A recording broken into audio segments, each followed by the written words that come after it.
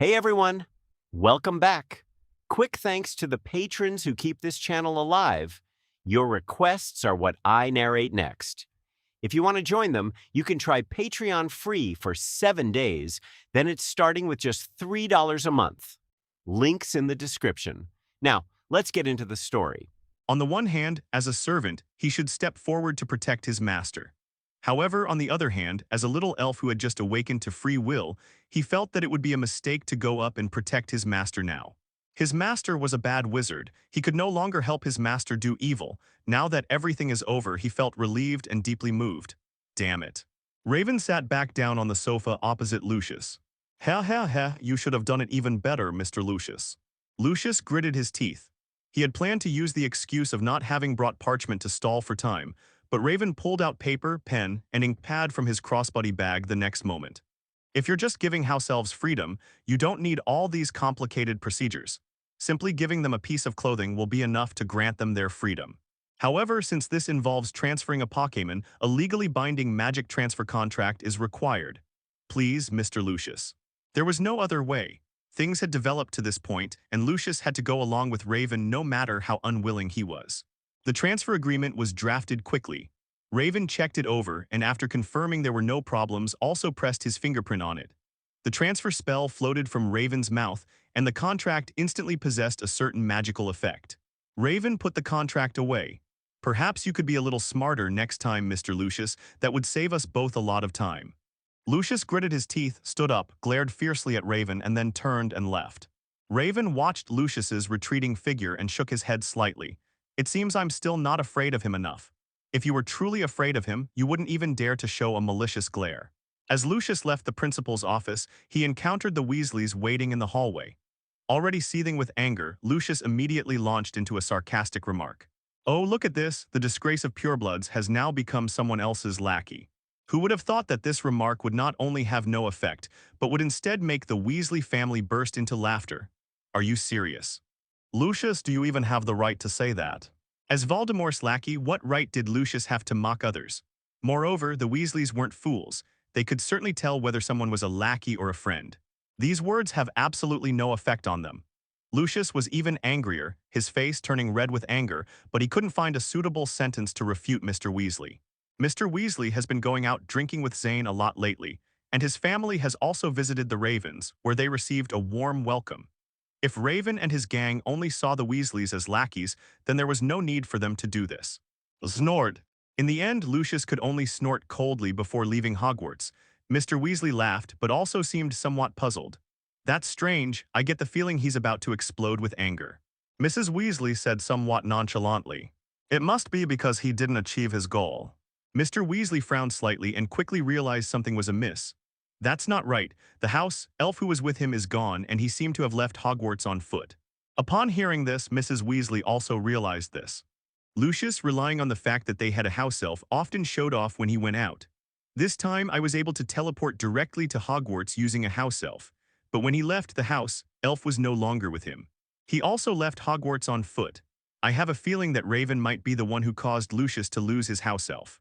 Mr. Weasley laughed even harder upon hearing this. If that's the case, that's fantastic.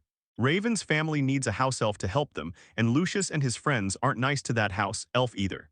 This is a good thing for both Raven's family and the house elf. Kind sir, Harry Potter's great friend. All right, Dobby, I don't like it when people talk to me like that, so you don't need to talk to me like that either. Besides, I'm afraid I won't be letting you go anytime soon. I do need your help with something. However, I can give you new fabric to make new clothes, provide you with clean, hygienic, and spacious accommodations, and even pay you a salary. Raven went to great lengths to get his hands on Dobby, not simply to set Dobby free. His family needs a bodyguard. Dumbledore had taken precautions to prevent anyone with ulterior motives from finding his family or the location of his home. But Raven was still a little worried. A powerful house elf who could be summoned almost at any time would give Raven more peace of mind. Dobby seemed very excited. Salary, good heavens. Merciful. Okay, I know what you're trying to say, but I really don't like being talked to like that. Since you don't see any problem with it, let's talk about work. In reality, his job duties are pretty much the same. Whenever his family needs him, he has to be available on call. This is the most important task. However, his family members are not useless, and there aren't many occasions when they need Dobby to come to the rescue. So when he's not busy, Dobby also needs to help out at Raven's factory, mainly by organizing parts. He usually works 6 hours a day, and the rest of the time is up to him to allocate. Raven doesn't impose any restrictions. The salary and benefits are the same as those of werewolf employees, 20 galleons per month plus room and board. This treatment is already frightening enough. Dobby could never have imagined that he would one day earn so much money. This made him somewhat apprehensive, but Raven insisted that Dobby should receive the same salary as the werewolf employees, so Dobby eventually compromised. 20 galleons? My God, Dobby never even dreamed he'd earn that much money one day.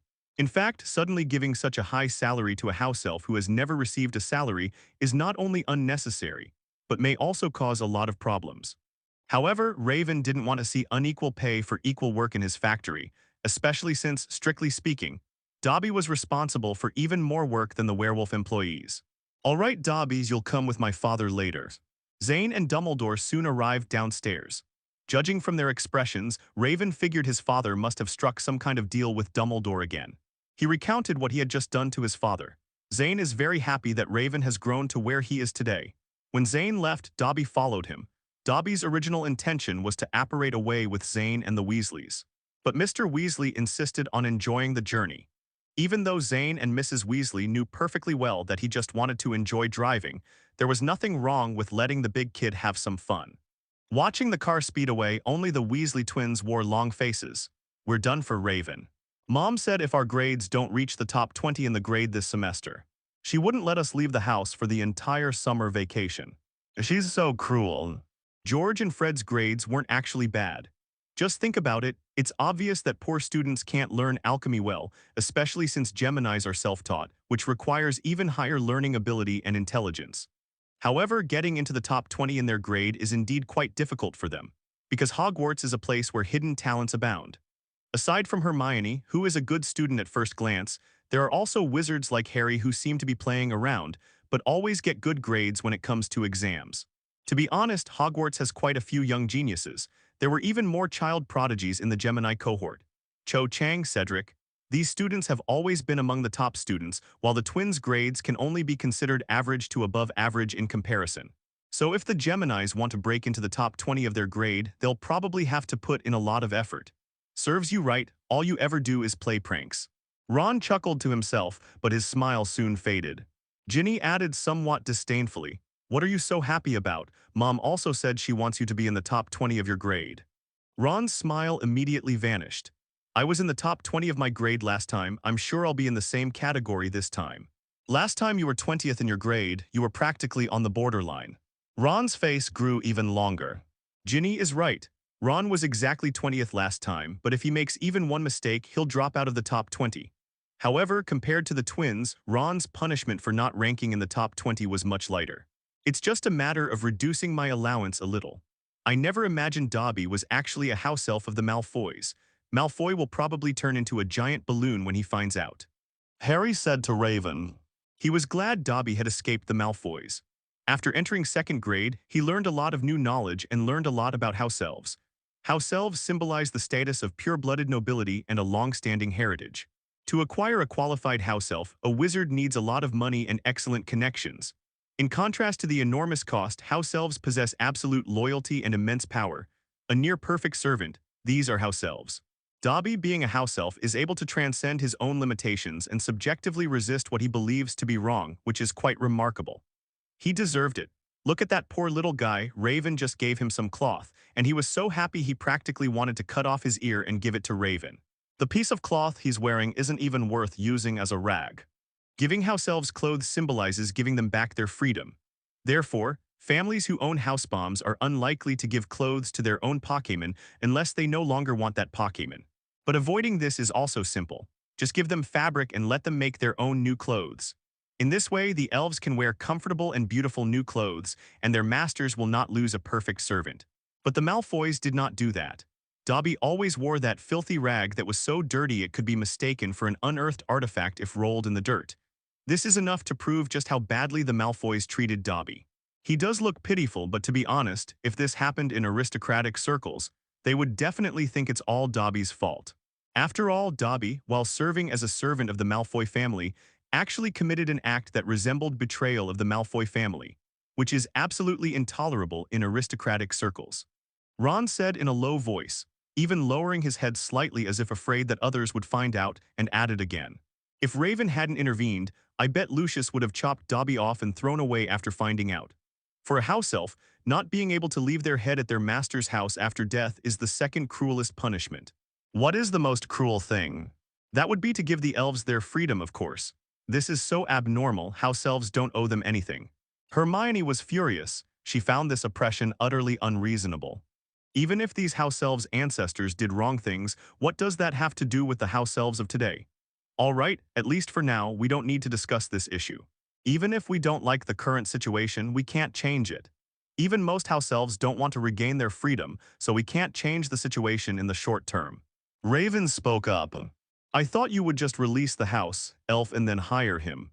Actually, I did consider doing that, but I wanted Dobby to benefit me more and also benefit himself. The next day, Raven and Fleur sat on a date by the Black Lake. It was called a date, but it was really just the two of them spending time together doing their own things. Furong is sketching and painting. This is one of her hobbies.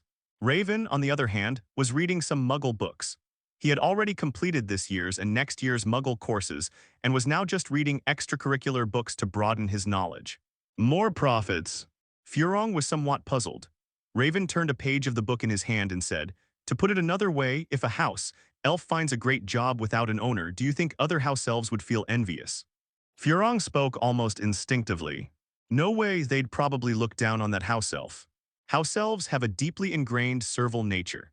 The vast majority of them, upon seeing a house elf without an owner, will immediately feel contempt, rather than considering whether the elf is doing well without an owner. Right, that's the key point. If I set Dobby free and then hire him legitimately, Dobby's influence will be limited. But if I keep him on my own and give him the same salary and benefits. Furong frowned. Then the other house elves will be very envious of him, but what good will that do? It's incredibly useful.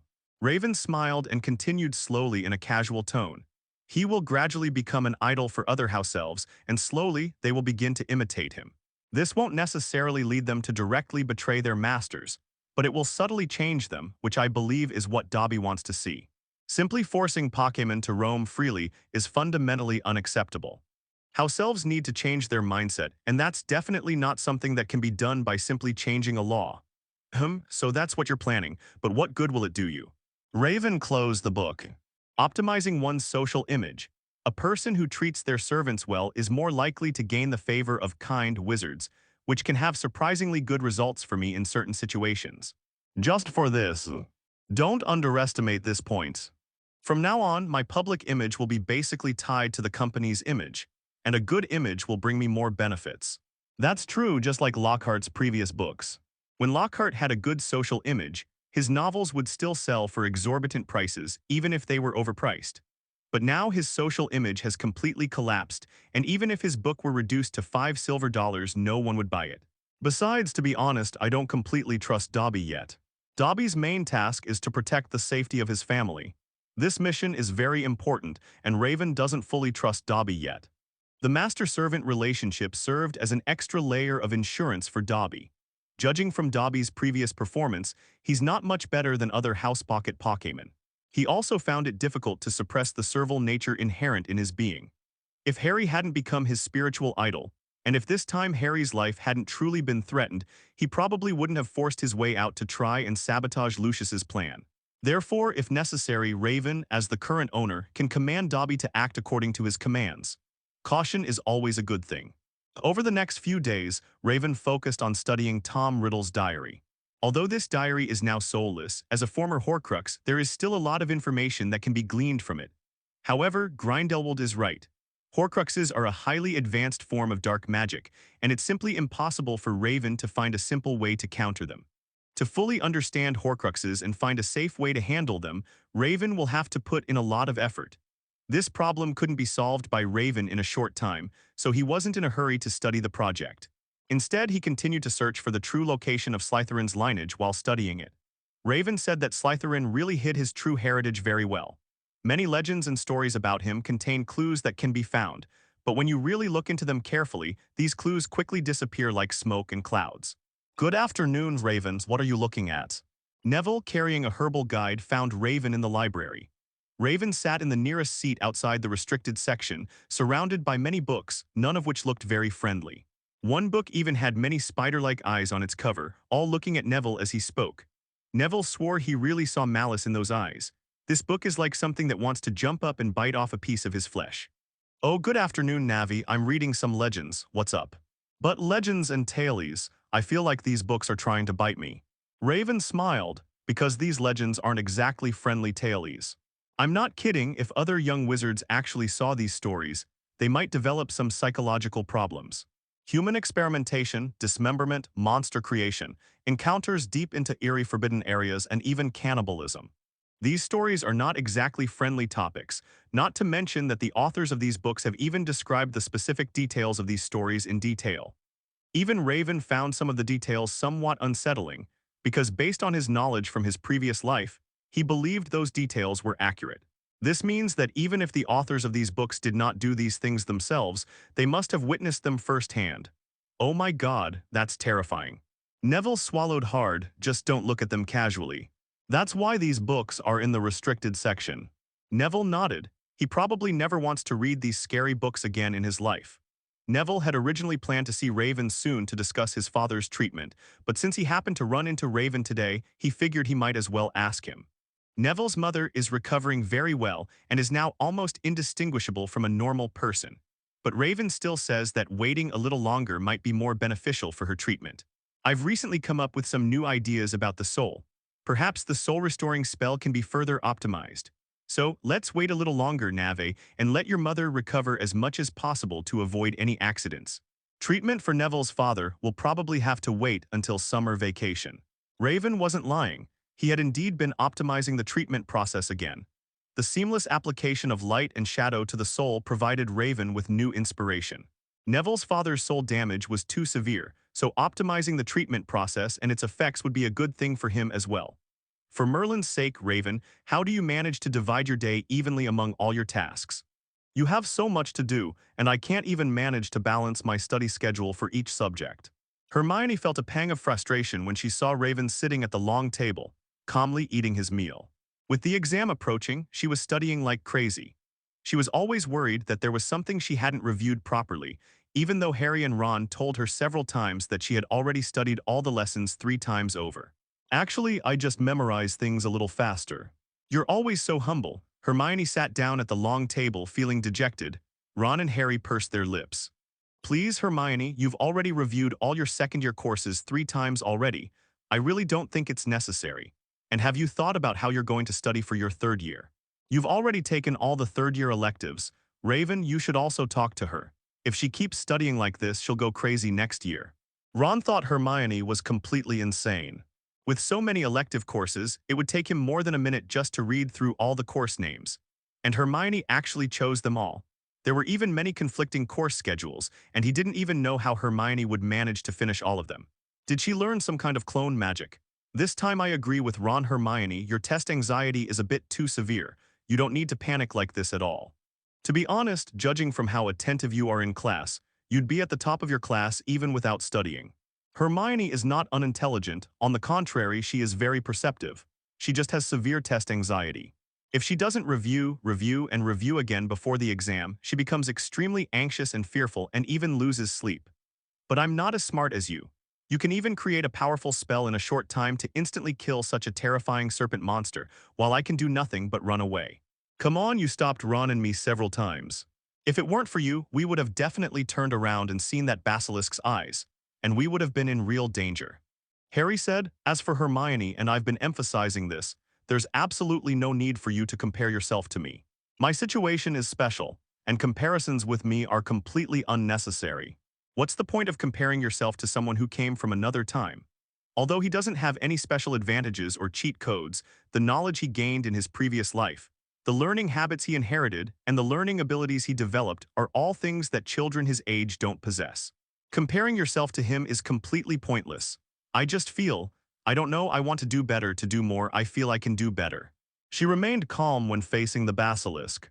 But when her prize spells barely left a wound on the basilisk, she was truly devastated. "You've really done a great job. Do you know what Professor McGonagall thought of you? She said you're the best student she's ever seen in Gryffindor." "Yes, if even you can't do it well enough, what are Harry and I supposed to do? I feel like I'll never be as good as you in my lifetime." Ron and Harry started talking all at once. Seeing that Hermione was really upset, Raven spoke up. "If you really need it, I can help you create a study plan. My habit is to try to follow a study plan as much as possible, which helps me allocate my time effectively throughout the day." Ron spoke in a low voice. "Actually, she secretly observed your schedule a few days ago and tried to copy it to create a study plan for herself.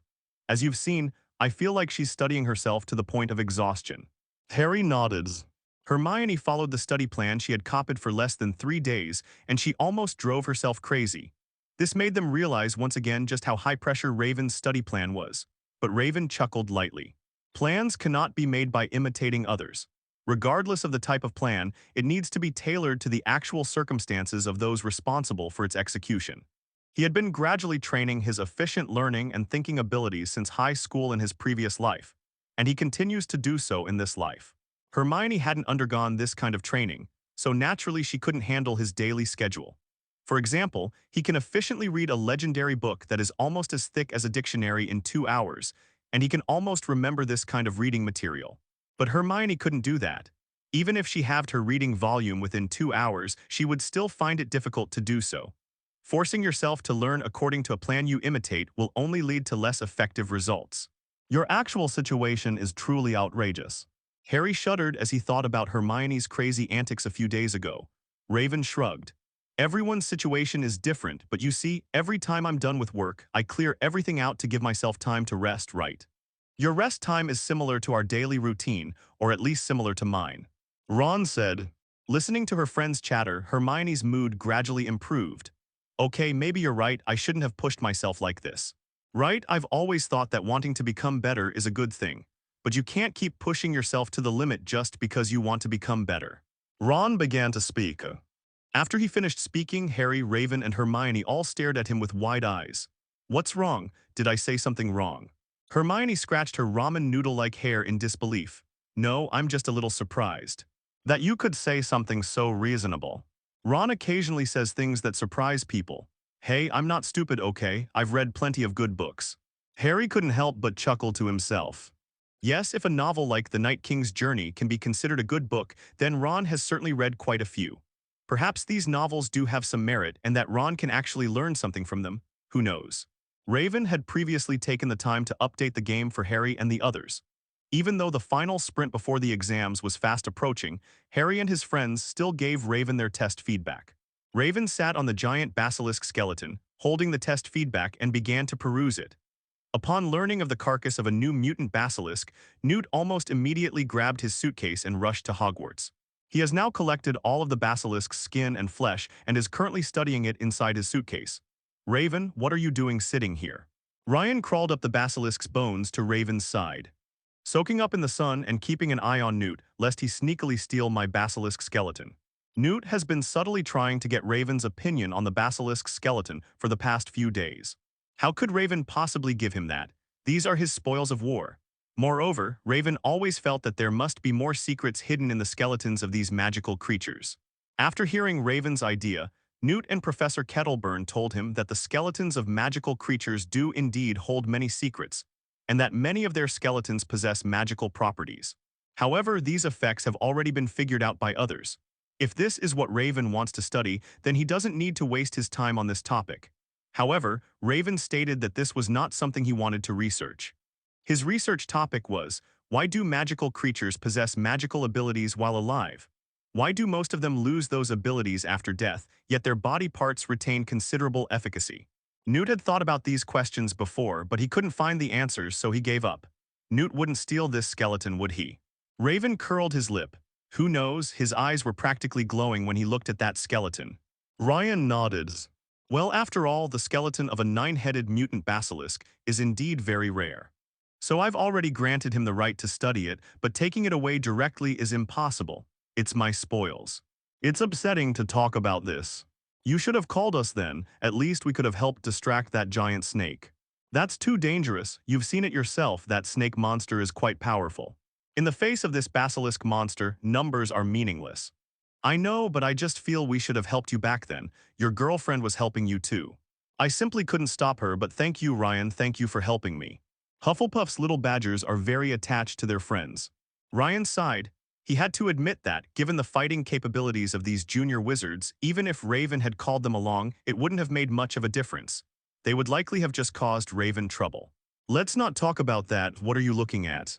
I'm thinking about how to update the third version based on the feedback you gave me before. The feedback on the second version was already quite good. It was clear that everyone was racking their brains to come up with even one or two trivial questions. From what I've seen so far, the only remaining, relatively significant problem with this game is its somewhat high learning curve. Because much of the knowledge in the game is based on reality, you need to put in some hard work to learn it if you really want to master the game. This could affect the game's reputation and sales, because not everyone is willing to study in order to play the game. Many people also prefer to simply play games. However, Raven felt there was no need to resolve this issue, because most players felt that the game's initial tutorial was actually very well done. The real challenge lies in the mid to late game, which is also the longest phase of the game. At this stage, you need to put in the effort to learn a lot of knowledge in order to play this game well. You can learn knowledge directly from within the game, or you can learn knowledge in the real world according to your own needs. Everyone thinks the problem lies in this stage. The learning curve is widening, which could very well deter many players. The reason Raven doesn't think this is a problem that needs to be solved is quite simple. At this stage, players can still have a very comfortable gaming experience even if they don't really want to study. It's simply a matter of players who put in the effort to learn being able to build better in-box structures and raise more powerful and cool magical creatures, while players who don't put in the effort can only raise some relatively common magical creatures and build relatively inferior structures. The choice is entirely in the player's own hands. You can play without learning the skills, but learning them will simply make you play better. So Raven didn't see this as a big problem. Moreover, if we really want to change it, this thing isn't easy to change. Actually, your game is already very well made, especially the newly added online feature which everyone loves. The twins made a lot of money from it a while ago, but they stopped making money after that because everyone knows that in any match Hermione participates in, choosing Hermione to win is the right thing to do. Raven had indeed heard something about this. After the multiplayer dungeon update, Harry and Ron always dragged Hermione along to play multiplayer dungeons. The result was obvious. Hermione completely outmatched both of them. Only in the survival mode does it seem like there's a chance of beating Hermione. So I think the third version won't need many updates to the base game. The focus should be on updating the alchemy sandbox itself. The two chatted for a while, but their conversation was interrupted by a sound coming from the briefcase next to the basilisk skeleton. Damn it! Newt and Professor Kettleburn pushed open the suitcase and stepped out. Newt may look a bit thin, but he has a surprisingly strong voice when he moves. Professor Kettleburn looked rather disheveled. He already had very few intact parts left, and now in his haste he was staggering as he walked. What happened? Raven and Ryan both seemed a little confused. That old serpent monster, it committed suicide, I should have known. I should have known yesterday when it told me it had said everything it knew. Suicide? That old snake monster isn't dead. Ryan was surprised by this, because they all thought the old serpent monster had been executed long ago. This doesn't make sense. Why would it commit suicide? Raven, however, was puzzled by this question. Professor Kettleburn rubbed his temples, clearly both heartbroken and troubled by the old basilisk's death.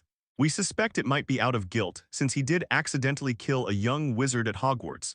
We need to find Dumbledore now to see how to handle this matter. Sigh. How should we handle this? We can only handle it normally. What else can we do? A snake that dies cannot be brought back to life.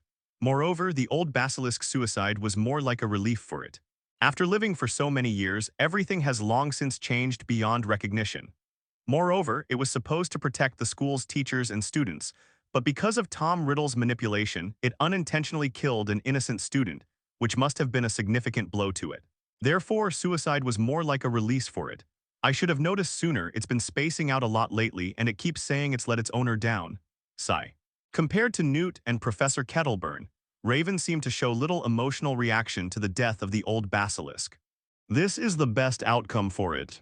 After all, whether it was intentional or not, it killed an innocent student. It will come at a price. By the way, do you want the skeleton of this old serpent monster? I wanted skeleton. Upon hearing Raven's words, Newt and Professor Kettleburn both looked at him with disbelief. We're grieving the passing of an ancient life, and you're directly asking whether we still want the skeleton inside this body. What, you don't want me to pity it, do you? I only feel sorrow for it shouldn't have been born. It should be said that the basilisk, a man-made magical creation, should never have been born in the first place. Their birth is a tragedy. They forcibly used magic to make a rooster lay an egg and a toad hatch a magic egg. These creatures, born against the laws of nature, were destined for tragedy from the moment of their birth. Professor Kettleburn opened his mouth, seemingly wanting to refute Raven, but then felt that what Raven said seemed to make sense. In the end, he could only sigh and shake his head. Yes, it shouldn't have been born. Newt dissected the old basilisk's body, and the skeleton went to Raven. At this point, Raven had obtained 3 skeletons. The skeleton of a Thistral, the skeleton of a mutant hydra, the skeleton of an old basilisk. After finishing his research, Newt left Hogwarts. Before leaving, he once again invited Raven to visit his home during the summer vacation. Because Raven's maternal grandparents haven't completely resolved their current issues, Raven and his family won't be able to go to Russia, at least not at the beginning of summer vacation. During this period, Raven had plenty of time, so Raven accepted Newt's invitation, but he only planned to stay with Newt for about a week. I can't believe you secretly kept that old snake monster. I really thought it was dead long ago. Ryan lowered his voice and whispered in Raven's ear. There's not much difference, is there? It's dead now anyway. Raven seemed indifferent, that's true. You're still looking for Slytherin's true legacy. Of course, I think I've grasped a clue now. Upon hearing this, Ryan immediately perked up. You have a lid, really, tell me. Maybe you really can become the true heir of Slytherin. Raven shoved Ryan aside, who was excitedly spitting out words. Don't get so excited, buddy, it's just a clue. I've read 124 books of legends, and there are 329 stories related to Slytherin. Of those stories, 189 mention the same place. So that place could very well be the location of Slytherin's true legacy. Raven nodded. That's correct, but there's a problem now. What? This place is alive. Alive? A living room? What's the meaning? Ryan didn't quite understand. Raven, you mean the whole room is a living being? Yes, if I'm not mistaken. A living room. How is that possible? Is it a room like Professor Dumbledore's headmaster's office, where people can wander around? Raven shook his head. It's different. Professor Dumbledore's office roams freely throughout the school only because of a special spell. But if I'm not mistaken, the location of Slytherin's legacy is probably a truly living room, the kind that can think. Ryan tried to imagine it, but he couldn't quite picture what the room would look like. A thinking room. It shouldn't be too different from a regular room, right? Raven could tell what Ryan was thinking with just one glance. He didn't show his concept art to Lane because if his guess was correct, the Slytherin heritage site probably wouldn't be a pleasant place.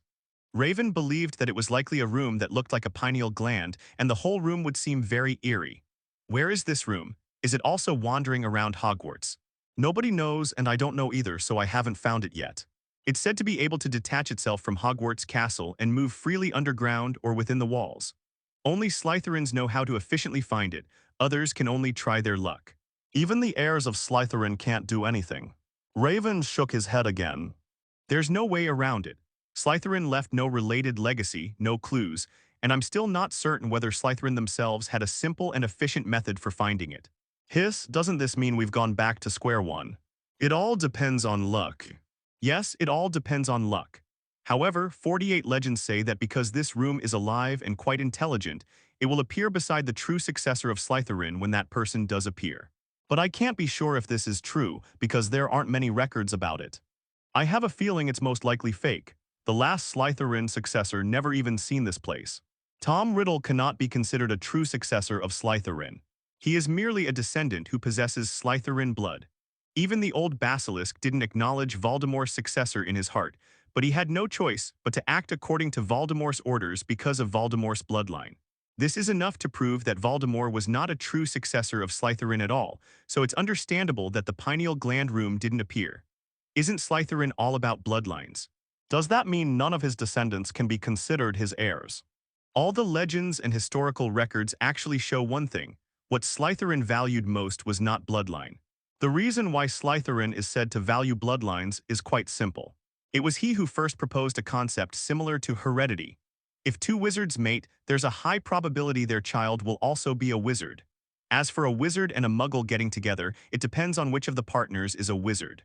If the man is a wizard, there is still a high probability that their child will also be a wizard. However, if the woman is a wizard and the man is a muggle, the probability of their child also having magical talent will be greatly reduced.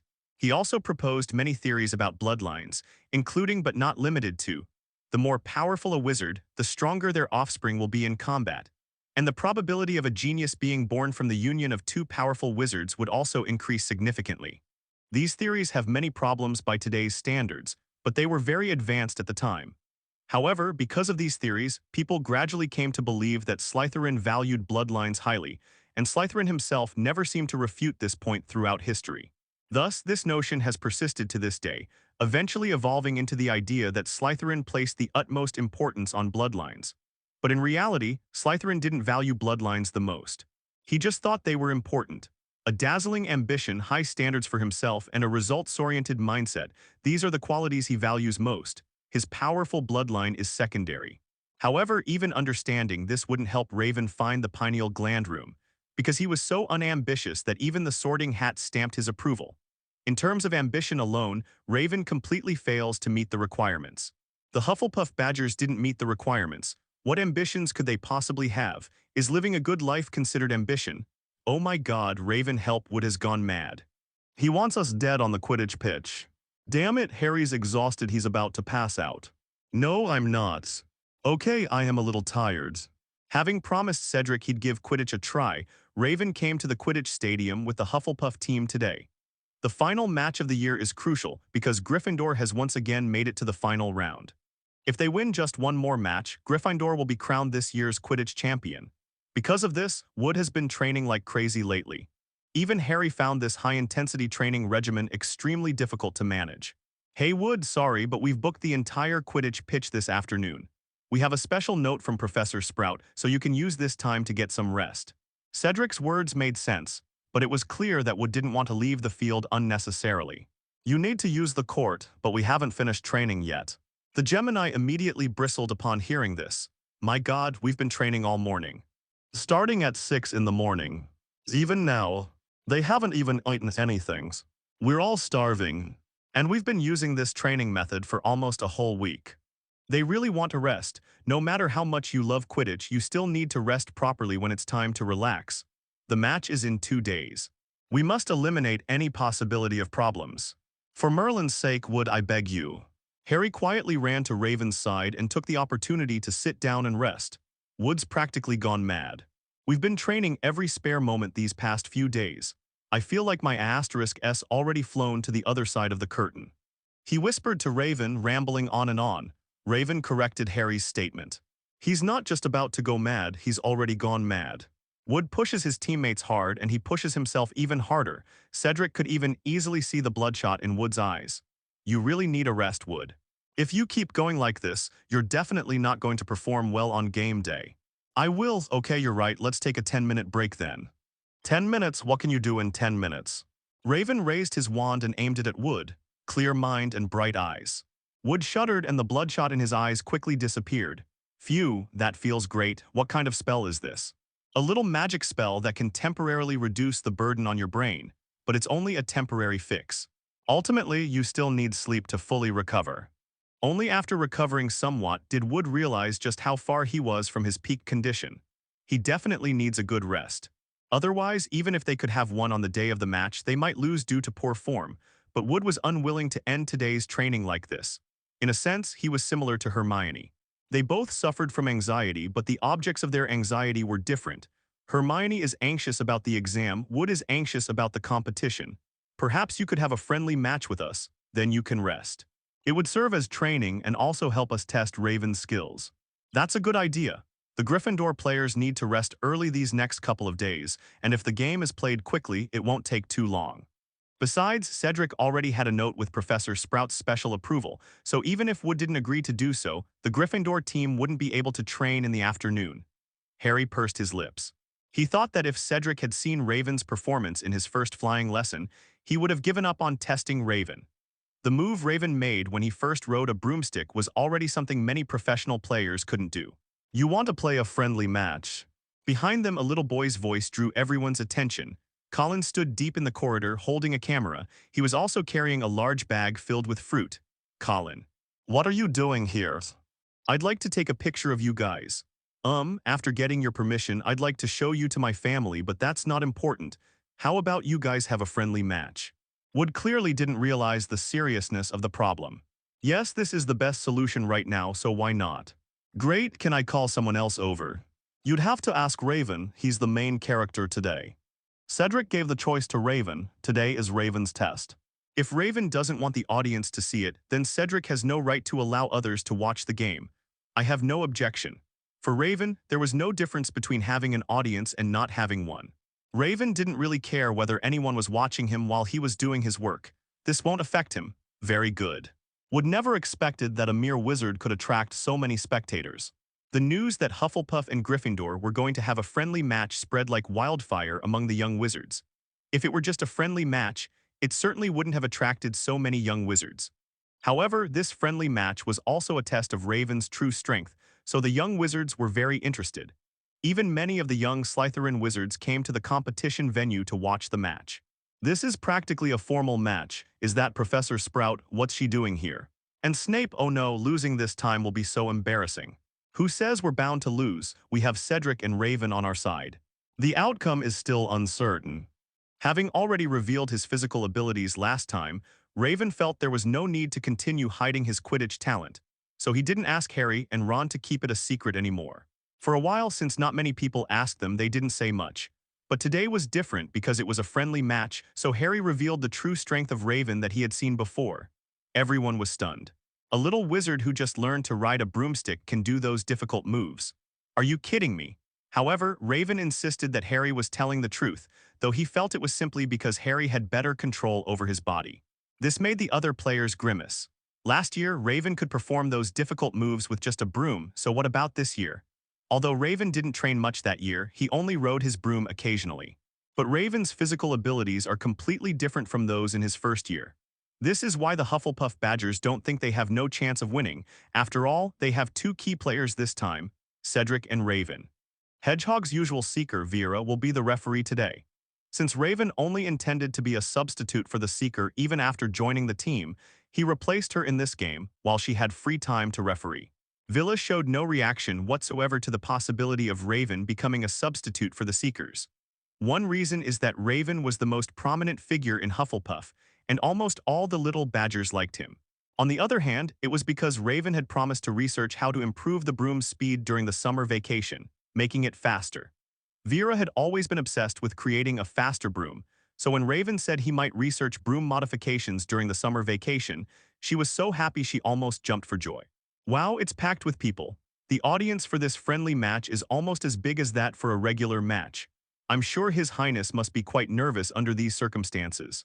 Lee Kyrodden sat in his commentary booth, microphone in hand, and began his commentary. Sitting on the broom, Raven shook his head with a smile. If this little situation can make him nervous, then his mentality has really regressed quite a bit. Raven, are you sure you want to ride a broomstick like that? There are many dangerous moves you can make with that pose. Chaser Zacharias kindly reminded him. Raven is now sitting on the broom in a side-sitting position, unlike their formal straddle position. While the side-sitting position is more comfortable, the straddle position is safer and has a higher success rate when performing more difficult movements. Raven smiled and declined Zacharias' offer. Thanks, Zacharias, but don't worry. I'll switch back to the straddle position as soon as I need to, don't worry. Okay, safety is always the top priority. In the stands, Mrs. Hodge, dressed smartly, also came to watch the game. Actually, this match wasn't really a match. It was more like two teams having fun together. But Mrs. Hodge was also very curious about Raven's true skill level. She had always felt that Raven was hiding his true abilities in class, and recently she realized that her feeling was correct. Oh, it seems our prince is quite conscious of his personal image even during competitions. But I've heard that the side-sitting position was originally designed for witches. Raven rolled his eyes at Jordan. I hope this will be a clean game. Vera stood on the grass and coughed lightly a few times, then mimicked Mrs. Hodge's opening remarks. Seeing that everyone was ready, Vera skillfully opened the box containing the Quidditch balls. The golden thief flew out and the competition began. This time, the Gryffindor team did not employ a strategy of concealing their strengths. Harry rode his broomstick through the air like a bird, searching for the golden snitch, occasionally distracting the Hufflepuffs. Raven's situation was completely different. He practically started with a winning hand. Riding sideways on a broom, the man shot off like a rocket. If Harry is a nimble and agile bird, then Raven is a missile that can turn at will. After several high-difficulty dives, the speed of the 7-star sweep was significantly increased. This reckless acceleration is enough to make anyone's scalp tingle. Vera was stunned. She never imagined that sweeping through the 7 stars could be so fast. With inertia and by fully utilizing the kinetic energy of the 7-star sweep, Raven's speed actually caught up with Harry's Nimbus 2000. This is utterly unbelievable. Gertie Giddle Quidditch's first recorder above, is that a 7-star sweep? Can a 7-star sweep be this fast? Mrs. Hodge was also greatly shocked, but she quickly recovered. Raven's talent is outrageous. To achieve this speed while riding across the 7 stars, the rider needs to constantly use various techniques, including many highly difficult ones. In this situation, Raven could do everything Harry could do while sitting sideways and even do it better than Harry. This is enough to demonstrate Raven's talent. Watch out for Raven, watch out for the roaming ball. No sooner had Zachary's finished speaking than Raven executed an inverted maneuver, easily dodging the incoming ball. It's okay, don't worry about me. Focus on defense, George and Fred are coming. Raven proved with his skills that he wasn't an arrogant madman, but someone who truly possessed talent. A beautiful handstand by Rum, and it's even a side-sitting position. His Highness truly lives up to his name. But our team's Harry isn't bad either. Look at him soaring through the air like a swift. Harry blushed after Jordan's comment. However, he quickly refocused his attention on the game. Thanks to Raven's screen, Hufflepuff scored the first goal. This greatly excited the Hufflepuff players. Maybe they really can win. Raven wasn't very interested in Quidditch. Even now that he's competing on the field, he still shows little interest. Quidditch is not an unrigorous sport. While its rules do have some loopholes, the existing rules are indeed quite rigorous and comprehensive. As long as neither side tries to sabotage the game, a Quidditch match can be quite entertaining. However, Raven wasn't interested in this kind of competition. He disliked most competitive sports, and now it seems Quidditch wasn't particularly special either. My goodness, I never imagined you could ride so fast while sweeping across the 7 stars. You must be flying even better than those professional riders. Harry flew high to rest for a while. Raven also came to Harry's side. It's just a little trick and it's quite damaging to the broom. Normally, you shouldn't use such a trick. This technique of forcibly using inertia to push the broom to an overloaded state can indeed cause some damage to the broom. However, Raven's technique is good and he can minimize the damage. So how does it feel? Do you like Quidditch? I don't think I can really get interested in this sport, but I think being a substitute who doesn't get much playing time should be fine. Anyway, he's just a substitute.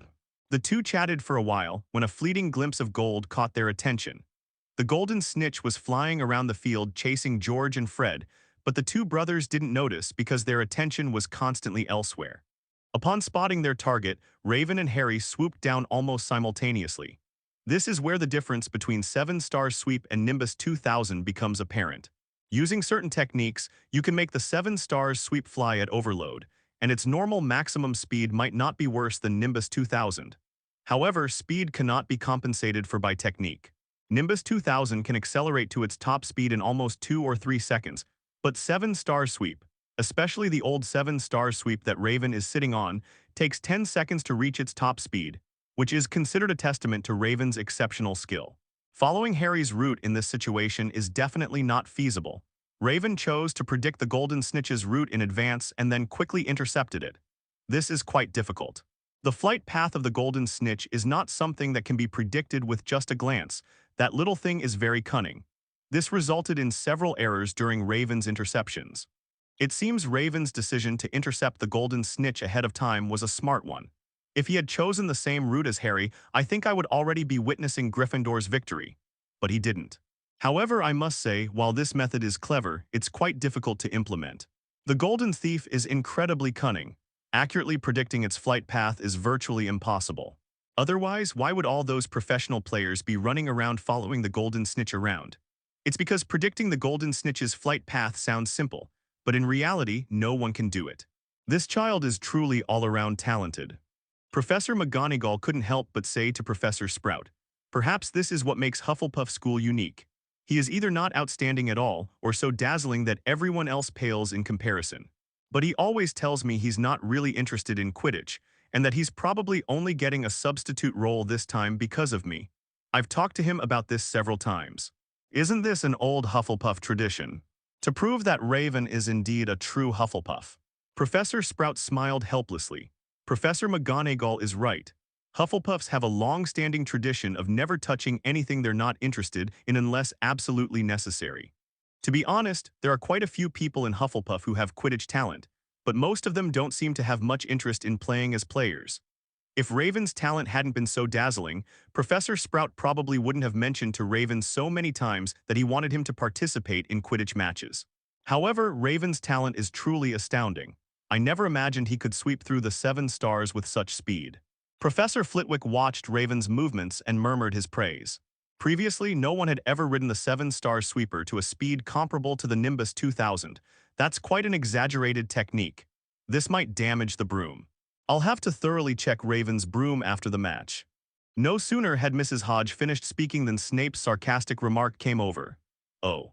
As always, he snorted coldly and raised his hand, indicating his mockery of the matter.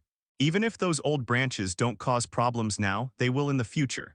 I vaguely remember that last year, that chubby little Gryffindor boy was inexplicably carried into the sky. If he hadn't been lucky, he probably would have died. Mrs. Hodge gets angry when this is mentioned, but there's nothing she can do about it. If our school board members weren't so selfish and used the money meant for a single college to fund the entire school, at least I could upgrade the young wizard's magic to the 4 elements of Mercury. That would be much better than sweeping through the 7 stars. Upon hearing this, Snape not only didn't feel embarrassed, but actually seemed quite proud. In his view, their college receiving such a large sponsorship was a testament to their strength. What was there to be ashamed of? Stop talking, look, Raven and Harry are almost at the golden snitch. Harry kept chasing after the golden snitch, and the distance between them kept shrinking. He was almost able to reach the golden snitch now. But Raven was no pushover either. He swooped down from the sky at an angle towards the golden snitch. Because he sits sideways, Raven can perform more difficult but more effective moves. For example, hooking both legs onto a broom and hanging upside down in midair. Using only his legs to control the direction and speed of the broom, he lifted his hands into the air and charged upside down at the golden thief. My God, what kind of move is that? Controlling a broom with only his legs, that's so dangerous, but undeniably it's incredibly cool, but it's really, really dangerous. Lee Kyaraden was a little confused. Raven immediately attempted several high-difficulty moves, but these moves were definitely more dangerous and challenging than any of his previous ones. Closer, closer, 5 meters, 4 meters, 3 meters. Raven has actually overtaken Harry. The entire audience gasped in amazement. Raven overtook Harry like an arrow released from a bow. He even winked at Harry as he passed by. Harry was startled. He had never seen anyone ride a broom like that before. Raven's prediction this time was spot on. Raven caught the golden thief in one swift motion. Harry's skills were truly impressive. Even while flying at high speed, he managed to stop his broom immediately after seeing Raven catch the golden snitch. Raven then executed another brilliant braking maneuver. Turn the broom upside down and then turn it completely around so that it is facing the same direction. Even an old broom like the 7-star sweep can stop quickly after a set of movements. Raven has caught the golden snitch. Match over. Cheers erupted from the audience. Raven provided everyone with a visual feast. Such a high level of difficulty is something you might not even see in a professional match, not to mention that Raven has created many original moves. That's so cool, I never thought we'd see these incredible moves in person. You'll have to teach us this, Raven, it's so cool. The Gryffindor players didn't seem particularly emotional about losing the game. First of all, this was just a friendly match, and its main purpose was to go through the motions of Raven joining the team. Although no one in Gryffindor mentioned it, everyone was holding back in this match.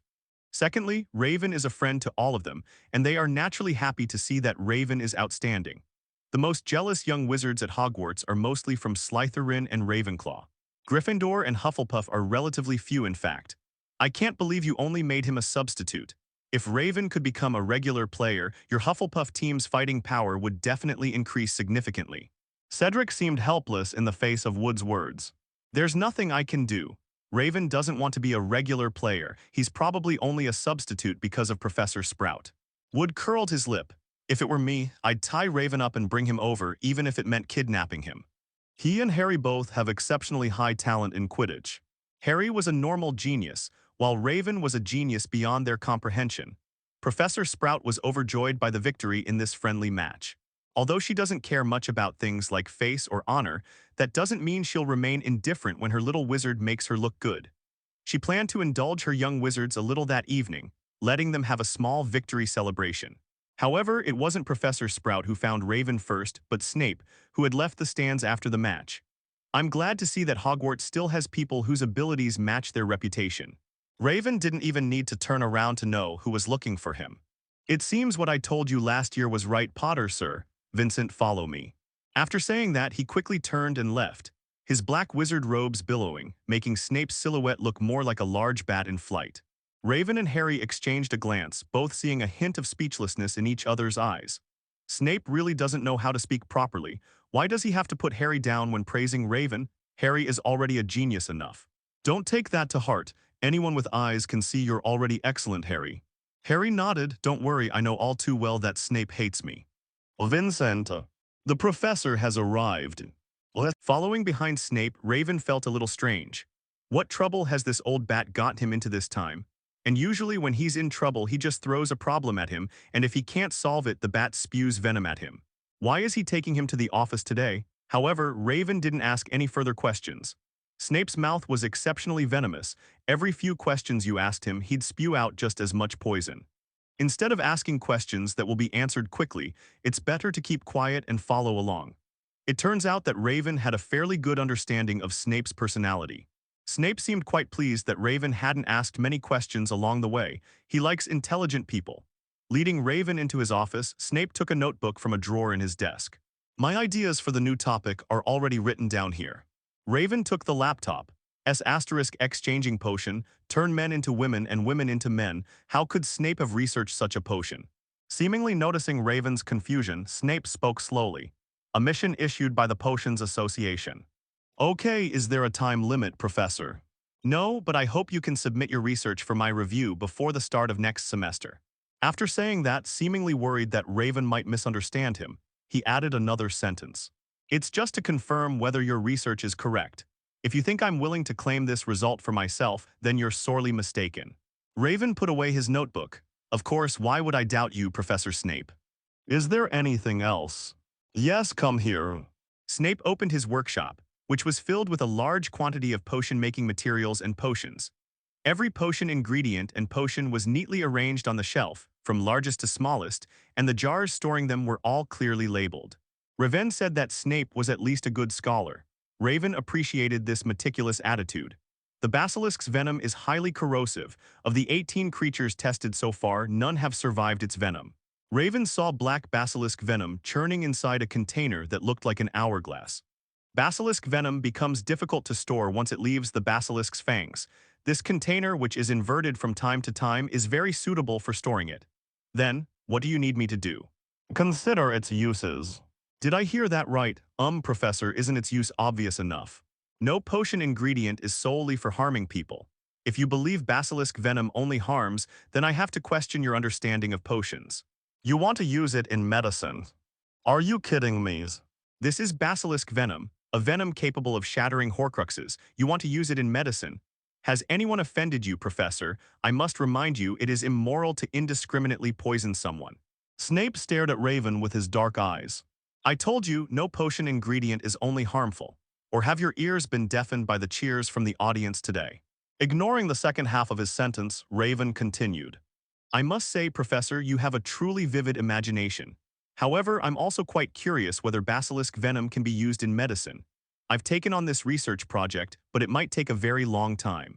If you think you can figure this out quickly, then I'll have to dissect your head and see if it's full of water. Both topics are quite interesting, and Snape also said there's no time limit. So Raven took on these two projects. I'll look into it again when I have time. Leaving Snape's office, Raven headed towards the Great Hall. At this time, everyone should be sitting in the auditorium, waiting for dinner. As the season transitions from spring to summer, it brings not only gradually warming temperatures but also increasingly longer days. In winter, it gets dark around 6 o'clock, but now, although it's also around 6 o'clock, the sun hasn't set yet. However, Snape's office was located in a place without any natural light, So even though it was still as bright as day outside the castle, one still needed to rely on the torches on the walls to see the way in the corridor. I really don't understand why Snape would want to stay in a place like this. In Raven's view, apart from being quiet, everything else here is a disadvantage. It's dark and damp. If humans lived in such a place for a long time, both physical and mental problems would definitely occur. Raven's boots made a crisp sound as they hit the ground, the echoes reverberating down the corridor. No wonder many young wizards don't want to come to this place, even when they're out at night. Aside from the fact that Snape lives here, the atmosphere here is indeed eerie and terrifying. Raven wouldn't be surprised if some demon or evil spirit suddenly appeared out of nowhere. Ah, such a gifted little fellow. Okay, that's great. Raven didn't stop, he still intended to leave the corridor. He didn't intend to pay attention to that sudden, eerie, hollow voice that seemed to be whispering in his ear. Curiosity is a bad thing when it comes to paranormal events. You can hear me. I know you can. No, you don't know. Heh, interesting little fellow. If you still want the real Slytherin legacy, you'd better stop now. Raven paused in his steps, Slytherin's true legacy, pineal gland room. Raven narrowed his eyes slightly, then continued walking forward. The sound was very intriguing, but how could Raven be sure that the sound knew where the room was? He believed that Slytherin possessed a true inheritance room, and that his search for this room was no secret at Hogwarts. Anyone can know that. All right, stop. Navigating the interior of Hogwarts isn't easy. Now that you're gone, it'll be quite a challenge for me to reappear around you. Finally, Raven seemed to be persuaded and stopped. However, he was gripping his wand tightly in his right hand, which showed that he had not let his guard down at all. The clever boy is on your left, turn your head. Raven didn't turn his head immediately. Instead, he first moved his eyes. Only after confirming that there was nothing wrong on the left side did he slowly turn his head. A wall, empty walls, devoid of anything. Raven first used a trace reveal, but there was no response. Come on, show me your skills and let me see how you're going to get in. I haven't gotten rid of my suspicions about you yet. This might be a trap.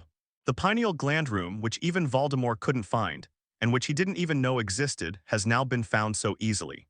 Anyone who has no doubt about this must be a complete fool. I want to know why you've come to me.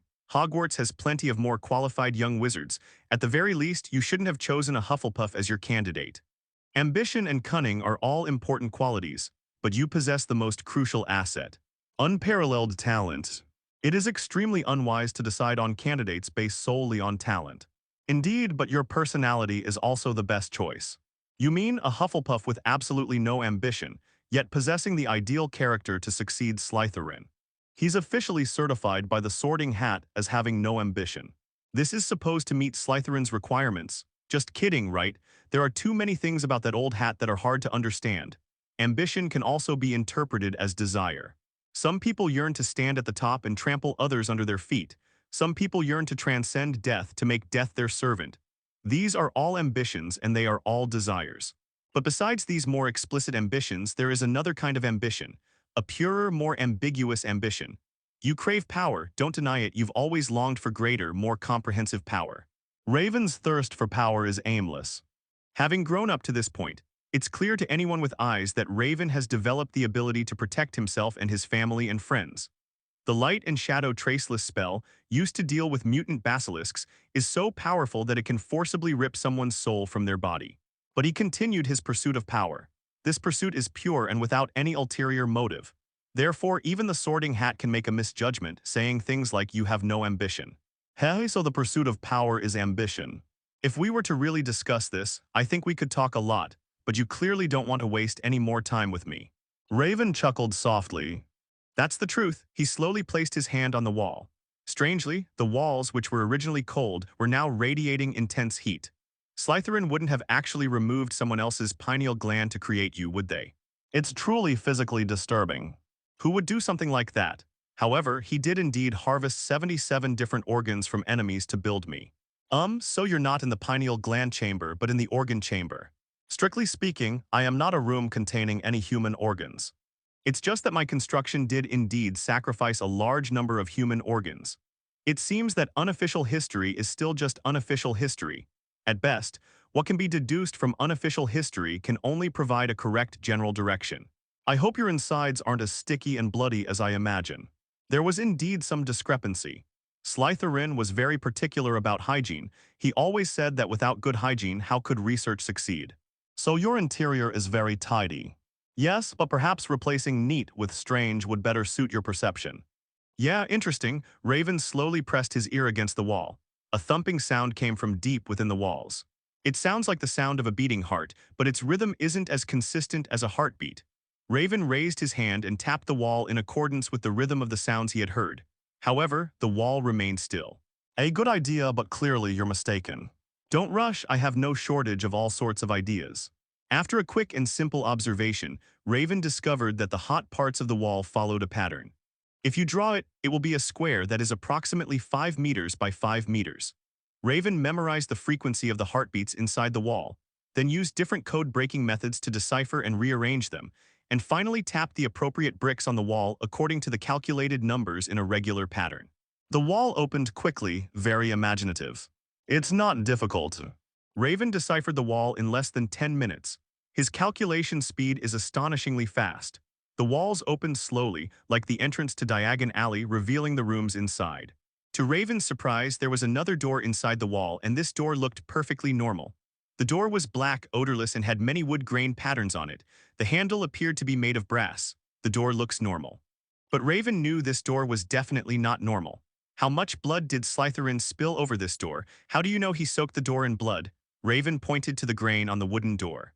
The uneven coloring on the wooden door, some areas are very dark, while others are relatively lighter, proves two things. First, the door was painted later. Second, it wasn't painted using normal magic. If the wooden door was originally black, the color wouldn't be so uneven. If it were dyed with magic, the coloring of this door would be very even. Based on what was said in the room earlier, Raven easily came to this conclusion. Time brings many changes. Yes, Slytherin did indeed use the blood of 21 people as a sacrifice for this door, and it was supposed to remain crimson forever. However, so much time has passed and many things have changed. Oh, I see. Raven gripped the brass handle. The handle is carved with two beautiful pythons. You don't seem to show any emotional change. I've seen plenty of blood and corpses, so this little thing doesn't scare me. Whether in this life or the last, Raven has seen his fair share of blood and corpses. In my past life, I was a researcher. In this life, it's because my family has a rather unusual profession. There was no way around it. Even though his family was already a notorious local gang when he was born, there were still plenty of fools who would jump out and provoke them. For example, they clearly prohibit drugs from appearing on their territory, but there are always rivals who bring these things to their territory. Dealing with scum like this is a common occurrence. So Raven had seen corpses and similar things long ago in his life. As soon as Raven pushed open the door and stepped inside, the wall behind him returned to its original state. Cut off my escape routes, just to prevent others from seeing me. Inside the room, the torches stuck in the walls quickly ignited. Surprisingly, the flames from these torches were multicolored, emitting very unusual hues. An impressive flame. This magic has now been lost. Raven squinted as he approached the torch. With a flick of the wand, dark green characters floated out of the torch, slowly forming a spell around Raven. As he uttered the incantation, a small, multicolored flame appeared at the tip of Raven's wand. A cold yet sacred flame. You've surprised me once again, Raven chuckled softly. It's just a little trick. This is a double entendre, implying that the spell he possesses, which can extract other people's magic, is insignificant, while also suggesting that the multicolored flames created by Slytherin are just a trivial trick. The flames only look good, they don't actually serve any practical purpose. It cannot be attacked, cannot be defended, and doesn't even provide warmth when lit. The only two uses for this spell as it stands are lighting and showing off. There's not much stuff in the room Raven is currently in. Besides these beautiful torches, there are 7 doors leading in different directions. Besides the entrance behind Raven, there are 6 other doors inside the room. Slytherin believed that, in addition to the brain, humans have 6 other very important organs: heart, liver, gallbladder, pancreas, spleen, kidneys. In other words, do these 6 doors each symbolize an organ? Theoretically speaking, if Raven had a choice, he would definitely choose to enter the door that symbolizes the heart. But now all 6 sects look the same. How do I choose? Not giving me any hints. There's not much to suggest. Okay. Rely on yourself. Let's see if we can use magic to blow open all 6 doors at once. Raven flicked his wand and a hurricane instantly swept through the room. The flames on the torch flickered back and forth in the wind, but showed no sign of going out. It seems this flame has the advantage of being difficult to extinguish, Raven thought to himself. A hurricane cannot blow open 6 doors at the same time. The 6 doors remained completely still. Can't all 6 doors be opened at the same time? You're greedy much like Slytherin, but unfortunately, this level isn't about greed. You can only choose one door to open. Yeah, Raven raised his wand. The light and shadow activation is seamless. The surrounding light dimmed for a moment but quickly returned to normal. A tremendous force suddenly came from the 6 doors. Raven showed no mercy this time, but the 6 doors remained unmoved. A powerful spell. If your magic can keep up, there is probably no one in the world who can defeat you. Raven shrugged. But my magic power is struggling to keep up with the drain on this spell. Raven then tried other methods such as polymorph physical methods of breaking down the door, and using magic to twist the doorknob from a distance. But without exception, they all failed. If Raven tries to open 2 or more doors at the same time, all 6 doors will seem glued to space, making them impossible to open. Raven even pulled out the curse from the 6 doors again in an attempt to break it, but to no avail. The curse on these 6 doors is powerful and persistent. Raven has no way to break it, at least not in the short term. You are more greedy than I imagined. I'm just trying my best, maybe there's some hidden feature. Didn't people in ancient times like to play like this? So what did you figure out? No, it seems most likely that only one of these 6 doors can be opened. Raven had tried every method he could think of in a short time, but still couldn't open them simultaneously, so he decided not to waste any more time. The heart is located above all other organs. The British are accustomed to reading from left to right. Based on this speculation, the leftmost part might be the heart, but Raven didn't push the leftmost door. Instead, he turned around and pushed open the door behind him. Why did you choose this option? You didn't say you could only push open the 6 doors in front of you. Based entirely on intuition. Not entirely. I think the explanation for the leftmost door is a bit far-fetched. Let's take a gamble. If we fail, we can just leave and I won't lose anything. Slytherin's trick wasn't particularly clever. It was just a simple multiple-choice trap. I believe that, besides Raven, many other young wizards would also have chosen the door representing the heart in this situation. If this door represents the heart, then what does the other door represent? Including the entrance, there are 7 doors here. The lungs, according to Slytherin, are one of the most important organs in the human body, controlling respiration. I see, pushing open the door that represents the heart, a deep corridor comes into view. The moment Raven pushed open the door, all the torches on the wall lit up, and Raven stood there, unable to see the end of the line. I want to know how this was done. This doesn't look like a simple, seamless extension spell. A clever curse, Slytherins like to call it the flowing room curse. As Raven walked down the corridor, he tried to pull out all the curse runes from it. It is clear that the flowing room spell is much more difficult than the 5-colored flame spell. Raven now possesses some knowledge of curses, so after a cursory glance at the flowing room curse, he was able to summarize its approximate effects, providing a stable, variable, almost infinitely large room. That's something a curse can actually do. Slytherin always believed that curses were more powerful magic than both white and black magic. Indeed, the effects of curses are far more profound than those of white magic and black magic. Both white magic and black magic may gradually lose their effectiveness or mutate over long periods of time, but curses will not. The longest-lasting curse to date is one recorded in the book, The Record of the 800 Years of Curses, which lasted for 632 years. The Cursed family was a wizarding family in England.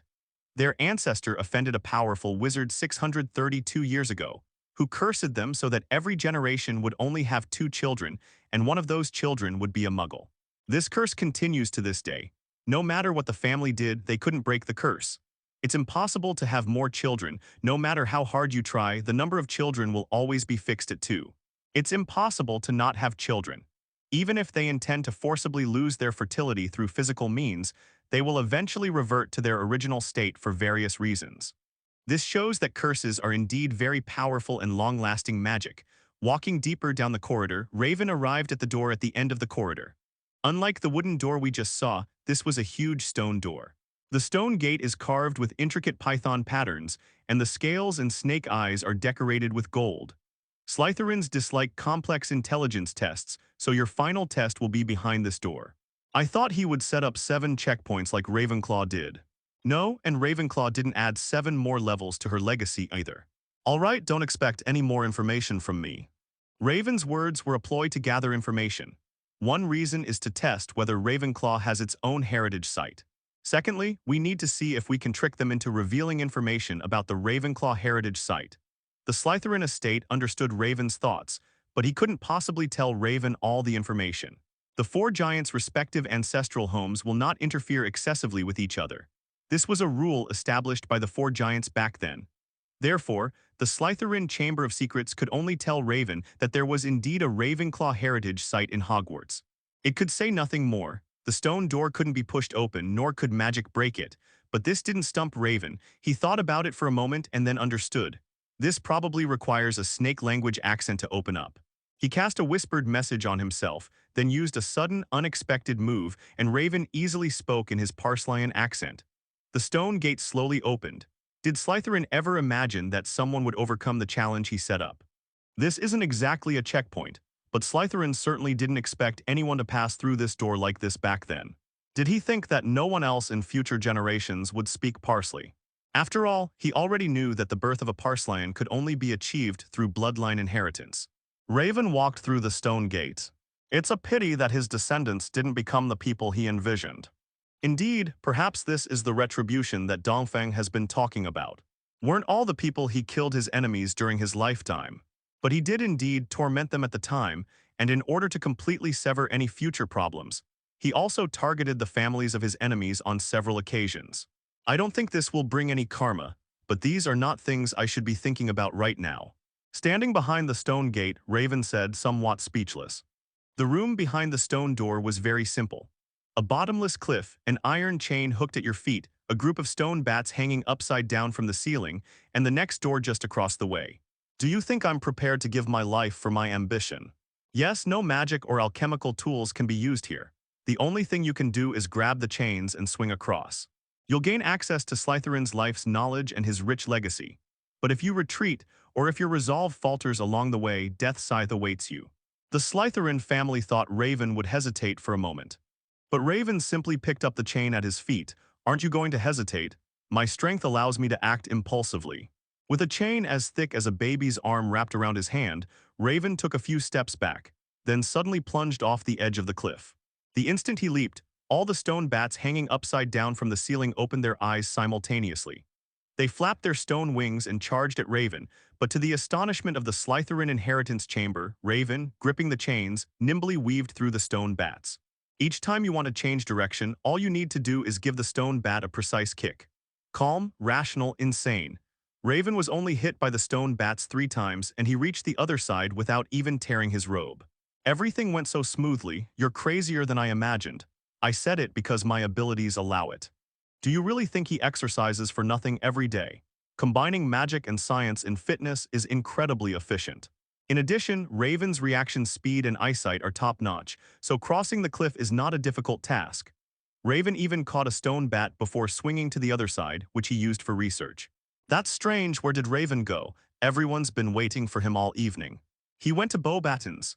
Anyway, I just glanced at the lake and the dorm. He wasn't fishing, nor did he go back to the dorm to rest early. But today is Wednesday. He shouldn't be going to Beauxbatons today. The Hufflepuff Badgers were originally planning to celebrate Raven joining the Quidditch team today. Professor Sprout even went to the kitchen to order extra food so that the young wizards wouldn't be left hungry during the celebration. But as it turned out, dinner time had passed and they still hadn't found Raven. After the match, Snape came to see Raven and then Raven disappeared. Don't you think Snape has something to do with this? The young wizards all looked serious upon hearing this. We're doomed. Snape must be worried that Raven is too good, and that with Raven around, Slytherin won't be able to win the Quidditch championship. I hope he wasn't locked up by that old bat Snape. Or worse, Snape boiled him into a potion. The young wizards have very rich imaginations. Snape, standing behind them and hearing this, couldn't help but twitch at the corner of his mouth. What did they take him for? Cannibals. You have a very vivid imagination, Mr. Lane. I'd like to know where you learned this knowledge. Ryan's hair stood on end. He turned around and looked at Snape, whose face was grim. Snape's face was ashen, and Ryan couldn't help but swallow. However, out of concern for Raven, even though he was somewhat afraid, he still weakly asked, "Then do you know where Raven went? We couldn't find him all evening. He's always running around like a free rabbit, but that doesn't mean I caught him and made soup." 5 points deducted for your wild guess, Mr. Lane. Snape wasn't worried about Raven's safety at all, assuming that Raven had simply gone to see his Vila girlfriend in Beauxbatons again. Snape disapproved of this behavior, believing that Raven at his age should be focusing on fully realizing his talents, rather than spending his days on romance. But whenever he wanted to give Raven a proper lecture, he would think of himself from back then. If he had been like Raven, devoting more time to his sweetheart back then, would the ending have been different? Because he always thinks this way, he can never bring himself to deliver the sermon he has prepared. Watching Snape's departing figure, Kieran, Ryan, and the others swallowed hard. I still think it's definitely related to him. Definitely. There's no other possibility. We should go and get Harry and the others to go check Snape's office. He's definitely locked Raven up there. Poor Snape was once again misunderstood by the young wizards because of his usual habits and behavior. However, this was indeed too much of a coincidence, so it's no wonder the young wizards were suspicious of him. Raven arrived at the final site of inheritance. The room was irregularly shaped, and after a quick glance, Raven noticed that it seemed to be built according to the outline of a brain. The ground was uneven, with many gullies of varying depths. A mouth, perpendicular to the ground at a 90-degree angle, is embedded on the left side of the door.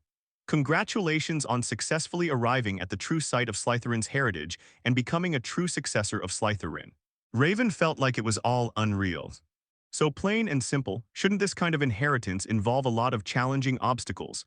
It seems like in the end, it's not as good as the challenges Dumbledore set up to test Harry and his friends last year. So that's it. Just that simple. The mouth on the wall slowly opened and said, "This is indeed easy for you, but I believe that any other junior wizard would not have been able to complete it so easily. Putting everything else aside, just figuring out how to open the wall at the very beginning would get many people stuck." Raven didn't attempt to break through the wall at the time, but in reality, the wall had extremely high physical and magical resistance, making it impossible to breach it using either magic or physical means. If they can't figure out the secret to opening the wall, the young wizards will be stuck outside, staring in vain. The second challenge, though just a simple mind-bending puzzle, probably wouldn't be many young wizards who could figure it out in time. As for the Parseltongue stone gate, with Raven's whisper of all beings, anyone could open it. However, the test of the precipice chains after opening the stone gate would surely discourage most young wizards. Even if the very few young wizards who manage to make it this far are willing to try and grasp the chains, the menacing stone bats will surely send them plummeting off the cliff. Therefore, Raven is special. Only he could inherit Slytherin's legacy so easily.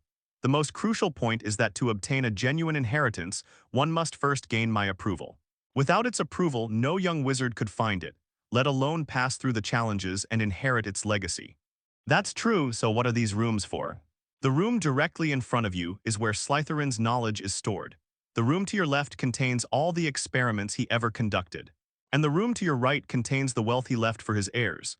You've gained my approval. I see you're carrying a crossbody bag enchanted with a seamless extension spell. I'll be entering it soon, and you can simply enter again through the crossbody bag if you wish. Slytherin possessed an immense wealth of knowledge. The room contained 2401 books, each containing entirely different information from the others. Most of the books were like dictionaries, thick and large. It's definitely impossible for Raven to finish reading it in a short time, even if he had a photographic memory. After visiting the room where knowledge was stored, Raven went to see the room where Slytherin's storage experiments were conducted.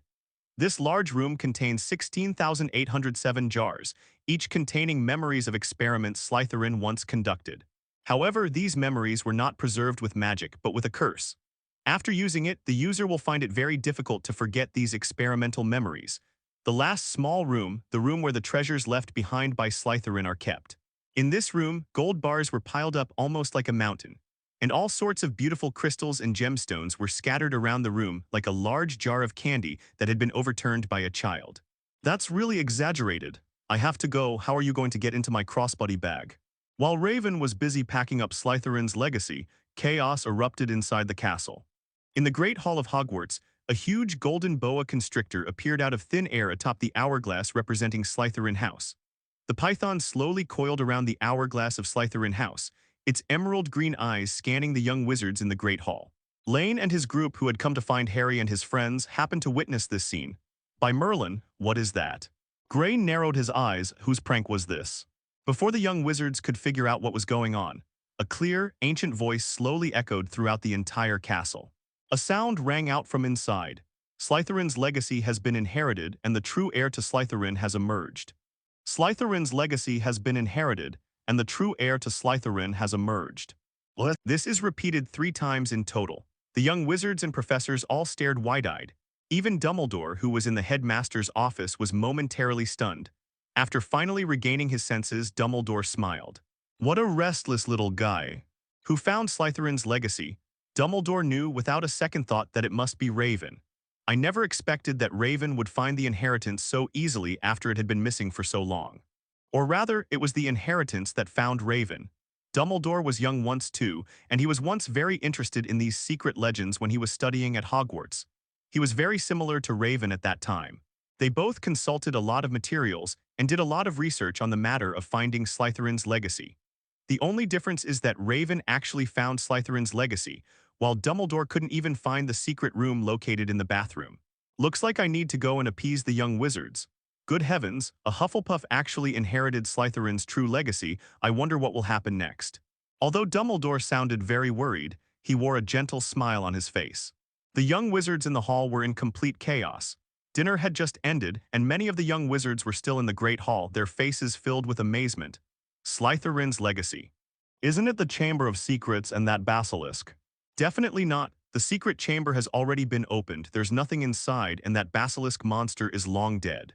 This must be a completely new legacy, and I bet it's much better than that empty secret room. Some of the young wizards were curious about what the inheritance was, while others were curious about who had received it. The Slytherin snakes were in complete chaos. Who inherited the estate? I don't know. Malfoy is here and Greengrass is here too. I really can't think of anyone else who could inherit the estate besides them. No, there is one. But he's of Muggle blood. You mean Raven's? While he's undeniably talented, he's a Hufflepuff. Raven was unaware of any of this. He was busy organizing the inheritance room. The entire room seemed to writhe and shift like chunks of meat, gradually slipping into Raven's crossbody bag from the opening. This doesn't seem like a very good feeling. Even Raven couldn't help but twitch his lips. I feel like I'm sticking a package to a rock of flesh. Strictly speaking, you're not mistaken. Slytherins also like to refer to the material that makes up my body as flesh. This feels really bad. Fortunately, the packing wasn't too slow, and soon the entire room was inside Raven's crossbody bag. What should I do now? No one answered. The Slytherin legacy room fell silent after entering Raven's crossbody bag. Raven didn't open his crossbody bag to ask. He simply took a quick look around the room he was in. Raven lit the multicolored flames and looked around. Interestingly, he is now surrounded by normal walls, which are slowly pressing down on Raven. They seem to want to restore things to their original state. Raven nodded, then understood what he needed to do. Bang! A loud bang echoed throughout the corridor. Raven slowly walked out from the large hole in the wall. The wall wants to be restored, but he has no way to escape. Why not just blow it up? A magic wand isn't a stick. After leaving the wall, Raven cast a restoration spell, restoring the wall to its original state. He finally breathed a sigh of relief after doing all that. It's finally over. Let's go check the auditorium. I wonder if they still have food left. Raven figured there weren't any left, but there was no harm in taking a look. Leaving the underground corridor, Raven found himself increasingly bewildered. Where did everyone go? This is the time when the young wizards are at their most mischievous. When they don't have classes, the young wizards roam around the school grounds. But now there isn't even a ghost. Raven passed by the classroom where classes should have been held, but it was empty. This made him feel very strange, and he suddenly had a feeling that he was the only one who overslept when everyone in his dormitory went to work at 8 a.m. in his previous life. Or in junior high school, you might sneak into the toilet during morning exercises to skip the drills, only to find that no one has returned to the classroom afterward. A strange sense of unease. Raven arrived at the auditorium entrance, and looking at the closed doors, he narrowed his eyes slightly. That's not right, not even 10 or 9 out of 10. Instinct told Raven that it would be very awkward to push the door open now, but reason told him that there was no way to avoid it.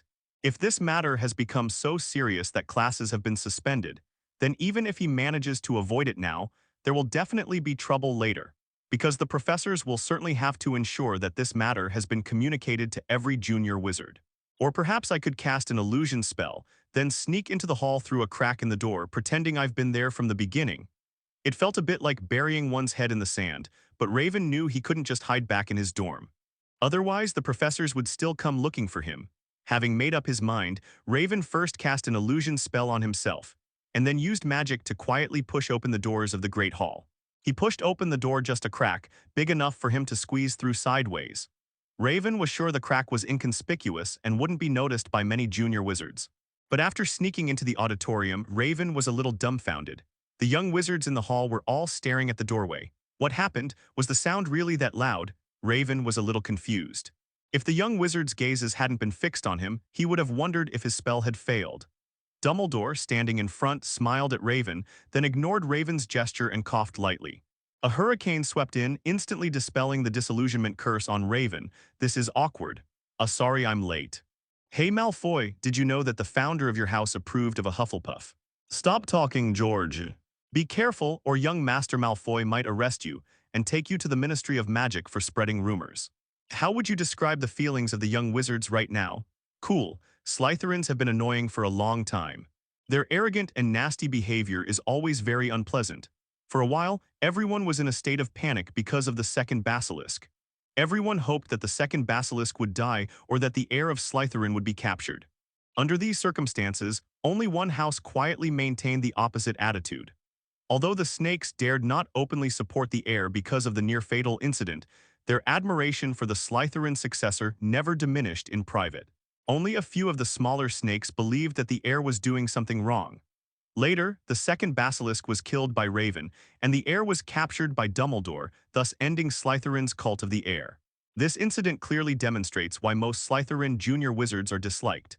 These little snakes always seem to do the wrong thing at the wrong time.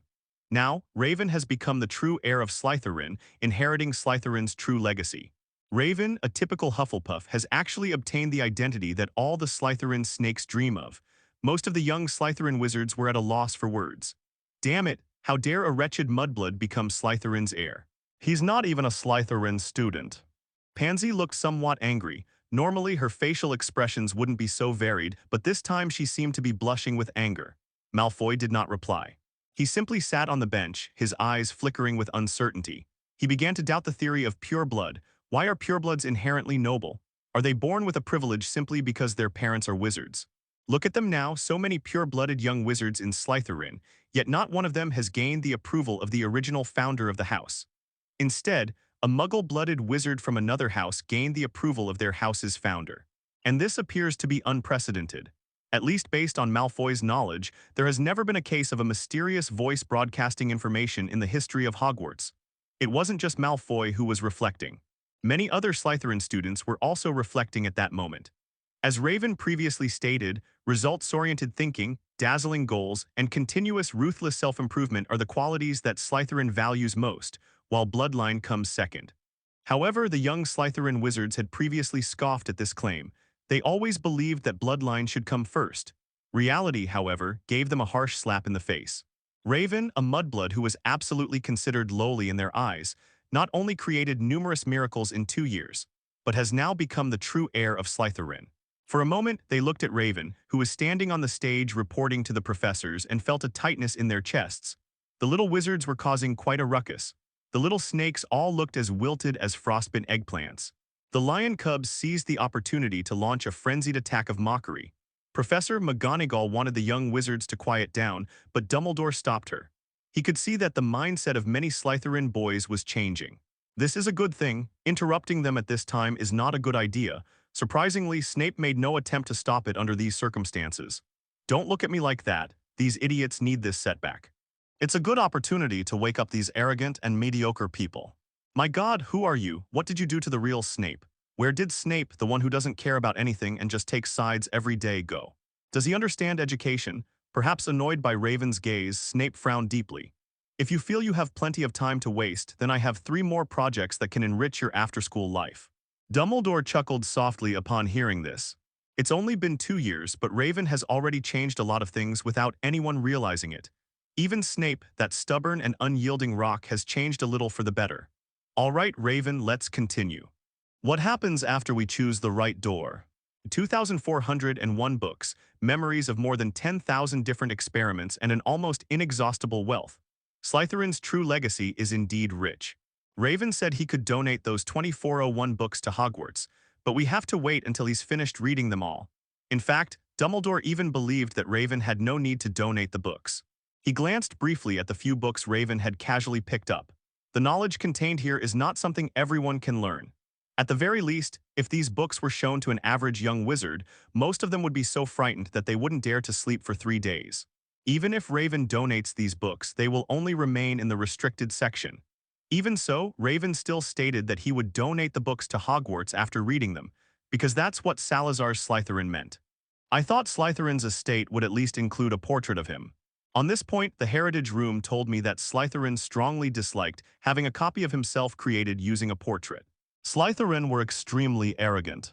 He had no interest in creating a replica of himself, even though he knew it would certainly benefit his successors in the future. Dumbledore nodded with a smile. That certainly fits Slytherin's proud image. Afterwards, Dumbledore announced that Raven had officially become the heir to Slytherin. A small number of the young wizards at Slytherin House applauded Raven.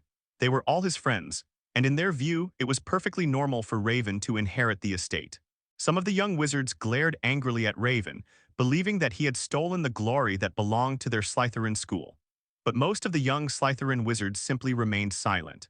They didn't glare at Raven, nor did they applaud him. They just sat somewhat bewildered at the long table, wondering if they had really made a mistake. Thinking and reflecting are good things. The ability to think and reflect proves that they still have the potential to become better. However, they weren't planning on having a comfortable time tonight. Raven has inherited the true legacy of Slytherin. Let us cheer for the Slytherin heir of Hufflepuff House. Geminis have been having a blast lately. Will I be grounded if I don't rank in the top 20 of my grade? Ban it. If we don't take this opportunity to thoroughly mock those Slytherin guys, they won't rest in peace even after they die. Ron was similar, but while the twins used the opportunity to bombard all the young Slytherin wizards equally, Ron only targeted Malfoy and his cronies. However, he gave up after only 2 days and stopped using this incident to make trouble for Malfoy and his men. Because Malfoy and his crew were acting strangely, they remained completely silent whenever Ron tried to bully them, as if they hadn't heard a word of his teasing. This made Ron feel very bored. Let me tell you, Malfoy and his gang are definitely up to something bad lately, I guarantee it. I don't know if he's up to something, but I do know that if you don't study hard, you might forget about getting into the top 20 in your grade this time. Ron shrank back. Raven created a schedule for Hermione that suited her abilities and personality. This has greatly relieved Hermione's recent anxiety. But this didn't make things any easier for Harry and Ron, because Hermione still kept a close eye on them every day. I really wish I could be like Raven someday, able to learn everything so easily. I can't even imagine how much easier my life would be. He said this skill could be learned through training, as long as you were willing to put in the effort and follow his training plan. You mean that training plan he wrote that's thicker than a dictionary? Never mind, I'll just stick to my regular study. Raven's learning ability training plan is so thick it's almost bigger than a dictionary. Someone with the perseverance to train according to that plan would likely have excellent academic performance. Speaking of Raven, where did he go today? There are only 2 weeks left until the exam. Is he really not studying at all? Gray found it strange. What is he studying for? I have a feeling that even if he doesn't come to school for the entire next year, he'll still get first place in the exams. Kieran threw the book he was holding onto the table. Damn, the history of magic is so long and tedious. He went to Beauxbatons. I really hope I can go to France this summer. Ryan was also somewhat discouraged. If he doesn't do well on this exam, forget about going to France for summer vacation. He probably won't even be able to leave the house. Beauxbatons? Beauxbatons is located in southern France, nestled in the Pyrenees Mountains. Its campus features vast lawns and hills created by magic. The emblem of Beauxbatons School is 2 crossed golden wands, each topped with 3. Ack almost subconsciously recited the relevant knowledge that would be tested in the history of magic. The 2 major nightmares of the first and second year exams at Hogwarts: history of magic and potions. The history of magic is hard to memorize, and potions is hard to pass the exams. While Hogwarts was busy with its intensive review, Raven was chatting and enjoying the breeze with Fleur on the lawn in Beauxbatons. It's really strange. I can't imagine who would steal Mrs. Maxim's jewelry, and 1 piece alone isn't enough. Mrs. Maxim has been losing jewelry lately. All told, she has lost about 6 different pieces of jewelry during this period. This angered Mrs. Maxim. She couldn't believe there were students like this at Beauxbatons. Is it possible that someone brought a niffler into the school and then sneaked out to steal the jewelry? Furong shook her head. Beauxbatons have a niffler spell. The nifflers can't get in. Even if they did, they could only function as ordinary mice. Did Beauxbatons really have students so audacious as to steal from Mrs. Maxim? Unlike Hogwarts, Beauxbatons has very strict rules and regulations, including a rule that professors must be seated first during meals before students can sit down. Under such strict school rules and regulations, it's hard to imagine what kind of young wizard would dare to lay a hand on Mrs. Maxim's jewelry. Let's not talk about that. Tell me about Slytherin's legacy. Are the books he left behind useful? Raven took out a book he had already finished reading and placed it in Hibiscus's hand. I can only say that Slytherins are indeed very knowledgeable. This was originally about the cursed rabbit. I never imagined that this thing could have so many applications in my life. Cursed rabbit? Are you talking about that cursed rabbit made by cursing a rabbit with mercury and brass? Yes, normally this kind of thing should only bring bad luck to someone for a short time, but Slytherin found many other uses for it, and even created many other types of cursed rabbits. The cursed rabbit is a cheap alchemical creation. The effect is average, the materials required are average, and the difficulty of making it is even more average. But Slytherin found unusual uses and many variations for this very ordinary thing. Fleur opened the catalog. The first thing that catches the eye is the elegant cursive script, which is very pleasing to the eye. Slytherin wrote the table of contents for the entire book in beautiful cursive script. Chapter 1, The Making and Application of the Ruby Cursed Rabbit. Chapter 1, Section 1, The Crafting and Overall Effects of the Ruby Cursed Rabbit. Chapter 1, Section 2, The Effects of Using the Hind Legs of the Ruby Cursed Rabbit. Ruby Cursed Rabbit? What is this? Fleur frowned slightly and turned to the first chapter. Take a cloudy ruby dug out on a full moon night with 2 shillings of silver, melt brass into it and place it inside. As Fleur watched, her beautiful eyes gradually widened. The effect is that you'll be unlucky for a certain period after use, but you can share your field of vision with a specific rabbit. Raven slowly pulled a ruby rabbit statue from his crossbody bag. It is indeed effective. This thing wasn't difficult to make, so Raven finished it easily. You're as quick as ever. These cursed rabbits weren't difficult to make. I made them easily. Speaking of which, I was thinking of a cursed rabbit that might be of help to Mrs. Maxim now. Raven rummaged in his bag and pulled out a black stone rabbit, handing it to Fleur. The obsidian cursed rabbit grants the user a temporary decrease in luck, in exchange for the ability to find their items more easily for a certain period. And there's this cursed rabbit too. Mrs. Maxim will probably be very excited. It would be best if the problem could be solved. Fleur closed the book and returned it to Lei Wen. He is truly a talented person. Indeed, but it's also incredibly crazy. Raven put the book back into his crossbody bag. I'll give this obsidian rabbit to Mrs. Maxim later, hoping this matter can be put to rest. She's been looking very angry about this lately, and her demands on the students have become much stricter, although I personally think it's a good thing. Beauxbatons is also nearing its final exams, but Fleur is clearly the kind of student who doesn't need to study. Do you think Mrs. Maxim knows that we often sneak off to each other's schools? She absolutely knows there's no other possibility. Many students know about this now. Do you expect Mrs. Maxim not to know? This couldn't be kept secret for long, since neither Raven nor Fleur like dating in secret. It seems the teachers don't really want to get involved in our affairs. They can't control us either. Indeed, even if they wanted to control them, Raven and Fleur would be very difficult to manage. In their desperation, these two dared to storm the Ministry of Magic, and even an Auror suffered a loss when caught off guard. Their abilities and courage are both extraordinary. You can't control them anyway, so it's better to let them be. That's true. By the way, have you always been so unpopular in Beauxbatons? Raven had seen people pointing at them from a distance, more than once out of the corner of his eye. So what do you expect? That everyone will flock to befriend a wizard who's first in their grade in a half-veep? Raven shrugged. If it were me, I would be happy to be friends with someone like that. Clearly, there aren't many people like you at Beauxbatons. Most students prefer to maintain a proper social distance from me. Good heavens, this is the first time I've heard anyone use the term social distancing. And what about your friends? I've come here with you so many times, how come I've never seen them? They're both busy. Oster's busy researching spells every day and Roll's busy training Quidditch. Speaking of which, you didn't even invite me to watch your Quidditch matches. It's just a friendly match. I don't think there's much point in watching it, right? Afraid of embarrassing yourself in front of me. I'd love to admit it, but my Quidditch talent won't allow me to. Fleur raised one eyebrow. Someone at your school must have recorded this. I think Luo can help me see if your talent is really as amazing as you say. Time passed slowly and finally exam week arrived. The young wizards were both worried about doing poorly on their exams and eagerly anticipating their completion, since summer vacation was right after exam week. Of course, there are also a very small number of people who are not excited at all about the arrival of summer vacation. Harry was one of them. I really don't want to go back to the Dursleys, although I believe they'll treat me better this year. At least they might provide me with 3 normal meals a day, but I still don't want to go back. Who would want to go back to a home where they always find fault with them? Harry sat at the long table grumbling, looking nothing like the happy person who had just finished his exams. This year, because Raven and his family are likely to go to Russia and stay there for a long time, Harry will not be able to stay at Raven's house for an extended period. And to be honest, Harry didn't want to constantly bother his friends. It made him feel like a leech. Harry sighed. Well, things can't get much worse. At least now, thanks to you, I can see my parents every day, something that used to only exist in my fantasies. Raven removed the threads from Harry and the others' wands. This allowed Harry and his friends to use magic freely during the summer holidays, even when there were no other adult wizards around. I actually did study the bloodline protection spell on you a bit. Although not very thoroughly, I did come to some conclusions. Raven didn't have much time to spare for Harry's affairs.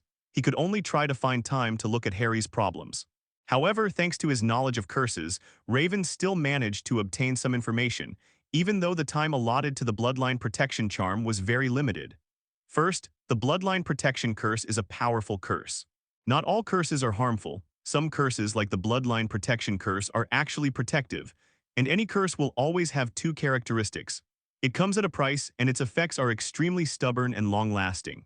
Theoretically speaking, there shouldn't be any curse like the bloodline protection curse, which requires the cursed person to stay with their blood relative for an extended period of time to maintain the curse's effectiveness. But the bloodline protection curse involves the mysterious and powerful force of love, which is why it is more special than other curses. Secondly, Raven figured out how to easily exploit a loophole in the bloodline protection curse. Although the name suggests that the curse's flaw is related to blood, after reviewing the information, Raven discovered that the curse's main flaw is actually related to the soul. Simply put, the curse created a soul portal between Harry and his blood relatives. As long as Harry stays with his aunt and cousin, the aura emanating from their souls will enter Harry through a channel, and this aura will ultimately nourish the love Lily left in Harry years ago. This is the principle behind the bloodline protection spell. What has always protected Harry is the love left behind by Lily. It's just that this love needs the nourishment of the souls of blood relatives to prevent it from weakening or disappearing, which is why Harry needs to go back to his aunt's house every year and stay with them for a period of time. Once you understand this, you can start thinking about how to exploit the loopholes. There are 3 options now. The first is that, Harry, as long as you maintain close contact with them for a certain period of time, the bloodline protection charm will quickly return to full strength. This is the fastest way.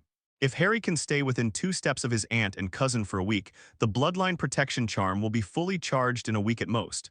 However, this method clearly won't work. Aunt Petunia would never allow me to do that. They'd think I'm crazy or trying to poison them. I feel like I'm some kind of freak or wicked guy like Snape in their eyes. Raven shrugged. There's a second option: buy or rent a house near your aunt's house. The houses in our neighborhood aren't too far apart. You just need to figure out which room in the house is closest to your aunt's bedroom and then move in there every night. However, I must remind you, Harry, that because this method involves a relatively long distance, the margin for error is not high. If his aunt's family suddenly went on a week-long trip, or if he suddenly changed his bedroom, Harry wouldn't be able to recharge. Okay, but I feel this method is at least more feasible than the last one. They'll definitely be very happy that I don't have to go back to their home, and they'll eliminate any factors that might make me go back. That's true. The third method is a combination of the first 2. Harry, at the beginning of summer vacation, you can stay at your aunt's house for a while and then move next door. Harry ultimately chose the third option. Although this method would require him to stay at his aunt's house for a while, about half a month, it was the safest option. Merlin's mustache on top. Harry, you're actually buying a house. I hope one day I can earn enough money to buy a new house. Ron was a little jealous. Their family has never been very wealthy. Having many children is one thing, but another thing is that the family members who are currently employed are all quite upright. Bill is a spellbreaker at the Ministry of Magic, responsible for breaking spells. His job provides him with many opportunities to accept bribes, which is one of the reasons why the job of a spellbreaker is so sought after. Although the salary isn't high, the little gifts or extra income that I usually receive are quite a lot. But Bill was too honest. Others tried to bribe him, but he refused, so there was nothing they could do. Charlie raises dragons in Romania. In theory, he could amass considerable wealth simply by occasionally taking some materials that need to be recycled. For example, dragon dung, which most people wouldn't want to touch, is a valuable material for alchemy and medicine making. If Charlie were to secretly take some of the excrement for himself while disposing of it, he could quickly amass a considerable fortune. But he wouldn't take it.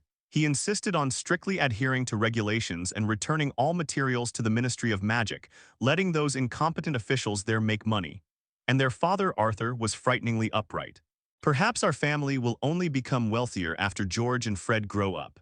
Currently, it seems that the two brothers, George and Fred, are the most successful and willing to make money in their family.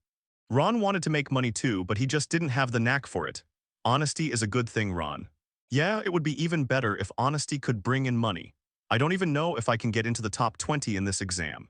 If I don't, I won't even be able to afford a box of soda and gummy candies this summer. After the exam, Ron was constantly worried about his grades. He didn't have much pocket money to begin with, and if more of it was taken away, he wouldn't be able to afford anything to eat.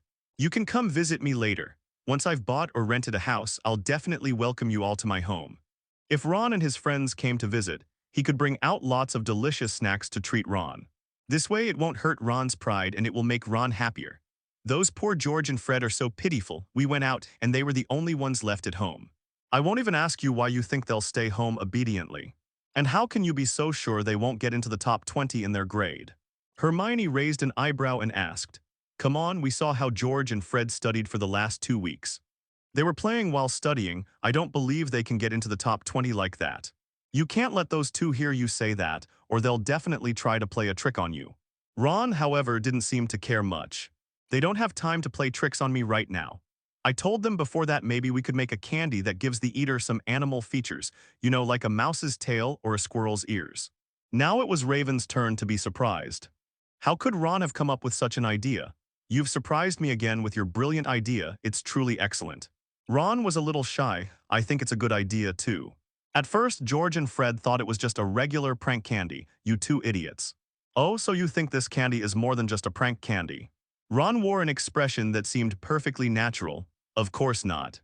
Neville was given a big brown squirrel tail by Malfoy, and we thought he'd be really upset, but Neville seems to like it quite a bit, and a lot of girls like it too. That gave me the idea that this candy definitely isn't just a prank. Harry and Hermione thought about it, and it seemed to be true. They were planning to cause trouble for Malfoy, but Neville stopped them. Raven could roughly understand what was going on just by looking at the trio's expressions. Ron is really smart at times, completely different from other times. Harry and Hermione were both involved, but only Ron realized that this phenomenon could be exploited. This reminds me of a legend I read in a book. Legend? What legend? Raven slowly began to speak. It is said that over 400 years ago, there was a dark witch who attempted to turn people into animals through curses, intending to inflict suffering upon them. However, the curse went awry. It only imparted some animalistic characteristics to the victims, failing to completely transform them into animals. And then what happened next? And then she became a well-known and wealthy woman in the area because everyone wanted her to cast spells to transform themselves or their partners into that state, and they were even willing to pay for it. A tribute to the legendary furry witch. A woman with almost unbeatable luck in making money. Really, why have I never heard of such a legend before? Hermione found it strange. Why had she never heard of this legend before? Raven shrugged. "I saw it in a rather obscure book, and I don't know if it's true or not. I'm inclined to think it's a fabricated anecdote, but it does show that Ron's ideas have a lot of value." Ron scratched his head. "I hope this idea will actually make money. I don't need to become a millionaire. I just want to make sure my family's life isn't so difficult." The Weasleys had to carefully budget their money for new robes and wands, which shows just how dire their financial situation was. Ron didn't ask for anything else. He just hoped to earn enough money to solve his own problems. If a family has one less child to worry about, their financial situation will naturally improve significantly. "I'm also very interested in this candy. How about we team up? That way you can expand your business more instead of just keeping it small scale on campus." Raven's words made the three young wizards gasp. "Should we sell the candy in a store? What if we lose money?" "It's not just candy but also the twins' prank props. Be bolder. Think of it this way, if you succeed you can make even more money and the only cost is that I get a share. If you fail I can easily afford the loss. The Slytherin legacy is no joke." Raven's current wealth is staggering. He hasn't even used up a tenth of the gold he transformed from the Philosopher's Stone. While the monthly donations from other wizards are not as much as before, they are still considerable. Add to that Slytherin's extravagant legacy. Raven wasn't worried about losing money at all. Audrey, remember what they look like. They're my friends and business partners. They might come along when we discuss sales channels later. I understand, young master, don't worry. The Weasley brothers are still a bit panicked. Raven has always been a very efficient and decisive person. Let's get started.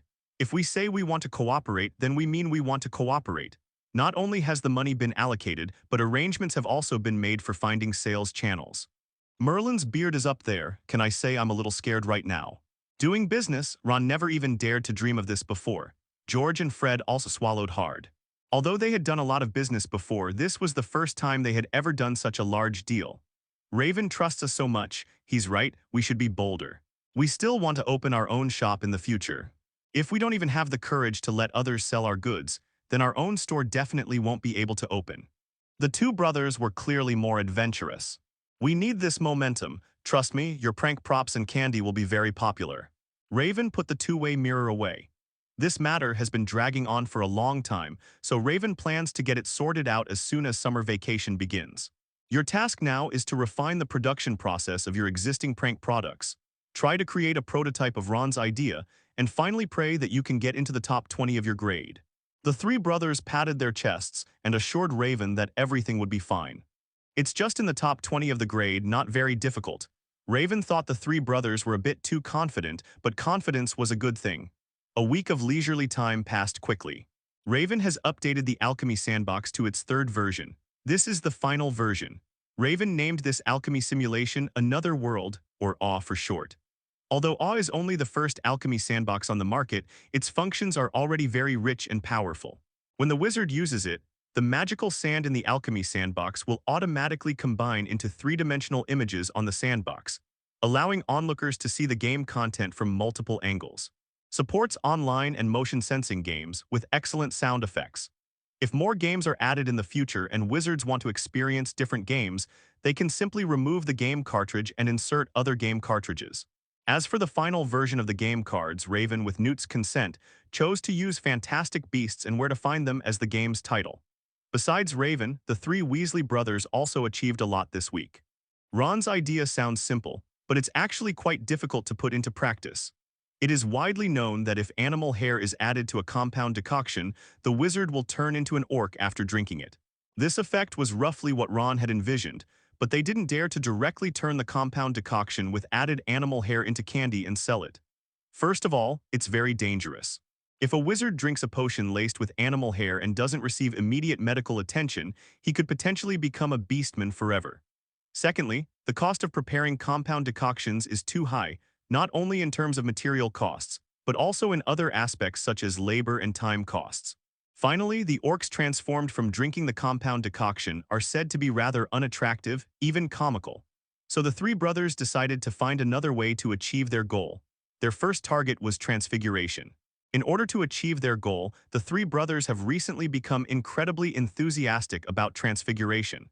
Professor McGonagall was a bit dumbfounded. These three usually most mischievous kids are actually studying so hard now.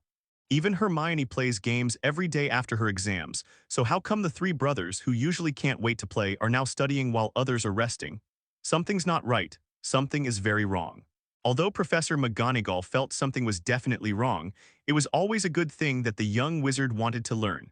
So when the three brothers encountered problems, Professor McGonagall would take some time to explain things to them. Almost a week passed, and the three brothers made surprisingly rapid progress on the matter of the orc candy.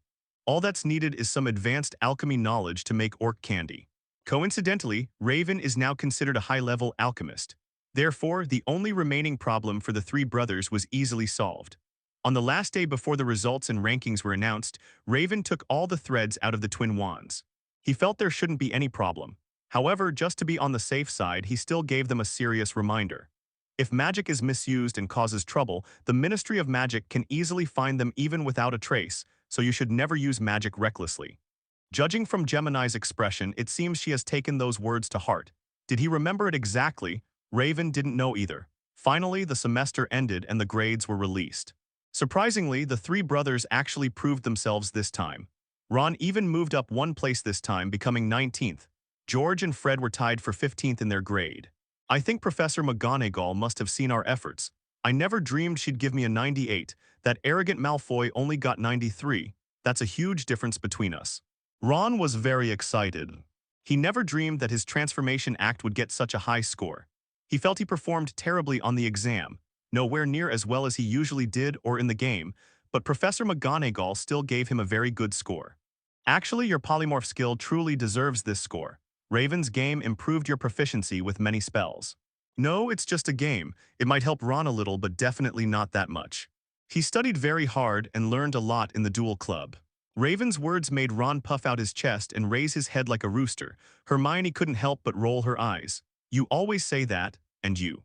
You actually believed Raven. Without his games, you'd be lucky to get a 90 on your transfiguration test this year. We all know how you usually attend class.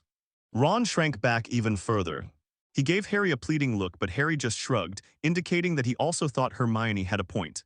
By the way, Harry, have you planned how to buy or rent a house? I've already thought of something for you. You can go to Gringotts and buy some gold bars, then exchange them for pounds at a muggle bank, or you can use the gold bars to buy a house directly. Thank you, Hermione, but don't worry about me. Dumbledore has taken care of everything. Isn't he kind? My parents trust him completely. When he got home, his eldest sister Salin and second brother Gideon were still not home. They won't be returning to the UK for another week. Taking this opportunity, Raven plans to go find Newt and fulfill his previous promise. Cesar didn't really want Raven to run off again so soon after returning, but Zane approved of Raven's decision. As the old saying goes, your feet are the best teacher. Raven has read enough books. What he needs now is to travel the world and explore the land on foot. The more places he went, the more he saw, which greatly benefited Raven's growth. Cesar seemed to be convinced, but this time she planned to go with Raven, bringing Jo along.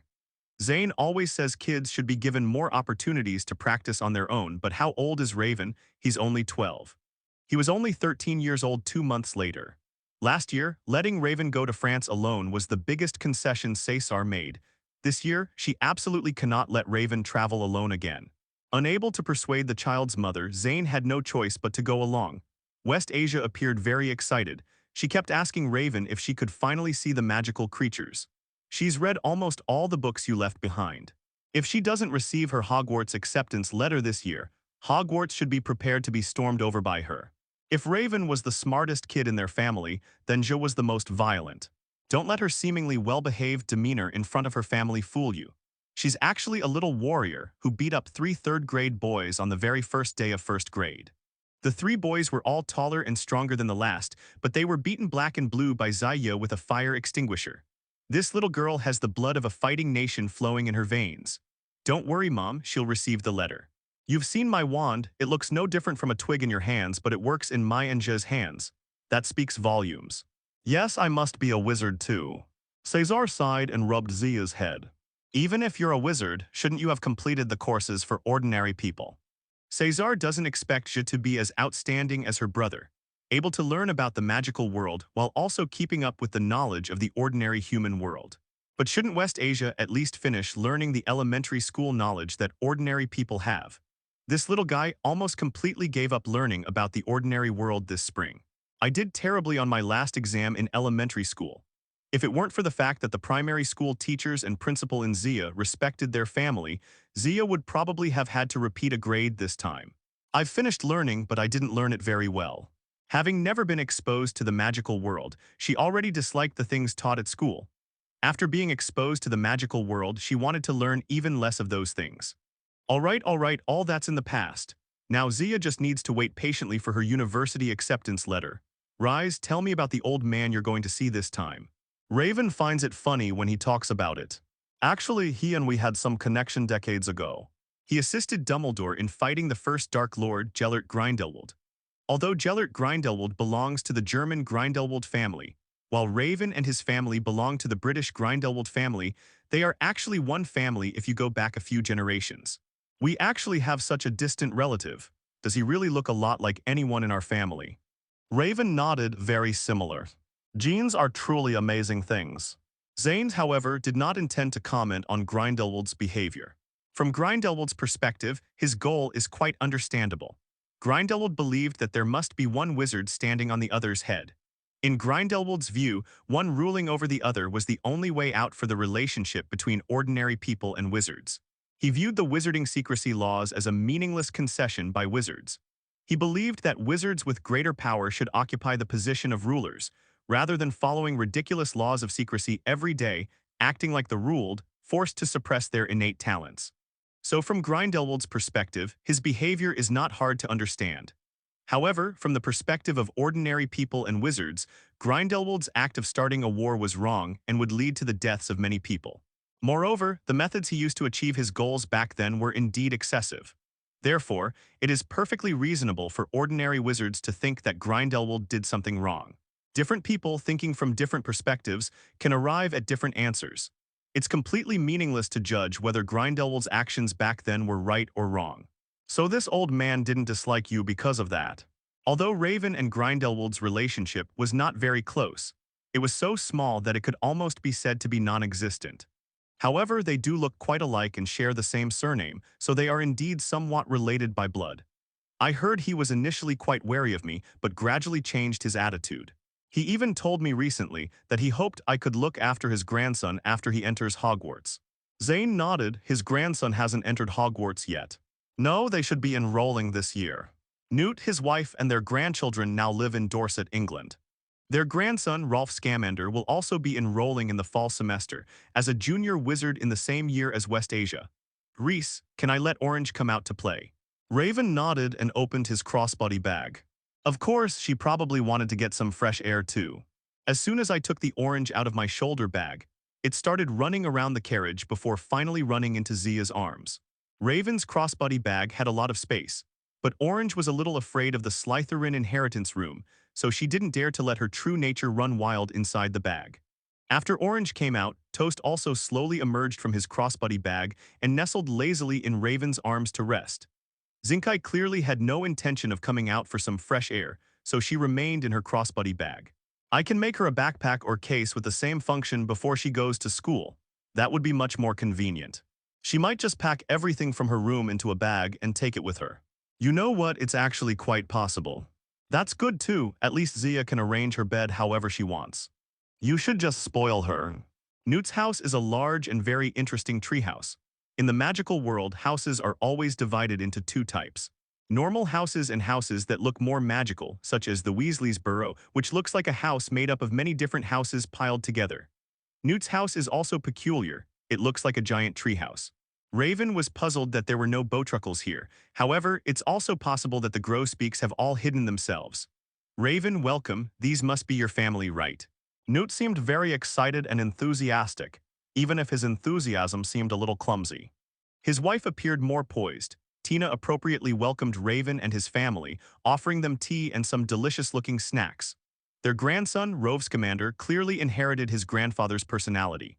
He appeared quite shy when facing Raven and his friends, his eyes always darting away and his voice always very soft. However, according to Newt, Ralph has already said a lot today. If it weren't for Raven and his family visiting today, Ralph probably wouldn't have said even half of what he said. Rolf was already shy, and after his parents died in an accident, he became even more withdrawn.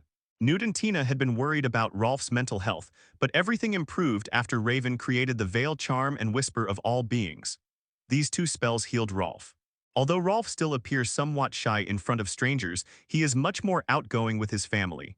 I don't want to seem rude, but I really do want to know what happened to Rove's parents. Would it be convenient to tell you? Tina watched as Rolf played with Je and sighed softly. There's nothing to hide. It was the work of a few dark wizards. Because some of them have special identities, the incident wasn't even published in the newspapers. It's my fault. I should have warned them about that group. Every time this topic comes up, Newt feels like his heart is being twisted by a giant hand. He would sometimes think that if he had said one more word back then, would the outcome have been different. What a bunch of lunatics. Sorry, my condolences. Newt sighed heavily. What's done is done and no amount of regret will help. Mr. Newt, I heard you have a box full of magical creatures. May I go in with Rolf and see them? Je ran up to Newt and asked. She knew it was impolite, but she was just so curious. Rove just said he could take Je to check inside the box, but Je felt it would be better to get the box owner's permission first. Ralph is Newt's grandson, so he can freely enter and exit Newt's trunk, but Je is just a guest visiting Newt's house. Of course, child, come on, let's go in together.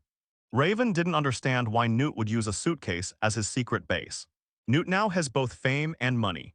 If he really wanted to, he could easily turn his home into a manor and legally allow the magical creatures to live outside the box. But Newt continued to use his old suitcase. Isn't magic amazing? Cezali stood inside the suitcase and looked around. Although this wasn't her first time entering the space created by the Traceless Extension spell, she was always awestruck no matter how many times she had seen it. Zane felt the same way. Newt, in particular, kept quite a few magical creatures in his trunk.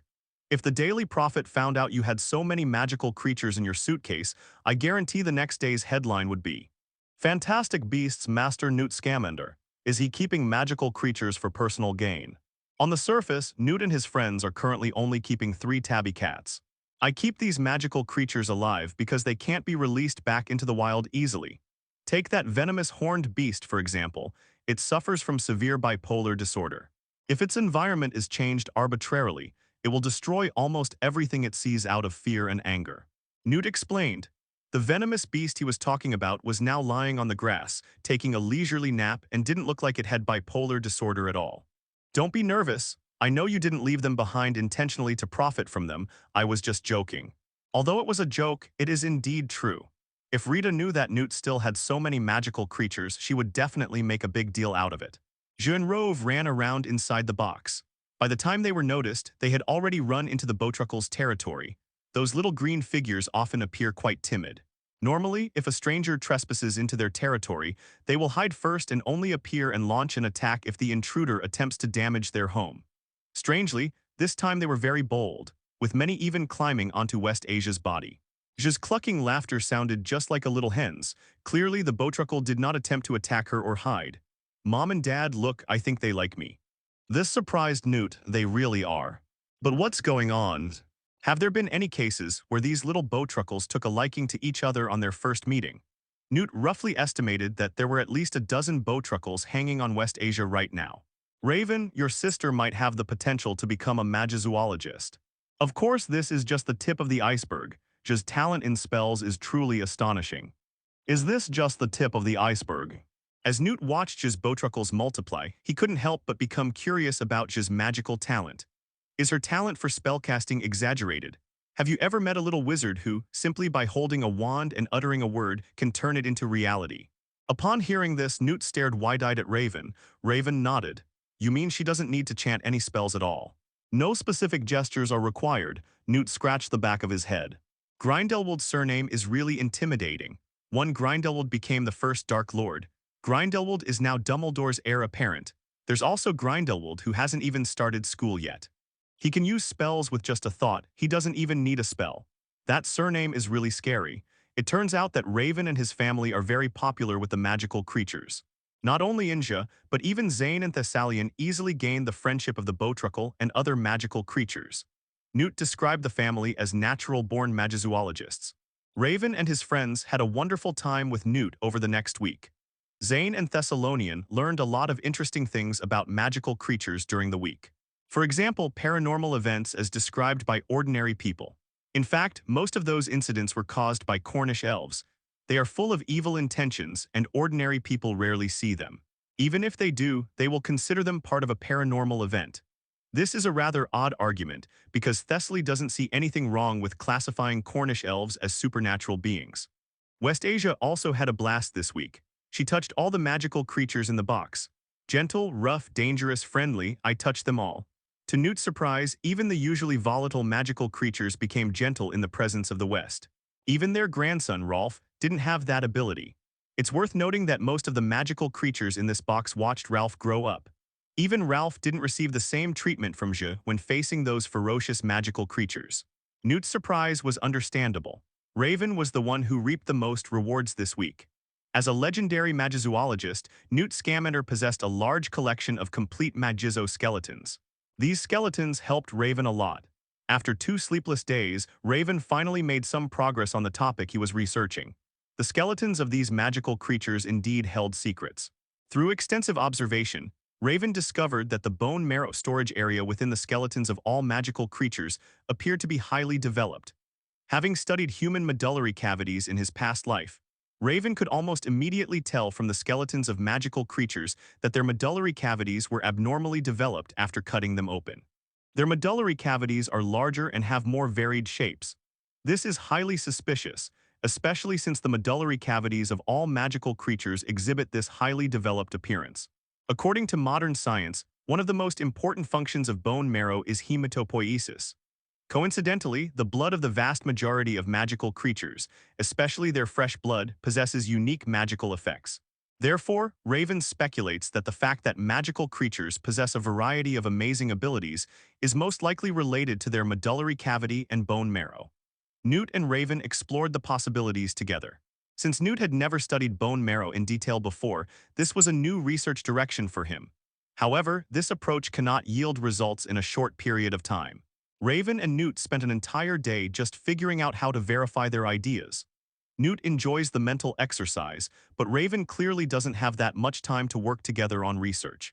So Raven turned his attention to the legacy left by Slytherin. The Heritage Room retrieved the relevant books and memories that Raven wanted, allowing him to view them first. This saved Raven a lot of time. As a result, Raven's project made great progress in just 7 days. He discovered that each magical animal had a unique totem hidden in its medullary cavity and bone marrow.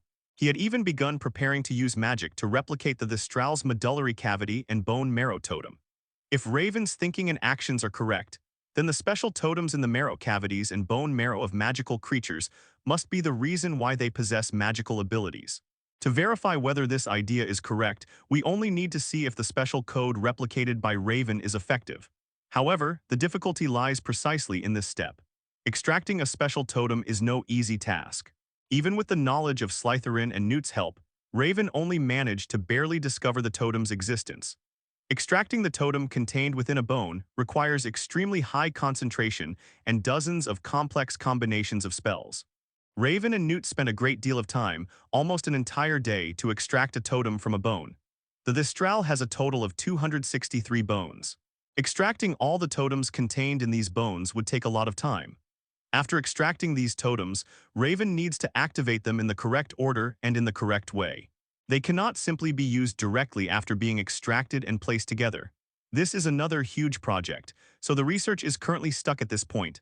However, although the research has hit a roadblock, progress has been very rapid overall. Raven felt he had gained a lot. Newt felt the same way, so he was somewhat reluctant to see the Raven family leave. However, Raven had important business to attend to back home, so the Newt family didn't keep telling them to stay a few more days. Isn't he a genius? Only after you talk to him will you discover that other people's opinions of him are mostly negative. Tina flipped through Newt's notebook. The notebook contained records of what he and Newt had accomplished over the past few days. Yes, I think his most valuable talent is his imagination. He always manages to think of things I wouldn't even consider. Tina closed her notebook and said with a soft laugh, "Hufflepuff School always seems to produce little wizards like you." Newt smiled shyly. Even though they've been married for a long time, he still gets shy very easily. Raven and his family are quite surprising. Tina picked up the teacup on the table, took a sip, and then said, "Yes, especially that little girl from West Asia. I'm still thinking about her talent. I never imagined a young wizard could do something so incredible." During her visit to Newt's house, she demonstrated her magical talent. That's a talent that can truly astound people. Magnification spell, shrinking spell, fire spell.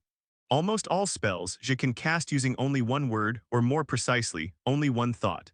The effect was almost identical to that of their normal chanting of mantras. I wouldn't believe a little wizard could do these things without seeing it with my own eyes.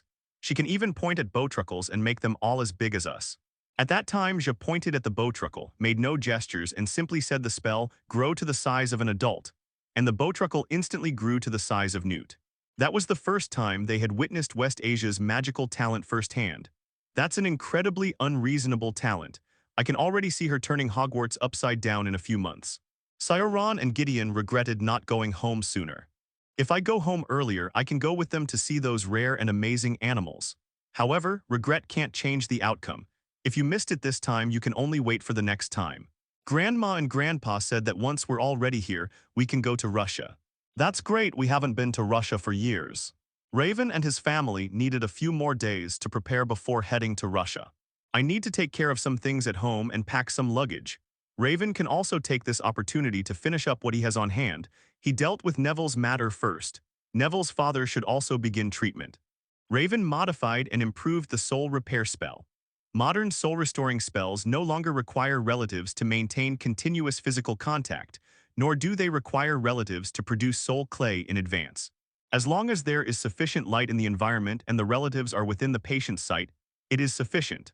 The revised soul healing charm not only simplifies healing, but also significantly increases the success rate of repairs. The only drawback is the issue of consumption.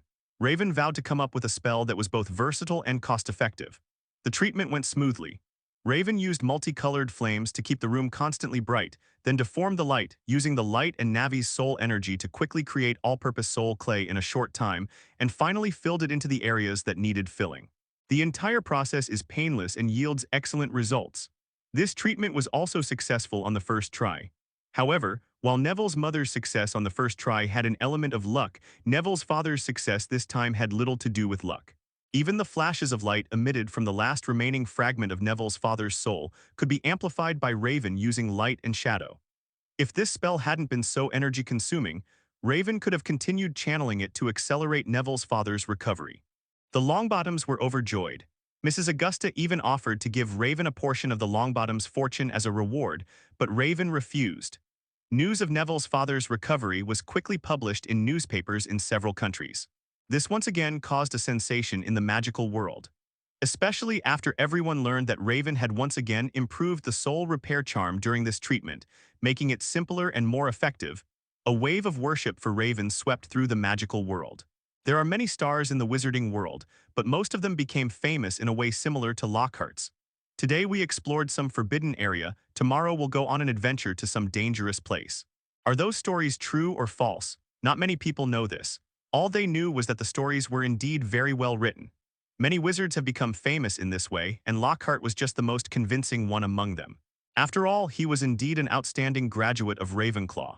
Moreover, the stories he wrote were indeed vivid, and many details could withstand scrutiny since they were things that other people had actually experienced. Besides these wizards who became famous for their stories, the veracity of which is unknown, there are also many singers, sports stars, and other celebrities. But people like Raven, who become famous through sheer innovation, are few and far between. This is why wizards' admiration for Raven is gradually turning into fanaticism.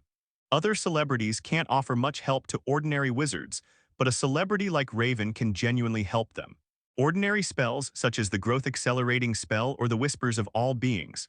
Both spells are not difficult to learn. One greatly reduces the cost of almost all potions, and the other allows wizards to truly communicate with their pets. High-difficulty spells also include Veil spells and soul-restoring spells. Although both of these spells are difficult to use and learn, their effects are undoubtedly among the greatest of all time. It proves what all ordinary people and wizards throughout history have wanted to prove. There really is an afterlife, and it even allows wizards to reunite with their loved ones in that world. The other offers the possibility of recovery for those who develop insanity later in life. It can be said that every spell Raven cast was genuinely changing the lives of ordinary wizards. Therefore, it is entirely understandable that ordinary wizards gradually became fanatical in their worship of him. This adoration brought Raven considerable benefits, as he was able to organize a team to negotiate sales channels almost immediately after healing Neville's father. The merchants immediately recognized that Raven and the Weasley brothers' merchandise indeed had great potential, and that Raven could bring excellent star power, making the merchandise a huge success. Is there any reason to disagree? Not to mention that Raven is willing to cooperate with them for mutual benefit. Many merchants would be happy to agree even if Raven wanted to use their stores for free. After all, Raven is now equivalent to a lot of traffic, and traffic equals money. Lockhart's books used to be incredibly expensive, but only a small portion of that went to the bookstores as profit. The rest went partly to cover the cost of the books and partly to Lockhart himself, which became his earnings. Even though selling Lockhart's books doesn't generate much profit, many bookstores are still willing to collaborate with him because he brings a significant amount of foot traffic to their stores. Of 100 customers who come to buy Lockhart's works, there will always be a few who are willing to buy other books as well. Traffic equals money, this remains true in any era. Therefore, these businessmen were very enthusiastic towards Raven and his team. When Raven presented a very sincere cooperation proposal, almost all of them immediately said that they had no problem with it. The Geminis thought they might be able to come up with an even worse cooperation plan, and Ron thought those two guys were really wicked. The anticipated discrimination against werewolf employees did not materialize. The employees who came to discuss cooperation even doubted whether the other party had realized they were werewolves. However, several people in their group had scars in very conspicuous locations. The scars left by werewolves are very easy to spot, and even today Raven still publishes recruitment ads for werewolf employees in the newspaper. These shrewd merchants shouldn't have failed to figure out their identities. After much deliberation, they concluded that Raven's previous statement was a more reasonable explanation. No businessman would maintain his prejudice when faced with huge profits. If there were such a businessman, he would be absolutely unqualified. With the cooperation negotiations concluded, the next step is to produce the goods. Based on the current order volume, it will take approximately 3 months to complete production. Raven plans to start advertising to generate buzz 2 months from now. Of course, all of that happened later. Now, before Raven travels to Russia with his family to visit his elderly relatives, all the issues he needed to resolve have finally been resolved. Let me see how my little wolf cubs are doing lately. Haha, it's been years, I almost didn't recognize you. As soon as I stepped out of the airport, a man with a short buzz cut and bulging muscles that strained his coat immediately approached me. The man's features were handsome and resolute, and there was an undisguised joy in his eyes. Andrian, God, it must have been 3 or 4 years since we last saw each other. Cesali went up and hugged his younger brother. Brother-in-law. Good morning, Adrian. Is everything settled? Adrian also hugged Zane. Yes, everything has been handled properly. I was incredibly busy the past few days, but thankfully the result was good and all the hard work paid off. If their efforts had been in vain, Raven and his team wouldn't be in Russia now. Let me see my nephews and nieces, you've grown so fast.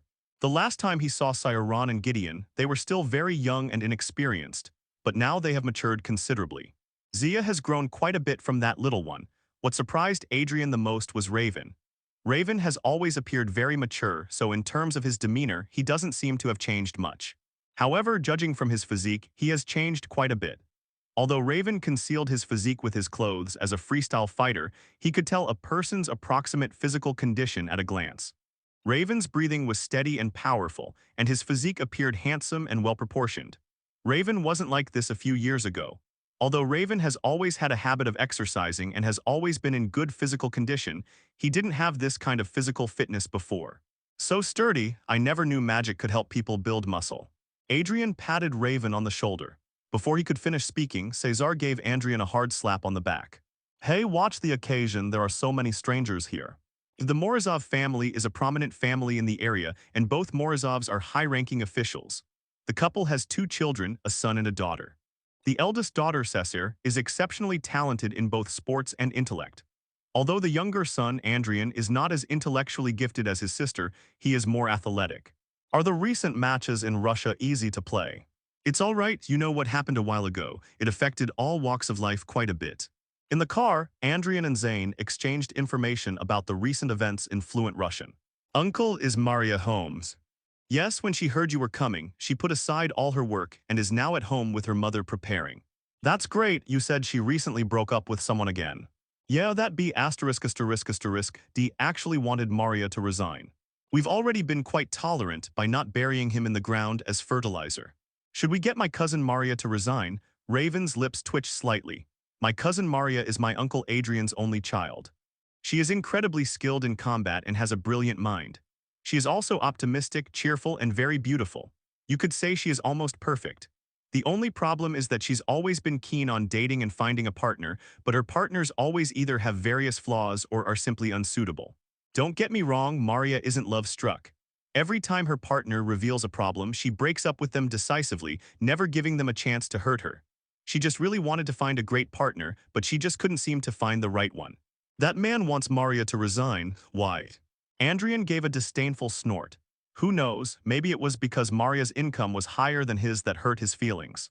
Gideon gave a mocking smile. His pride is really fragile. Cesarly frowned and nodded. If it's true, then this man is even worse than the last one. At least the last one was genuinely unsuitable. Maria's ex-boyfriend was actually a very good man. He was opinionated, responsible, had high standards for himself, and treated Maria very well and respected her. The only problem is that they are both too career-oriented. Within a month, the two were so busy that they barely saw each other. Their careers happened to be a bottom line for both of them, and neither was willing to back down. Unfortunately, the two could only break up amicably in the end. Sometimes we really wonder if she's been cursed by someone. Adrian shook his head slightly in resignation. Who knows? Rise and Jo are both wizards. Maria might have been cursed sometime along with them. Seriously? No ways who would be that bored. Raven pursed his lips. He had read a lot of books about the wizarding world, so he knew quite a bit now. Uncle, you really shouldn't disbelieve me. Wizards have actually done this before. There's no shortage of mentally unstable people, no matter where you are. 112 years ago, a witch fell in love with an ordinary man. That man was just an ordinary farmer. The witch wanted men to like her and be with her, but she didn't want to give up her identity as a witch. The system back then wasn't as open as it is now. If a wizard wanted to be with ordinary people, they had to give up magic and their wizarding identity, whether they were male or female wizards. The witch wanted love, but also wanted to continue using her wand. Unable to give up either, a wicked idea was born. She secretly placed a curse on the farmer, ensuring he would never find a suitable partner for the rest of his life. After that, every partner the farmer found had various problems. He simply couldn't find a suitable partner. It makes no sense, because even if the farmer dies alone, he won't be with that witch. But the witch did just that and was quite pleased with her masterpiece. That's really what happened next. Later, the Ministry of Magic discovered the witch's actions. They secretly lifted the spell on the farmer and gave him some of the witch's savings. The witch was then imprisoned. This is an example of the Ministry of Magic responding promptly. There are many other times when the Ministry of Magic simply cannot detect the problem. So it's really possible that Maria was cursed by a madman at some unknown time. That possibility cannot be ruled out, but of course, Uncle, don't worry, the chances aren't very high. If it really is under a curse, then this problem is easy to solve. Adrian licked his back teeth. If some lunatic really did curse Maria, then he should wash his neck and wait. Adrian drove his family to the villa area. They actually own a manor in the suburbs and a large apartment in the city, but the manor is too far away and the large apartment doesn't have enough rooms. Therefore, it's best to come to the villa area. It's close by and there are plenty of rooms. Let's go, Anna must be getting impatient. Adrian unbuckled his seatbelt and prepared to get out of the car. But before he could open the door, Zane reached out and pressed him down. Don't be in such a hurry. Zane squinted and looked across the street. There, a white sedan was parked on the side of the road. Cesare realized almost immediately that this was because her husband had noticed something was wrong with the car across the street. Are you sure? She asked.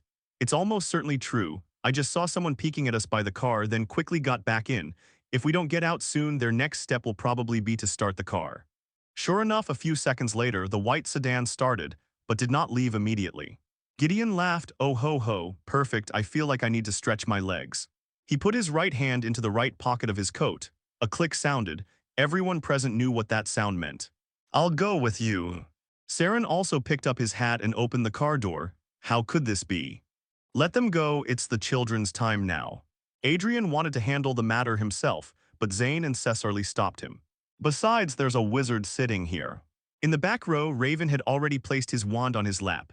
Well, that's true. Was Reese also excellent at magic school? He is the best.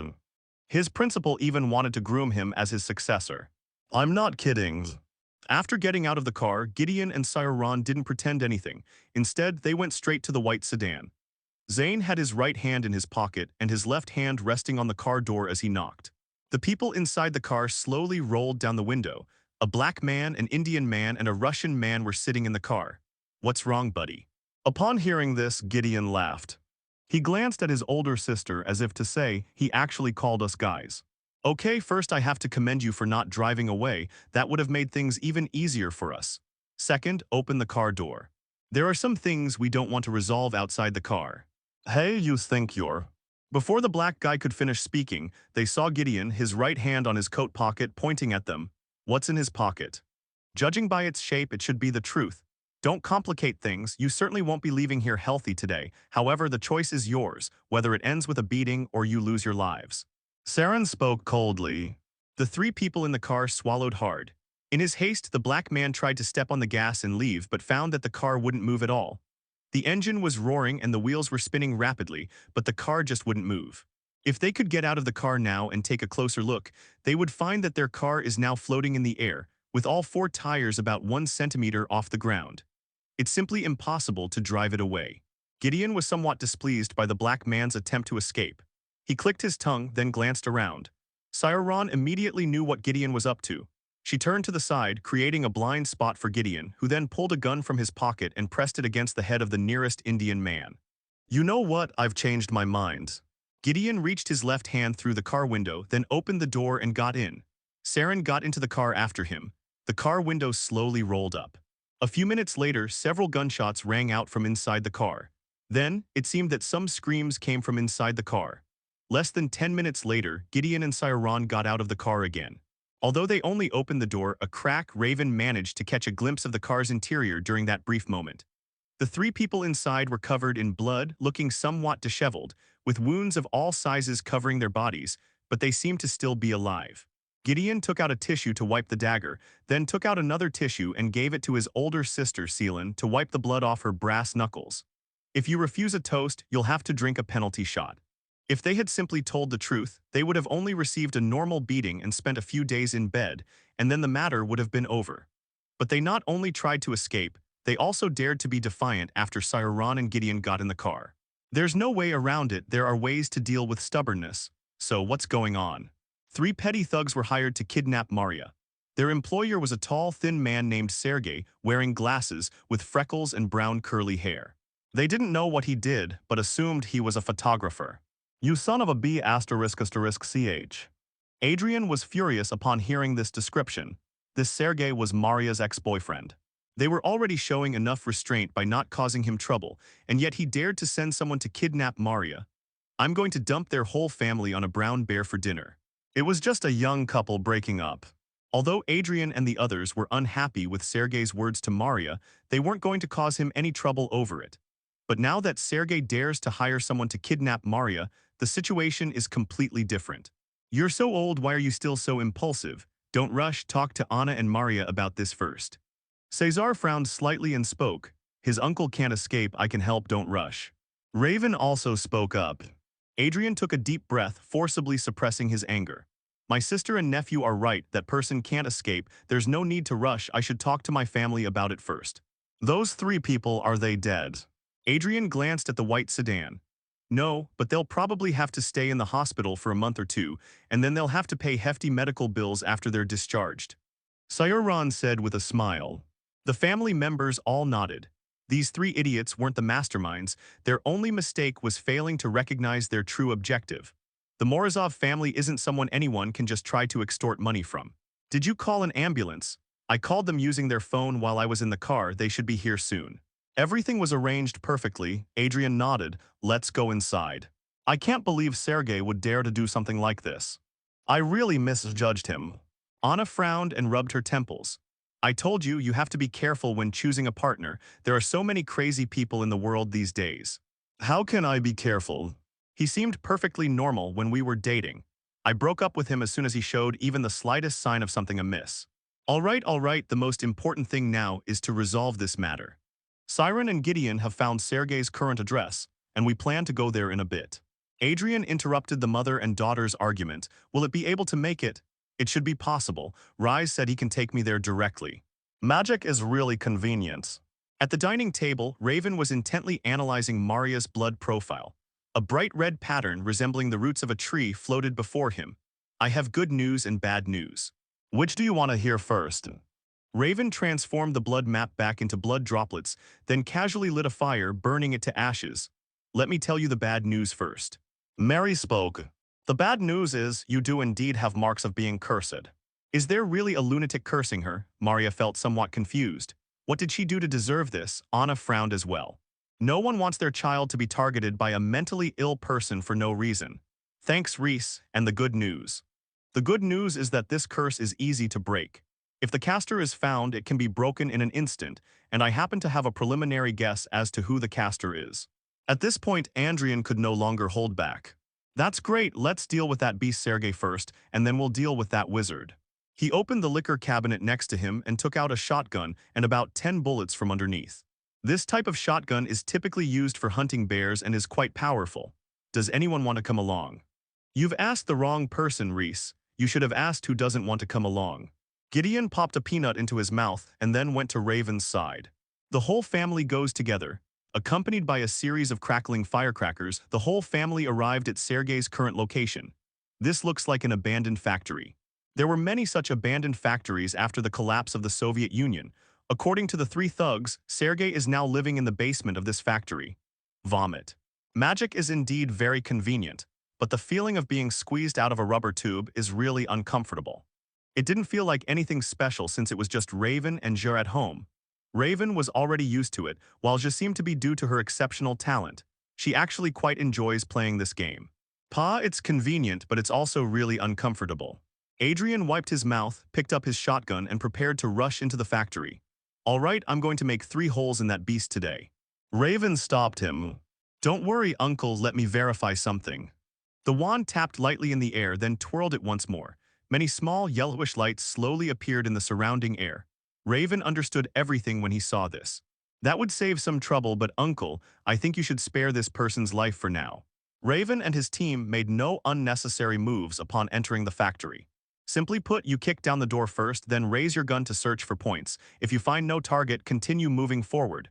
The efficiency is frighteningly high. Soon the family reached the basement. Just as Adrian raised his foot to kick the door, Raven stopped him again. I'll do it this time, uncle. With a flick of the wand, the iron gate was instantly blasted open. Its power is not much weaker than that of a bomb. Before the dust had even settled, Raven unleashed a devastating attack. A muffled thud sounded, and the opponent's wand was in hand. Raven blew away the dust and ignited a multicolored flame. You have plenty of time before you're taken to the Russian Ministry of Magic. I suggest you explain everything clearly to avoid unnecessary trouble. Ah, damn it, you. Lies. Raven raised a finger. I bet you don't want to say the second half of that sentence. Seeing that the other party still seemed unconvinced, Raven let his family vent their anger first. Anyway, this guy's wand is already in Raven's hands, so he can't pose any threat anymore. Because Raven said he would spare the guy's life, the family didn't kill him, only carrying out a righteous circle kick. She played with the wand that Raven had confiscated, and she also used the wand to ignite colorful flames. Raven was already used to this. Black walnut wood, the heart and nerves of a dragon, an exceptionally fine piece. Why do you people always fail to live up to your wand's potential? Seeing that everyone had fought enough and that the man would die if the fight continued, Raven slowly approached him. The man no longer had the strength to speak. He could only manage to look at Raven with his eyes. There seemed to be a pleading look in his eyes, but Raven wasn't buying it. Oh, don't look at me like that. If you think this is the end of the matter, you're sorely mistaken. Now let's lift the curse on Maria. At least I can guarantee you be ****D will live until the Ministry of Magic sends someone. The curse on Maria is not difficult to remove. The caster can remove it immediately if they wish. Even if the caster is no longer able to chant the spell, lifting the curse only requires a single thought. Maria shivered, feeling her body relax a little. It feels really strange. I haven't felt anything wrong with my body before. That's how curses are, every use comes with a price. The price of this curse isn't high, so you usually don't feel anything special. However, a low price doesn't mean there's no price. Therefore, you'll feel a sense of relief when the curse is lifted. This lunatic isn't even willing to bear the consequences of a curse that allows you to choose who bears the consequences. Love. This lunatic probably doesn't even know how to write the word love. She's even more repulsive than Voldemort's mother. I'm actually quite curious why you did this. While the behavioral logic of you mentally ill people isn't worth studying, it certainly satisfies my curiosity. Raven touched the man's forehead with a spell, and the pale blue memories were instantly pulled out. This is a curse cast by Slytherin. The price is that the person cursed suffers excruciating pain, but the effect is that one can see that person's memories without needing a pensive. The male wizard, who was already half dead from the beating, rolled his eyes back in pain. Watching this scene, Gideon stroked his chin. It's so easy for wizards to torture people. They just need to tap them with their wand. Werewolves attacking muggles, dark wizards robbing shops. I've had enough. What's going to happen next? These people are insane. Stop complaining, there's something strange going on somewhere. It looks like a conflict has broken out among the wizards. We need to go and handle it. The Ministry of Magic was thrown into chaos after the collapse of the Soviet Union. The Soviet Union originally had only one Ministry of Magic, but when the country dissolved, the Ministry of Magic dissolved as well, and everything fell into chaos. Many wizards took this opportunity to cause trouble. The Russian Ministry of Magic already had a lot of problems, and these dark wizards' interference made things even more chaotic. I hope they'll make things easier for us. I haven't been home for a week. Good heavens, does that mean you haven't showered for a week? The man shrugged. What can I do? At least we still have cleaning charms. Think about those muggles. If they worked overtime for a week, they'd probably smell like a sewer. The woman wrinkled her nose. I still find it surprising that you haven't showered for a week.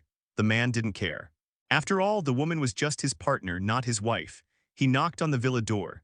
Morozov, I remember there was a high-ranking official with that surname among the muggles. Before the man could react, the door was opened.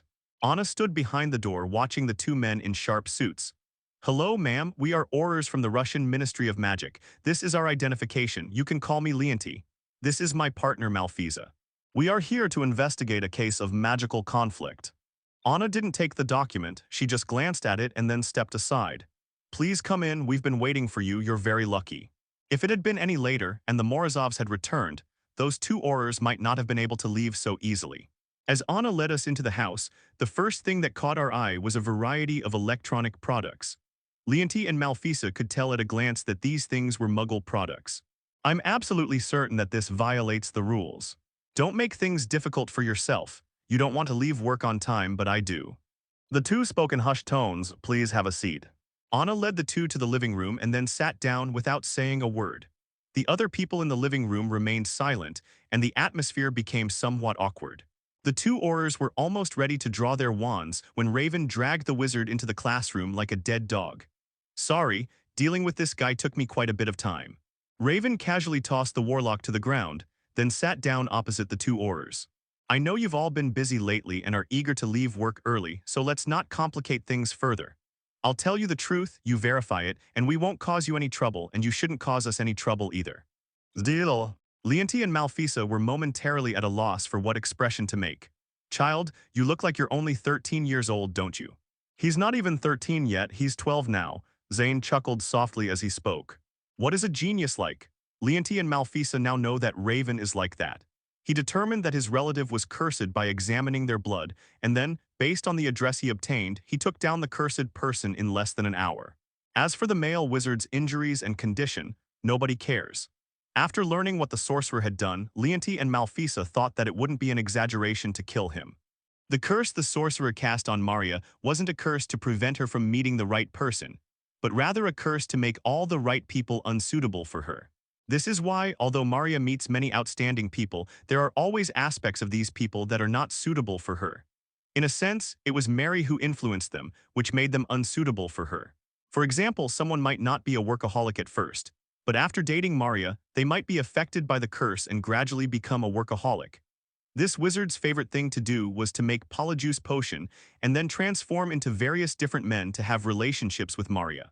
It's very strange, yes, because he knew he had many flaws and that Maria would definitely not accept him if they were exposed. He wanted to become someone else, constantly testing which of his flaws Maria could accept and which she could not. The purpose of the curse was to prevent Maria from finding another partner prematurely.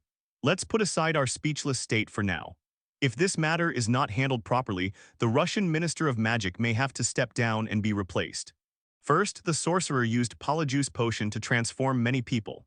To prevent them from suddenly appearing, he cast a forgetting spell on them and imprisoned them all.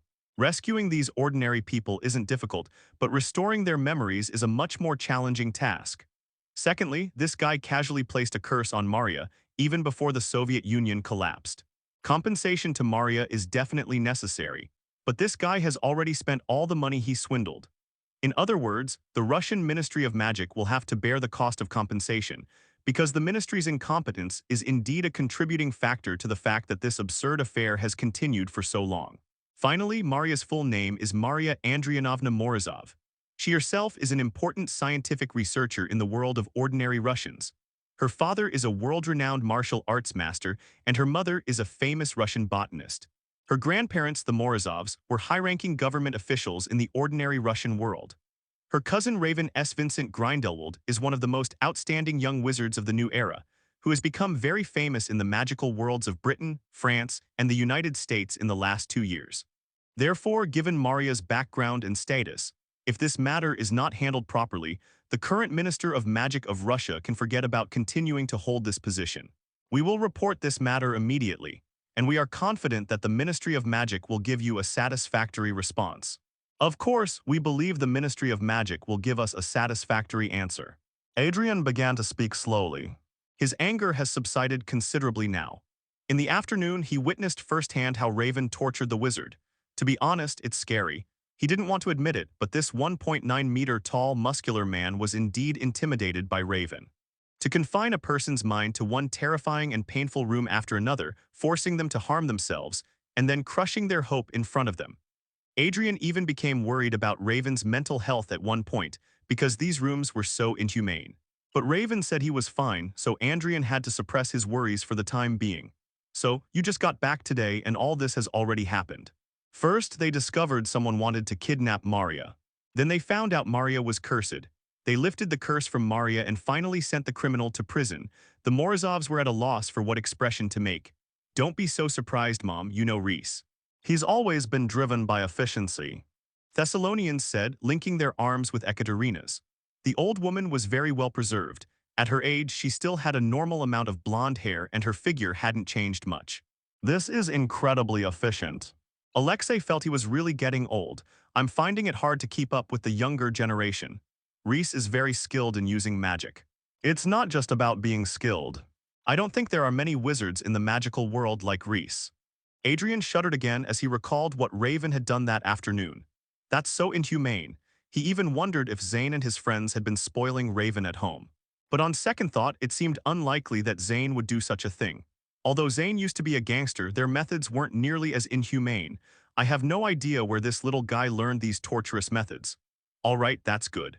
Sayuran, how's your work in the US going, you and your brother? Great. Originally, our plan was for the bodyguard company to be our first company in the US, and we definitely didn't want to rely on it to make money. But now we think it might be worthwhile. Gideon picked up a piece of apple and continued, picking up where Seal had left off. Wealthy Americans are very careful about their safety, extremely careful. One boss here hired 10 men, all paid high salaries, and most importantly, the work was very easy. We thought he'd messed with some particularly dangerous guy, but the other side backed down as soon as they saw 10 bodyguards. Ekaterina and the others laughed when they heard this. A common problem among most wealthy people, haha, is that the richer they are, the more they value their lives. I've heard there's serious discrimination against black people in the US. I remember there are a few black people among your brothers, right? Saren nodded. Discrimination is quite serious, but there's nothing we can do about it. There are a lot of black thugs in America. We've run into them a few times. Gideon can't help but laugh when he talks about it. You all don't know, but a few black guys came over trying to attack Sayuran, and within 5 minutes they were all beaten bloody. Everyone laughed again upon hearing this. Normally speaking, it would be difficult for a woman of Seal's size to beat a man who is larger than her. However, Cesar, Celine, and Maria are all exceptions.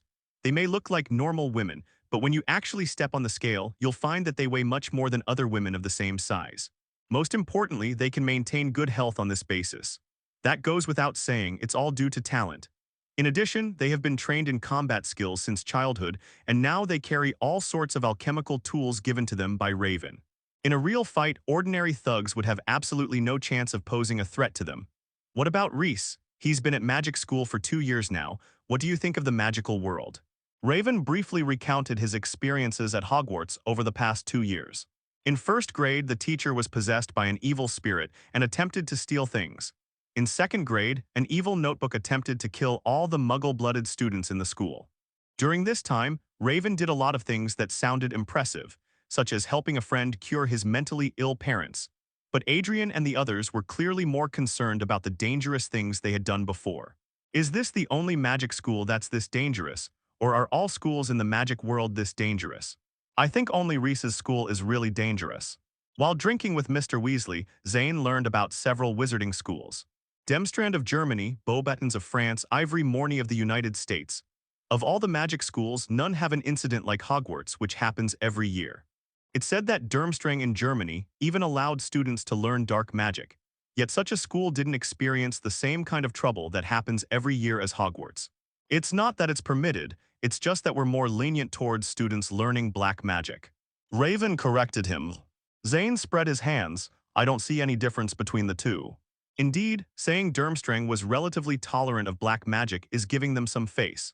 Grindelwald was expelled because of his experiments with too evil dark magic. Before that, he had done many less evil dark magic experiments, and Durmstrang did not expel him immediately. Alexei slowly exhaled.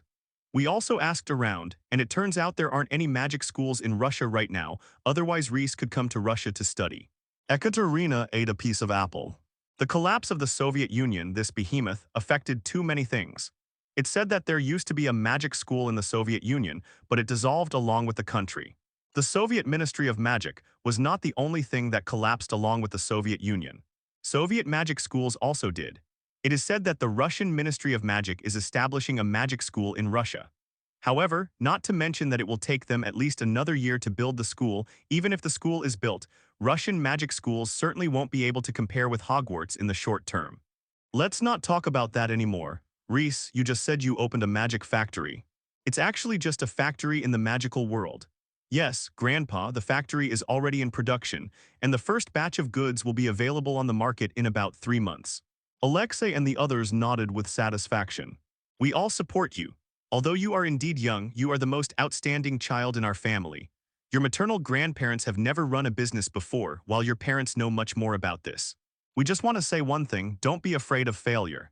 Even if you fail, your family will be there to support you. I don't think he'll ever lose so much that his family will have to bail him out. Rise's personal wealth in the wizarding world probably already exceeds our family's total assets. You can check his bag after dinner. Rise could never possibly pay off that guy's inheritance alone. Gideon said with a smile. They had certainly seen Slytherin's legacy. The gold coins alone could fill more than a dozen large swimming pools, and the remaining jewelry and other valuables could fill 5 or 6 more. Do you want to lose all that money? That's no easy task. The Russian Ministry of Magic sent someone to visit the Morozov family again the following day. The same 2 Aurors from yesterday came again. It seems they didn't manage to leave work on time as they had hoped.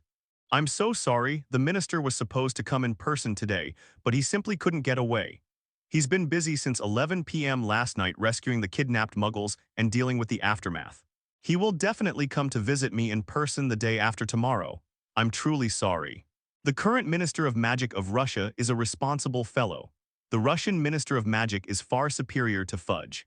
11 p.m. last night. Did he really need to be involved in rescuing the kidnapped civilians? In fact, the minister was also an exceptionally talented Auror. He suspected that things were more complex than they seemed, so he went along. It's not that simple. I checked his memory, and it seems there are no other suspicious points. Raven frowned slightly as he spoke. Leonti sighed somewhat helplessly. We also felt there were no other suspicious points, but the minister just felt something was off. He always liked to trust his intuition, and on a few occasions, his intuition did indeed play a significant role. Malfisa rubbed her eyes. He's a formidable guy, but sometimes he pushes himself too hard. The Ministry of Magic is filled with groans right now. We feel like living corpses. Leonti curled his lip. We're not that energetic anymore. Let's not talk about that. We're here today to deliver compensation. Is Miss Maria here? She went to the Research Institute. The compensation can be left at her home. Are you off to work already? You just got rid of the curse yesterday and you don't even get a day's rest. Raven saw the expressions on their faces and shrugged slightly. She's a workaholic and values her career highly. That's a really impressive person. Leonti felt that if he could seize the opportunity, he would definitely take a good rest for 10 days or half a month. This box contains compensation for Miss Maria, 5 100-gram gold bars and some potions that muggles can use. Raven raised an eyebrow. I'm not looking for trouble, but do you think this compensation is appropriate? Maria was cursed for at least 5 years. If I hadn't become a wizard and discovered the curse, this matter might have been kept secret for much longer. And you think you can compensate her with such a small amount of gold and potions? Are you serious? Malfisa gave a slight twitch at the corner of her mouth. We know this compensation is definitely not enough, but we are truly sorry. The Russian Ministry of Magic simply cannot offer any more compensation at the moment. Perhaps Miss Maria could ask for something else, and we can think of another way. The Russian Ministry of Magic doesn't even have much money left. I was supposed to get a share, but after starting my own business, I needed money for many things. As a result, not much money was left. To be honest, the Ministry of Magic has even started delaying paychecks. I haven't received my salary from last month. Leonti felt a bit bitter when he talked about it. This is unbearable. Okay. I'll ask her what other compensation I need when she gets back tonight, but this is definitely not enough. We have plenty of gold. As for potions, does the compensation potion include flint? No. Flint is incredibly precious. The current Russian Ministry of Magic simply doesn't have it. Even if they had the money, they wouldn't use it as compensation.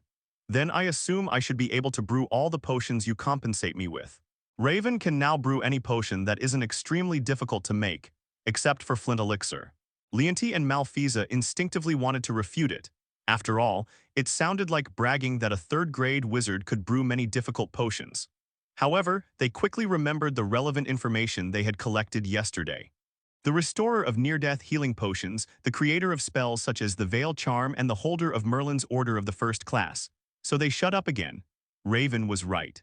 He could indeed concoct the potions they were now compensating for.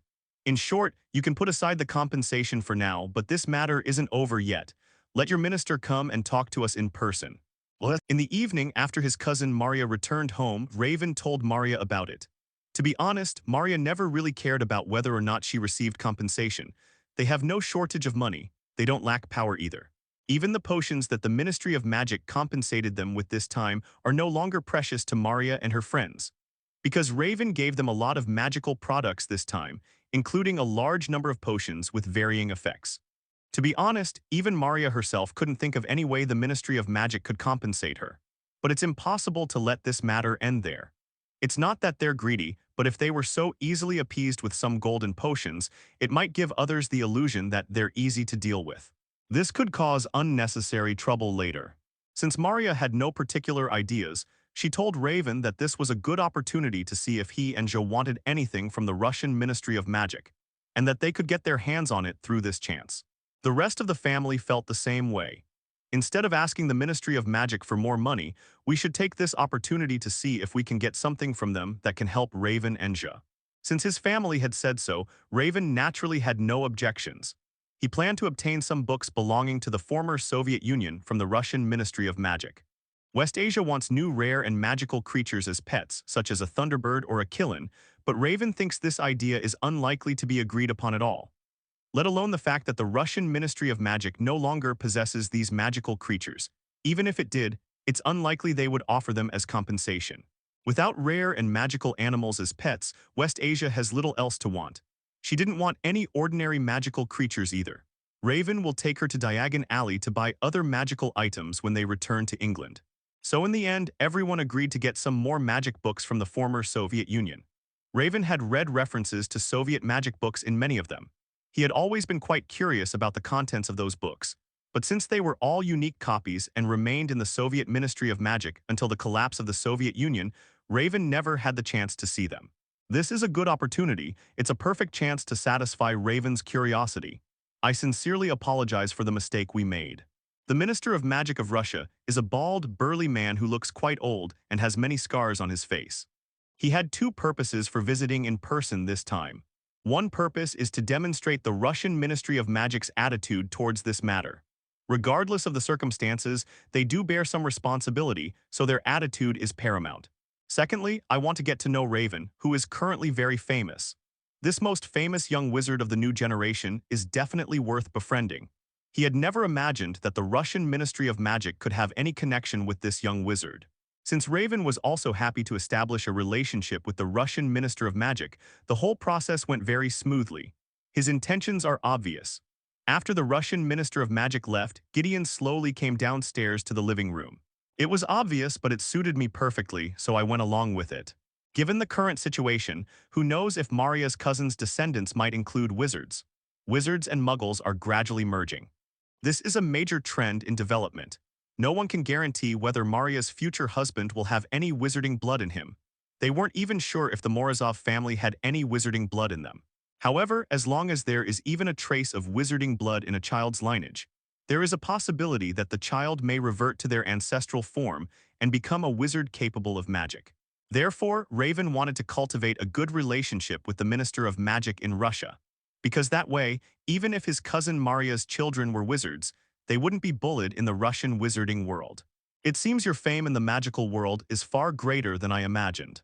Gideon ruffled Raven's white hair. The Minister of Magic of a country holds a position similar to that of the President of a country in the ordinary world. The fact that someone of such status would personally come to curry favor with Raven, explicitly and implicitly indicating his desire to invest in Raven, is enough to prove Raven's current fame in the global magical world. There aren't many people in the magical world to begin with, so becoming famous isn't that difficult. Over the next few days, Raven frequently traveled to and from the Russian Ministry of Magic. Every day he would read for a while in the Ministry of Magic, and then take away the precious books he felt it was necessary to take with him. Soon, Raven had read all the books he wanted to read. The rest of the time was spent entirely with family. After returning to Russia, the family didn't do much. They just spent their days traveling around. After strolling around the east side, we'll wander around the west side, buying some food here and some clothes there. To be honest, after not being back for several years, Cesar feels that his hometown has changed quite a bit.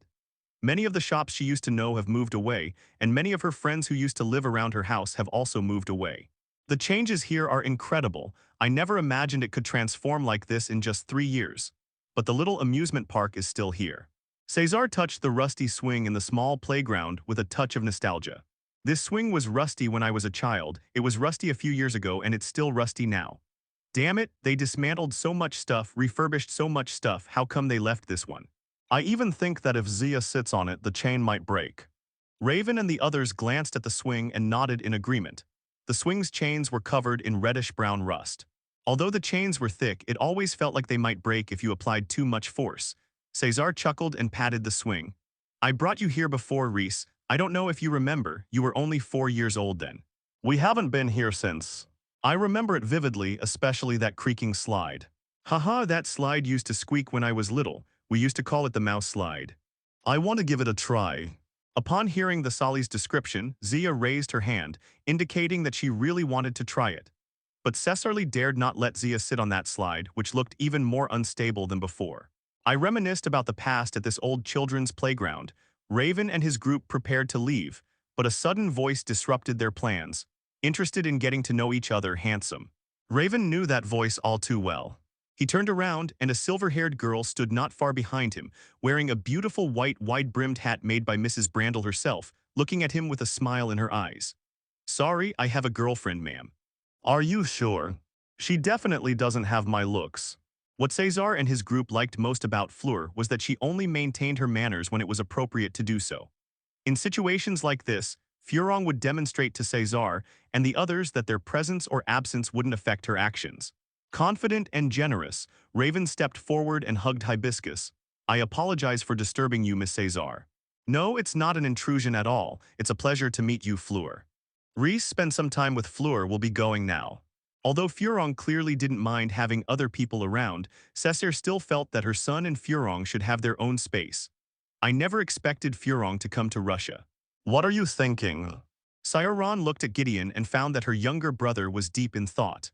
I'm thinking, should I go to the wizarding world and find a girlfriend? The girls there are so beautiful. Hibiscus is as beautiful as a painting. No matter how many times you see it, you'll be amazed.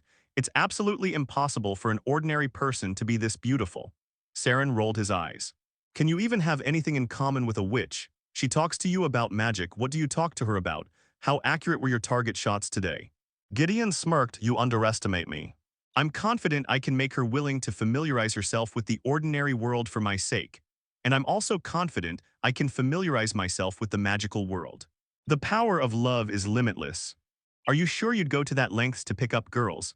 I've always done this for your brother, so please don't look so surprised. Also, what do you mean by picking up girls? I'm having a serious relationship. Saren chuckled softly. All right, love-struck boy, you can ask Dobby to take you on a trip to the wizarding world later. Maybe you'll actually find it. Cesar and Zane listened to the siblings' conversation, both shaking their heads with smiles. They actually felt that Gideon's idea had little chance of being realized.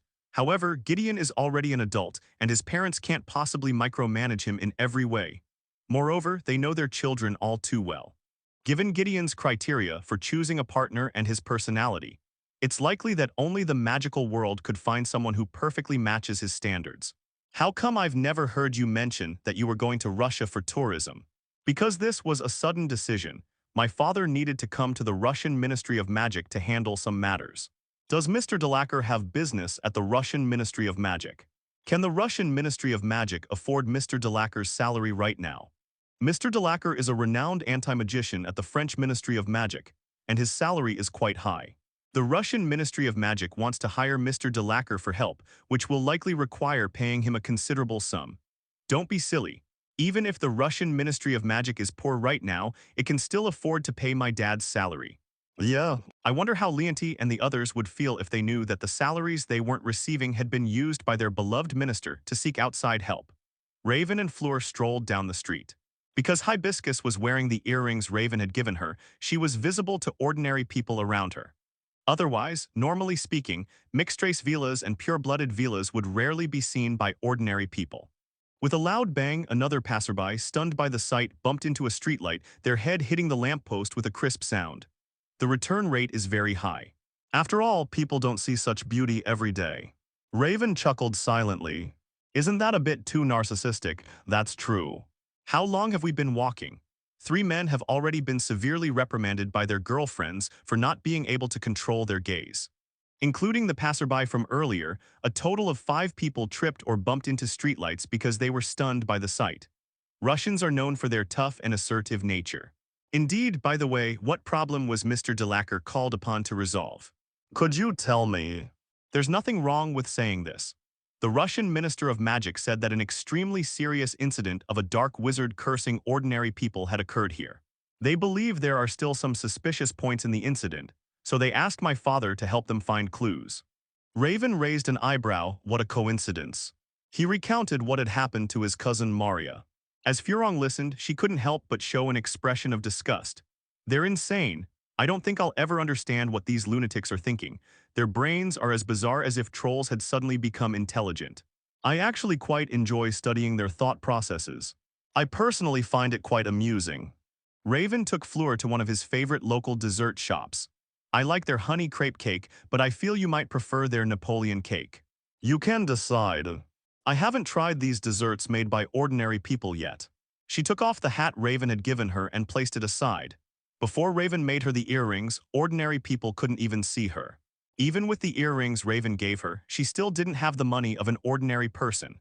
Hibiscus would clearly not go through the trouble of exchanging ordinary people's money at the bank just for a dessert.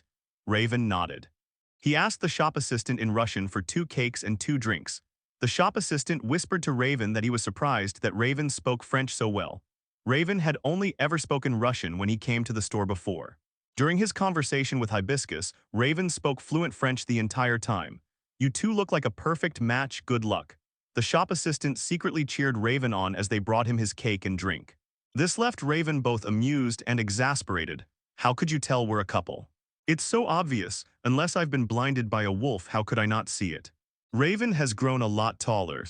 He's almost the same height as Furong now. Judging from the way they looked at each other, the shop assistant felt that anyone who couldn't tell the connection between them must be an idiot. He sat down opposite Furong with his food and drinks, and Furong looked on with curiosity.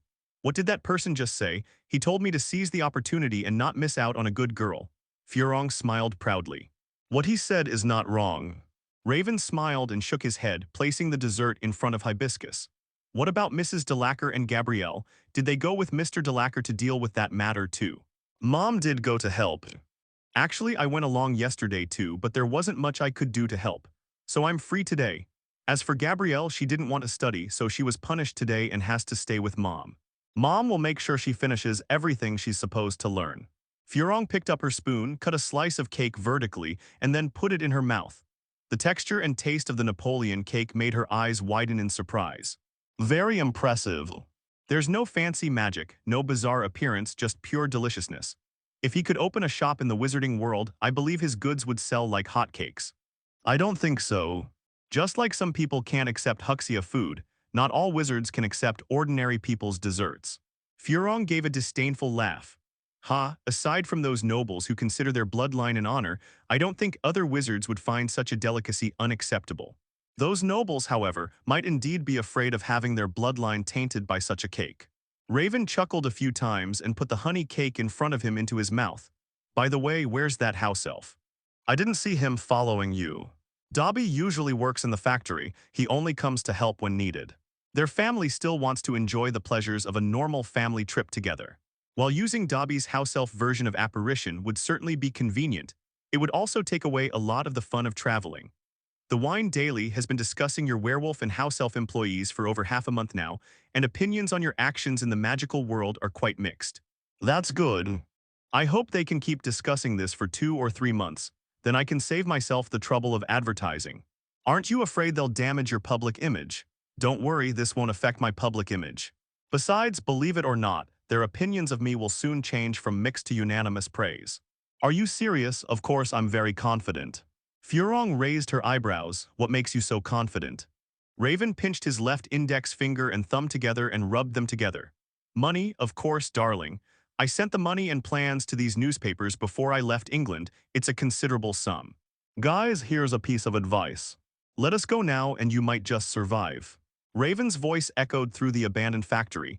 A bearded man poked Raven's chin with a magic wand. And here's a piece of advice, shut your mouth. Or I'll tear it to shreds in front of your girlfriend. Oh, this made Raven and Fleur laugh. I'm sure you're in big trouble. Hibiscus, who was tied back to back with Raven, spoke up. The wizard was clearly enraged. He got up intending to teach Hibiscus a lesson, but the surrounding light suddenly dimmed. There are so many paths to survival. Why do you people insist on choosing the only path, death? The ropes binding Raven and the others were instantly cut to shreds. To understand what happened here, we need to move the timeline forward by a few hours. After enjoying a delicious afternoon tea, Raven continued to stroll around the streets with Fleur. Although Raven hadn't been back to his hometown for several years, he was still more familiar with the place than Furong was. There used to be a candy store over there selling those hard candies. They were actually pretty good, just not cheap. I wonder where they moved to now, Tusk. Raven didn't finish his sentence, as if he had suddenly realized something. Fleur understood Raven's meaning and immediately placed her hand on her wand. How many people? It looks like there are 4, no 5. Anyone with a brain knows that these 5 people are accomplices of the previous person, and they're causing trouble for them at this particular time. I really didn't expect the Russian Minister of Magic to be telling the truth. Is memory modification technology now commonplace? Why does it feel like anyone can alter memories these days? Raven had thoroughly examined the wizard's memories beforehand. Although he wasn't Dumbledore, nor a master of legilimency, he could still detect the alterations if they weren't very subtle. If he couldn't even spot the problem, then the person who altered the memory must be a master of manipulating memories. Someone with this level of skill, why would they become a dark wizard? Shall we make our move now? I want to see if they have any more accomplices. It's simpler to catch them all at once. Are you confident? Unless the opponent isn't a legendary wizard like Dumbledore, my answer is yes, I'm confident. Fleur trusted Raven completely. She handed her wand to him for safekeeping. What's next? Wait until they make their moves. Both Raven and Fleur were equipped with alchemical artifacts that provided protection. Unless these dark wizards immediately attacked them, these artifacts could shield them from at least one attack. If it were a killing curse, their alchemical tools wouldn't be able to stop it. However, Raven kept an eye on them, and the moment they used the killing curse, he would immediately pull Fleur aside. Raven narrowed his eyes slightly. The ordinary people around them were gradually driven away by the Muggle expulsion curse. The Dark Wizard clearly had no intention of giving Raven and Fleur a chance to retaliate. After the ordinary people were driven away, they immediately attacked Raven and Fleur, knocking them unconscious. This was exactly what Raven and his team wanted. Just pretend you've been successfully ambushed. Hey, it's much simpler than I thought. I told you they were just lucky before. Don't be careless, Rodolphe Lestrange has gone mad because of him. Oh, that's great. They're just like the Death Eaters. Raven quietly licked his back teeth. Let's go back to the present. The Dark Wizards brought Raven and Fleur to their lair. During this time, Raven figured out their purpose. They wanted to kill Raven and Fleur in front of the Ministry of Magic as a warning. That's ridiculous, because simply subduing Raven and his team is not enough.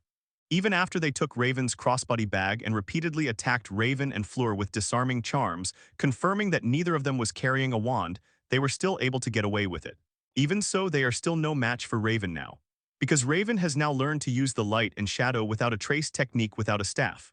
With a loud bang, a dark wizard was thrown out of the abandoned factory and slammed into a concrete wall, instantly turning into a pile of minced meat. I'll give you a chance. Tell me what you know and I can let you die as quickly as this man, otherwise. Bah, go to hell, Dumbledore's lackey, Avada Kedavra. Raven tilted his head slightly, narrowly avoiding the fatal curse. His bloodshot eyes revealed no emotion. He had no emotions he could express towards these Death Eaters. Very good, you'll be the first.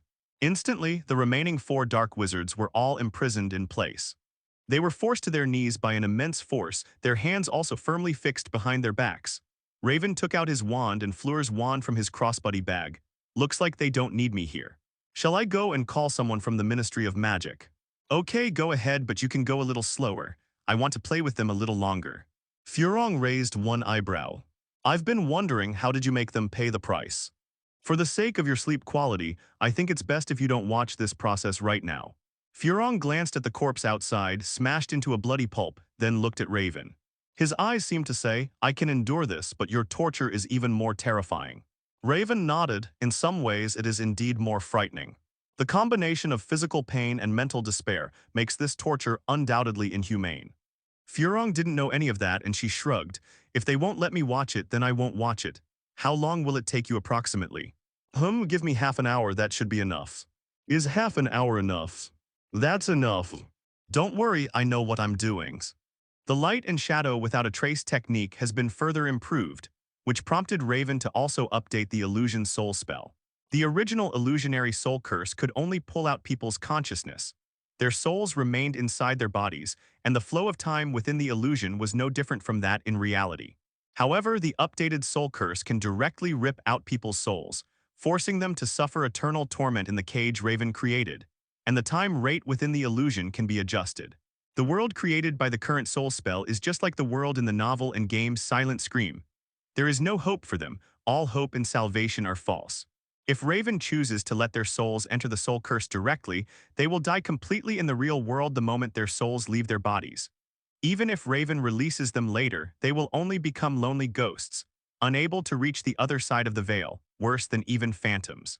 The current soul phantom curse can be considered, in a sense, the most inhuman incantation. The Aurors and Minister of Magic at the Russian Ministry of Magic have gained a new understanding of Raven's abilities. In just half an hour, 3 of the 5 dark wizards died, leaving 2 alive. The remaining 2 have been so frightened that they've gone insane. They huddled tightly around themselves, curled up in a corner, as if the outside world were fraught with danger. Any touch could trigger a breakdown, causing them to scream and lose control of their bladder. The Aurors must temporarily disable their hearing and sense of smell in order to escort them back to the Ministry of Magic. I know it's very rude of me to ask this, but I'm just so curious. What exactly did you do to them?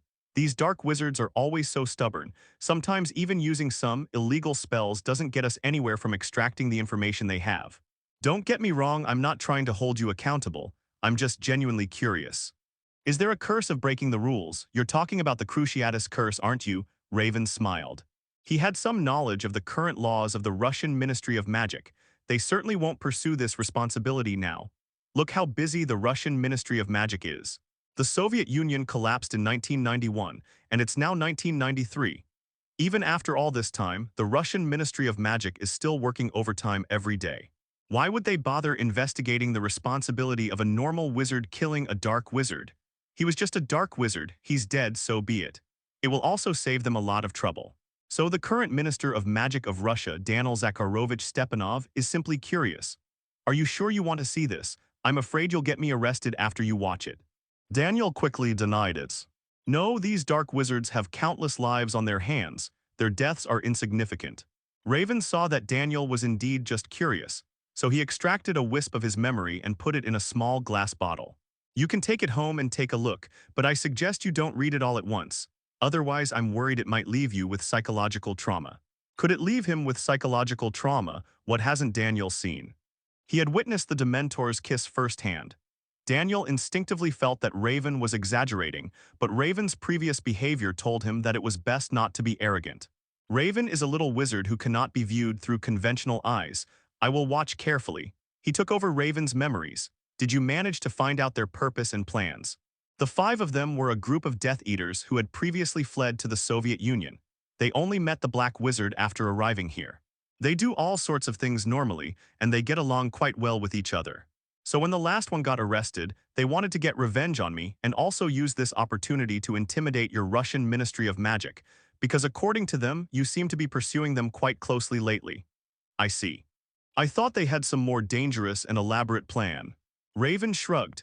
If it were the UMNO members from Grindelwald's era, they might actually plan a grand attack, a meticulously planned one, and then you'd be in for a lot of trouble. But they are Death Eaters. There aren't many sane people in that organization. When Voldemort was around, the organization had a clear direction. Now that Voldemort is gone, it doesn't even have a clear direction anymore. You're worried they're plotting some dark conspiracy. I can only say they simply don't have the brains for it.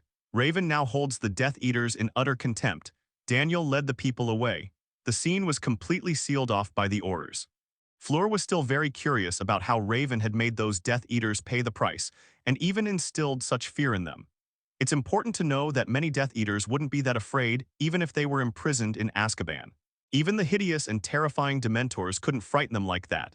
What exactly did Raven do to make himself seem even more terrifying than the Dementors in their eyes? This intrigued her. However, Raven said he would have to wait until Fleur was an adult before he could tell her about it. This amused Fleur, because Raven himself was not even 13 years old. After asking around for a while without getting any answers, Furong finally had to suppress her curiosity and return to the hotel with her family. After seeing Furong off, an old man slowly emerged from the shadows. You've become even more cruel than you were a while ago. It's impossible for Slytherin's memories and knowledge to completely prevent a person from changing. Those bloody memories are implanted directly into a person's brain. It would be a miracle if they weren't affected. However, Raven felt that he wasn't affected much. One reason is that Slytherin's memories consist only of experimental memories, which are very clean and pure. On the other hand, it's because Raven has seen quite a lot in his life and his past life, so these memories haven't had that much of an impact on him yet. If you wish, you will become the most dangerous and powerful wizard in the history of the wizarding world. Grindelwald believed he had already been ruthless enough in achieving his goals. But Raven's soul spell shattered his understanding. No matter how unscrupulous he was, he never did anything that was against humanity. The two Death Eaters, now almost driven mad with fear, only spent time in one room. The rest of the time, they simply watched Raven torture their companion within the room. Just that alone drove them almost insane. If Raven hadn't occasionally given them a wake-up call to keep them on their toes, they probably would have gone mad long ago. This shows just how inhuman Raven's soul curse truly is. If such a spell is used on one's opponent, there is no information that cannot be extracted, and no one that cannot be driven mad by torture. What a pity, Mr. Grindelwald. I have absolutely no interest in becoming a dark wizard. Grindelwald lowered his eyes, but you can't deny that you have an exceptional talent for this path. Raven now possesses an essential quality of a dark wizard: ruthlessness towards his enemies. He could have easily controlled these 5 Death Eaters today and then used the Truth Potion to obtain the information he wanted. But he didn't. He forgot about the Truth Potion and instead used the more dangerous and cruel Soul Curse. He could have avoided killing any of the Death Eaters, but in the end he killed 3, leaving only 2 alive. If this had happened in the British Ministry of Magic, his actions would likely have warranted a severe trial by Wisengamot.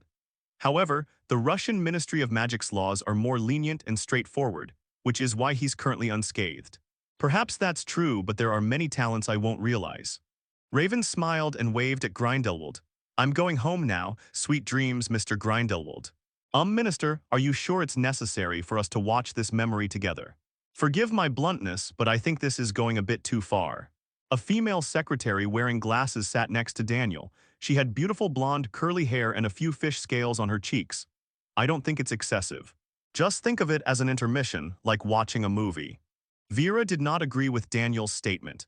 The Ministry of Magic is overwhelmed with work right now. I really don't think relaxing is a good idea. Besides turning a small fragment of a minor wizard's memory into a movie. Are you serious? Daniel knew he couldn't persuade Vera, so he activated the memories Raven had given him and threw them into the vertical water curtain in front of him. This water curtain is a special meditation basin obtained by the Russian Ministry of Magic. Viewers don't need to enter. They only need to project their memories onto the water screen, and the pensive will display the images on it. Raven's talent is extraordinary. I think we need to take his memories seriously. Vera rolled her eyes. She can't leave now even if she wants to because the pensive is magically connected to the room. If the door is opened during the memory playback, the pensive will automatically stop playing the memory and destroy it. Since we can't leave, let's just take a look. In fact, not only Vera didn't value Raven's memory, but even Daniel didn't value it very much. However, his sixth sense told him that this memory was likely not simple, so he patiently decided to examine it carefully. Their nonchalant attitude quickly changed, because what Raven showed them quickly and profoundly shocked them. Vera's expression gradually changed from calm to shock and finally to disbelief. Her stomach soon began to churn violently, and food rushed toward her throat. Because she could not bear the physiological reaction, she had to run to the only bathroom in the room during the memory playback and vomit up all the lunch she had eaten at noon. Daniel wasn't much better off. Although he wasn't exactly nauseous, he was frowning deeply and his face looked extremely pale. A total of 30 minutes of memory. They witnessed firsthand how Raven, in 30 minutes without using any dark magic or forbidden spells, gradually drove 4 dark wizards completely insane. They extracted the souls of the 2 men and tortured them inside the soul curse, while simultaneously creating a light screen to display their experiences within the curse, all in order to intimidate the 2 surviving dark wizards. The scene inside the light screen was sped up, because Raven had greatly accelerated the flow of time within the illusionary soul curse, resulting in a very fast-paced visual experience. Even though the footage was sped up, and even though many of the 2 dark wizards' actions in the room were completely unclear, the viewers could still clearly and directly feel their breakdown and repression. Within a mere 30 minutes, the 2 murdered dark wizards each traversed 30 different rooms, each forced for various reasons to peel off their own flesh, forcibly sever their own legs with a saw and set themselves ablaze. Vera's lips were pale and trembling. This is so inhumane. She had handled cases involving black wizards who had gone mad and conducted human experiments, and had also participated in the investigations at the crime scenes. But those cases pale in comparison to Raven's memory. Vera is perfectly capable of confronting the twisted, pathetic corpse directly and even maintaining her rationality to analyze it. But she absolutely dared not witness Raven torturing these people in person. She even felt she no longer had the courage to watch that memory again. Daniel was also panting heavily. Raven's memory reveals only one word. Danger. His body may only belong to a young wizard approaching 13, but his soul is absolutely dangerous. This is also a demonstration. Daniel looked at the reflection in the water curtain. Raven is using this memory to display his own fangs. If this were in England, this memory alone would be enough to send him to Azkaban. Daniel licked his dry lips and spoke slowly in a hoarse voice. But this isn't the British Ministry of Magic. Vera looked at Daniel in surprise. You're not planning to control him. I must remind you, although he attacked criminals this time and these dark wizards provoked him first, he's now far too dangerous. If he's not properly controlled. So do you have any good, reasonable ways to manage him? Daniel's eyes were fixed on Vera. Raven S. Vincent Grindelwald, during his first summer vacation, was able to travel from France to America with the French wizard Fleur de Lacre, raiding 2 ministries of magic in just half a day and subduing dozens of Death Eaters who wouldn't have even batted an eye until this summer. At the end of his second year, he killed a giant mutated hydra that could crush us all into mincemeat with a single stomp. According to rumors, he directly ripped out the hydra's soul. It is said that he has now inherited Salazar's Slytherin legacy and has become Slytherin's heir. Are you telling me you have a way to control wizards like this? They now understood why the Death Eaters had maintained their dazed and foolish demeanor. The mind is trapped in a prison. How can the body possibly react? Besides, if handled properly, he will only become our ally. To this day, he has never laid a hand on an innocent person. As he spoke, Daniel pulled Raven's memory out of the water curtain. I'll watch it a few more times. You can go back to your work now. Vera couldn't help but swallow. She knew that Daniel was trying to extract more information from this memory. Even if this memory contains very little information, or even if all of it were collected, it might not be of any use. While Daniel and his team were studying Raven's memories, Raven, on the other hand, was perfectly fine. He is making desserts with his family. Although it would certainly be more convenient to buy these desserts in a store, Raven and his family have always enjoyed the tedious process. The Morozovs had this habit even when they had nothing. Enjoy life even if you have nothing. This attitude has been passed down to Raven and his generation. Everything went smoothly from then on. Although Raven and Fleur dealt with the Dark Wizard's accomplices, Fleur's parents still planned to take the opportunity to have a good vacation in Russia with their 2 children. It's both a break and a chance for Raven and Fleur to have some time to themselves. Raven's family and Fleur's family even met beforehand. After all, it seems that both Raven and Furong are serious about this. Raven celebrated his birthday in Russia this year, but even there he still received many gifts and letters from his friends. Harry wrote to him, wishing him a happy birthday and saying that he had moved next door to the Dursleys. The Dursleys threw a huge party that evening, even setting up a barbecue grill in their yard and grilling meat for 3 or 4 hours. The aroma of the barbecue could be smelled throughout the entire block. While Uncle Vernon wasn't looking, he cast a spell to make the flames in the barbecue grill grow bigger. As a result, the grill was charred black, and Uncle Vernon's face was blackened to look like a black person. Harry wrote a lot of rambling in the letter. I asked Raven how things were going in Russia and if anything interesting had happened, but he mostly rambled on about his own life. You could tell he was overjoyed to be able to move out of the Dursleys' house. Although he now has to go to Gringotts every now and then, enduring the goblins' stares as if he were a fool, he painfully exchanges galleons for pounds. But this feeling of freedom made him feel that even if those demons pointed their fingers at him and called him a fool, it would be worth it. Harry also mentioned that Ron, Hermione, and even Lane had all visited his home, and he invited Raven to visit him when he returned to England. Raven replied that he would definitely come if he had time, since they weren't far apart anyway. The letter Ryan sent to Raven surprised him. Ryan said he finally hooked up with a senior student and won her favor. Raven could picture Ryan standing tall and proud, like a peacock displaying its plumage just by reading the letter. To be honest, Raven never thought that Ryan would actually hook up with a female senior. He replied with his congratulations to Lane. The letters from Kieran, Acker, Gray, and Cedric were rather uneventful.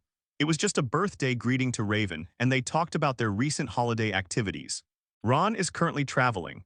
Mr. Weasley won the lottery, and he used this huge sum to take his whole family to Egypt to see the pyramids. The Weasleys had already planned out this huge sum of money meticulously. After their trip, they would even be able to go to Diagon Alley to buy many new things for their children. As for saving money, what does that mean? Raven felt that his family always hovered around the poverty line, and there must be a reason why they weren't used to saving money. In addition to the letters and gifts from his friends, Daniel and Vera also came to celebrate Raven's birthday. During this period, they always tried, consciously or unconsciously, to get closer to Raven. Raven was naturally happy with this arrangement, since although he didn't live in Russia regularly, he still had family there. Even now, his family in Russia are all ordinary people, while Daniel is the Minister of Magic. Who can predict the future? This connection might come in handy someday. The same amount of time always seems to stretch out longer for different people. Raven and Fleur felt that time always flew by. But it was different for the prisoners in Azkaban. For them, the same day felt more like a year. A terrifying monster clad in black robes hovers around the prison year after year, greedily devouring the last remaining joy within its walls. Even the most ruthless Death Eaters avoid this place like the plague. But a year ago, a group of strange prisoners were brought in. Even the disgusting Dementors cannot obtain any food from them. For a whole year, these people were like mannequins. Apart from breathing, they were completely different from real people. In a dimly lit cell, a pair of bright eyes were fixed intently on the dummy in the opposite cell. His behavior attracted the attention of the prison guards, but the prison guards were not surprised at all. He did this almost every day for the entire year. Take a closer look, this could very well be your fate. Sirius didn't reply. He simply continued to stare at the person opposite him. Bored, the prison guard left to check the other cells. That damned little wizard, if I go out. Sirius was completely oblivious to the sounds his cousin next door was making. He continued to observe the person opposite him. Sirius observes the prisoners across the way every day, not for any other reason than to make sure that they have truly become useless madmen. This could provide him with some psychological comfort. Perhaps it was because they had been imprisoned for too long, or perhaps their family simply had this kind of madman bloodline. In short, Sirius's daily entertainment now consists of watching the once-spirited Death Eaters turn into the dumb, crazy people they are now. According to the prison guards, the young wizard who turned them into this was Ravens, who was also Harry's good friend. This put Sirius at ease. Time passed little by little. Hideous and disgusting Dementors come in waves to feed, and Azkaban is like their buffet restaurant. No one can stay here for long without going insane. Even the prison guards have to be rotated every week to make sure they don't go crazy because of the Dementors. Damn creature ... it's disgusting. SHH, do you want them to bite you while you're sleeping? The prison guards, who had patrolled several times, arrived once again in front of Sirius's cell. Another prison guard, with a newspaper tucked under his arm and a cup of hot chocolate in his hand, stopped his colleague from continuing. Those ugly creatures may look strange, but they aren't stupid. Good heavens, is that hot chocolate? Please, merciful sir, give me just one drop, just one drop. Get out of here, don't disgust us. Hot chocolate is a rare commodity in Azkaban. He must be insane to share it with these Death Eater scum. He and his colleague continued their conversation, but neither of them noticed that in the cell next to them, a pair of eyes had shifted their gaze from the opposite cell to the newspaper tucked under the arm of a prison guard. The newspaper was a bit old, but Sirius still managed to glean the information he wanted from it. He slowly stood up, his bones cracking and popping. Before the two prison guards could react, Sirius Black had lunged at the cell door, his hands, barely stronger than a skeleton's, gripping the newspaper tightly. "What the hell, what's wrong with you? Ha ha ha, that's my cousin for you. Let them see how you kill 13 people with just one spell." Bella in the next cell was laughing maniacally. The prison guard pulled out his wand to whack Sirius, but Sirius remained motionless, staring intently at the picture in the newspaper. Peter. The infamous Death Eater murderer Sirius Black has escaped from Azkaban, marking the first escape from the city. Raven was looking at the newspaper. Sirius Black escaped from prison after all. This didn't surprise Raven much. Raven suddenly remembered that he had forgotten to kill Peter Pettigrew. There was no other reason, he simply forgot. In fact, he was able to spot Peter Pettigrew when he was in first grade. But he forgot. This resulted in Peter Pettigrew living to this day and then being featured in the newspaper along with Ron. Even Azkaban has seen prison breaks. I really don't know what's been going on in the wizarding world these past few years. Fleur said, her beautiful brows furrowed. She felt that too many things had happened in the last 2 years. In the past, such things might not have happened for several years. Who knows, maybe even the heavens are urging us to quickly and completely eliminate that idiot Voldemort. Besides, this prison break might not necessarily be a bad thing. Raven closed the newspaper and told Fleur what he knew. Wait, let me sort this out. You mean Sirius Black was misunderstood, and the real killer who murdered the Potters was Peter Pettigrew, who used a spell to create the explosion, cut off his own finger to fake his death, and then survived as a rat in the Weasley family for over a decade. Raven nodded. The amount of information was a bit overwhelming, and Fleur was having some trouble processing it all. But if that's the case, why didn't the Potters tell Harry about it? They probably had no idea beforehand that little Pettigrew had faked his death, or that Sirius was imprisoned. First, Sirius Black sought revenge on Pettigrew only after the Potters had died. The Potters certainly were unaware of this during their lifetime. After they die, they can only observe the world of the living through Harry's perspective. Things Harry doesn't know, they probably won't be able to know either. Secondly, Peter Pettigrew has changed a lot. His animagus form became fatter than before, and one of his fingers was cut off during his feigned death. It's understandable that James Potter, who had no idea that Peter Pettigrew had cut off his finger and faked his death to escape, wouldn't associate Scabbers with Peter. Finally, Harry and Raven had a conversation about something. He said his parents had told him that they had a godfather who was still alive. But every time Harry asked where this godfather was, they would only tell Harry that he certainly couldn't come to see him now. In conclusion, Raven speculates that the Potters may have previously believed that Sirius Black, in his attempt to avenge them, had ended up becoming a wanted criminal himself, forced to live a life of constant escape and hiding. Or perhaps he's already been arrested and imprisoned. After all, they knew Sirius's personality very well. After Peter betrays them, Sirius will surely go to great lengths to seek revenge for them. In the process, it's entirely possible that he could end up as a wanted criminal or even in jail. As for Peter, they probably thought Sirius had already sent him to Azkaban. After all, when it comes to fighting ability, Peter is definitely no match for Sirius. So, this is yet another tragedy caused by information asymmetry. That's roughly how it looks at the moment. Fleur pouted. How did you find out about this? I have my own sources of information, and it's not the right time to tell you yet. Raven can now tell Fleur a lot, but he doesn't plan to tell her about his memories of his past life for the time being. Okay, so what are you planning to do now? Don't alert him yet. When we see Ron, we'll take Peter down immediately. In a previous letter, Harry told Raven that he had been cutting back on expenses lately. Although his parents had left him a lot of money, buying a house had already cost him a lot, and he wanted to save as much as possible until he found a job that could earn him money. Harry never had the habit of reading newspapers, and now he's even less likely to spend money to buy them. Without reading the newspapers, Harry wouldn't have known about Sirius's escape, and the Potters would likely never have learned the truth. But of course, there's also the possibility that Harry might buy the newspaper. All of this is uncertain. We're just about to go back to England anyway, so we can settle this matter once we get there. It was nothing more than a pathetic rat. In a surprise attack, Raven could easily subdue him. Time flies. Finally, the Raven family returned to England. Summer vacation is now in its final countdown. Shortly after returning home, she received her Hogwarts acceptance letter. She was so excited she couldn't sleep all night. Raven met with Harry a few times after returning home. Harry, as expected, didn't buy a newspaper all summer to save money and was completely unaware of recent events. Raven's subtle probing rekindled Harry's curiosity about his godfather.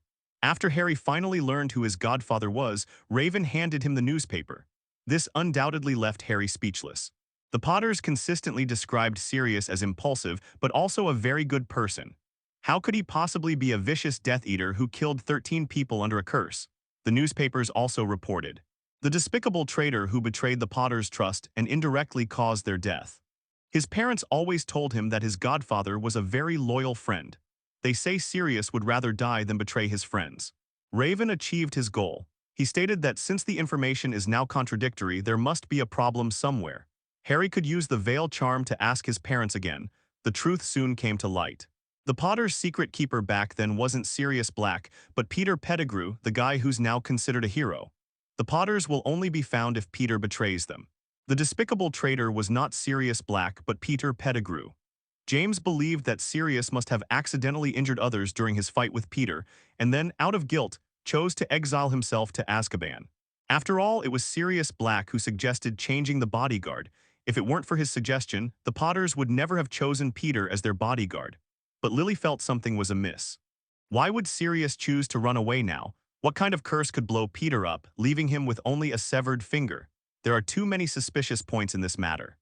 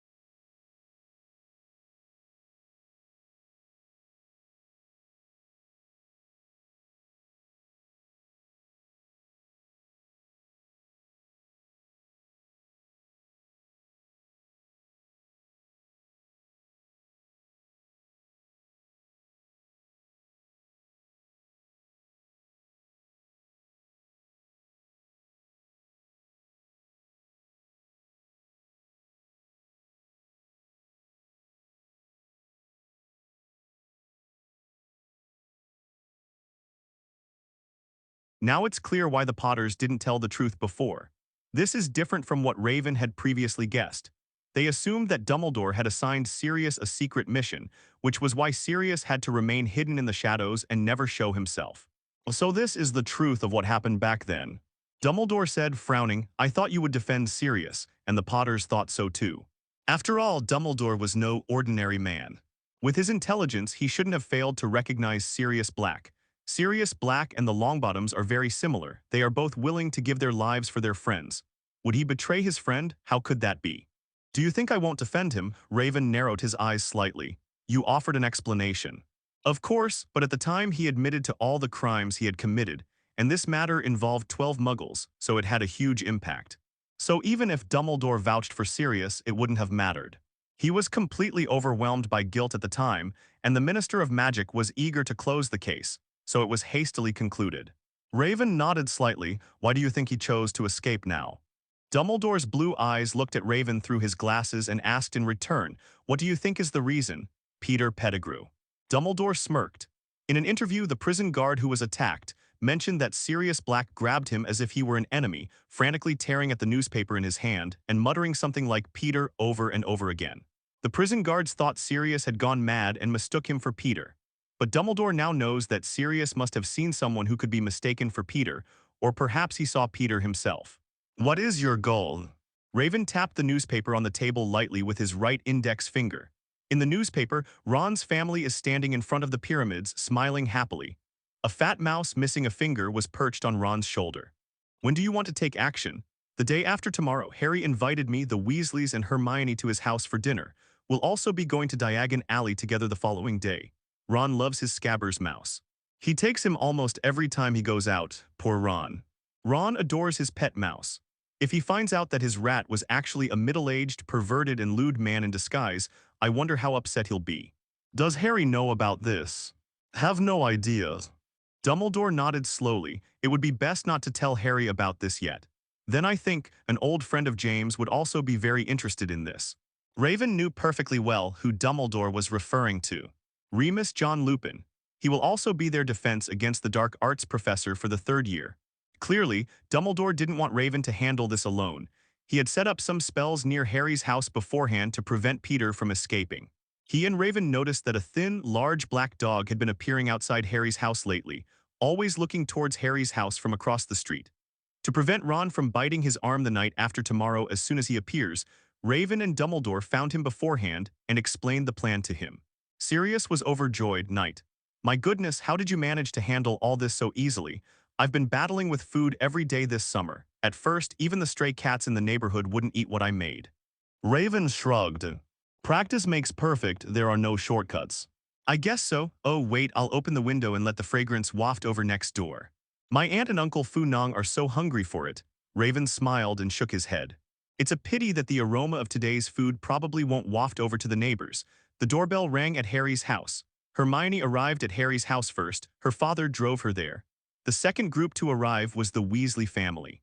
The whole family, noisy and boisterous, arrived at Harry's house in that flying car. Since the Weasleys are responsible for taking the children to Diagon Alley tomorrow, they are also participating in the party today.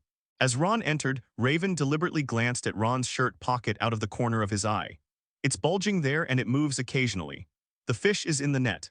However, Raven did not act immediately because 2 important figures had not yet arrived. "Is this hot pot? It looks really interesting.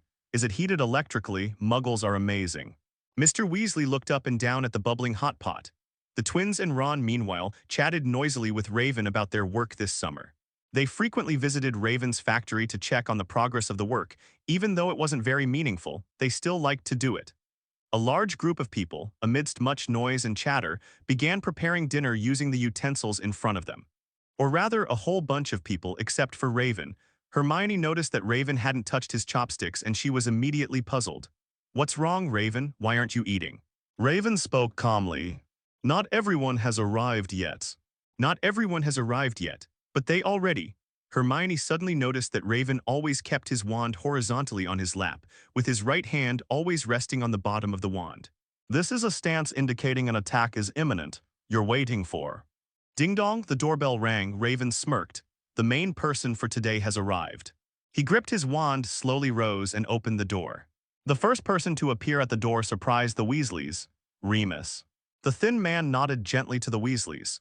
"Good evening, everyone." "Good evening, Raven. Hope we're not too late." "It's not too late, now is the perfect time." The Weasleys were somewhat puzzled. Well, damn it. Damn it, the door opened wider, revealing a second thin man. It was a thin, gloomy face. The Weasleys recognized him almost instantly and drew their wands, pointing them at him. Hermione was a beat slower to react, but she still drew her wand and aimed it at the man with lightning speed. Sirius Black smirked. Long time no see, Arthur Molly. I'd rather never see you again in my entire life. Mr. Weasley held up his wand, his expression more serious than ever before. Hermione looked at Raven with an incredulous expression. She couldn't understand why Raven would do that.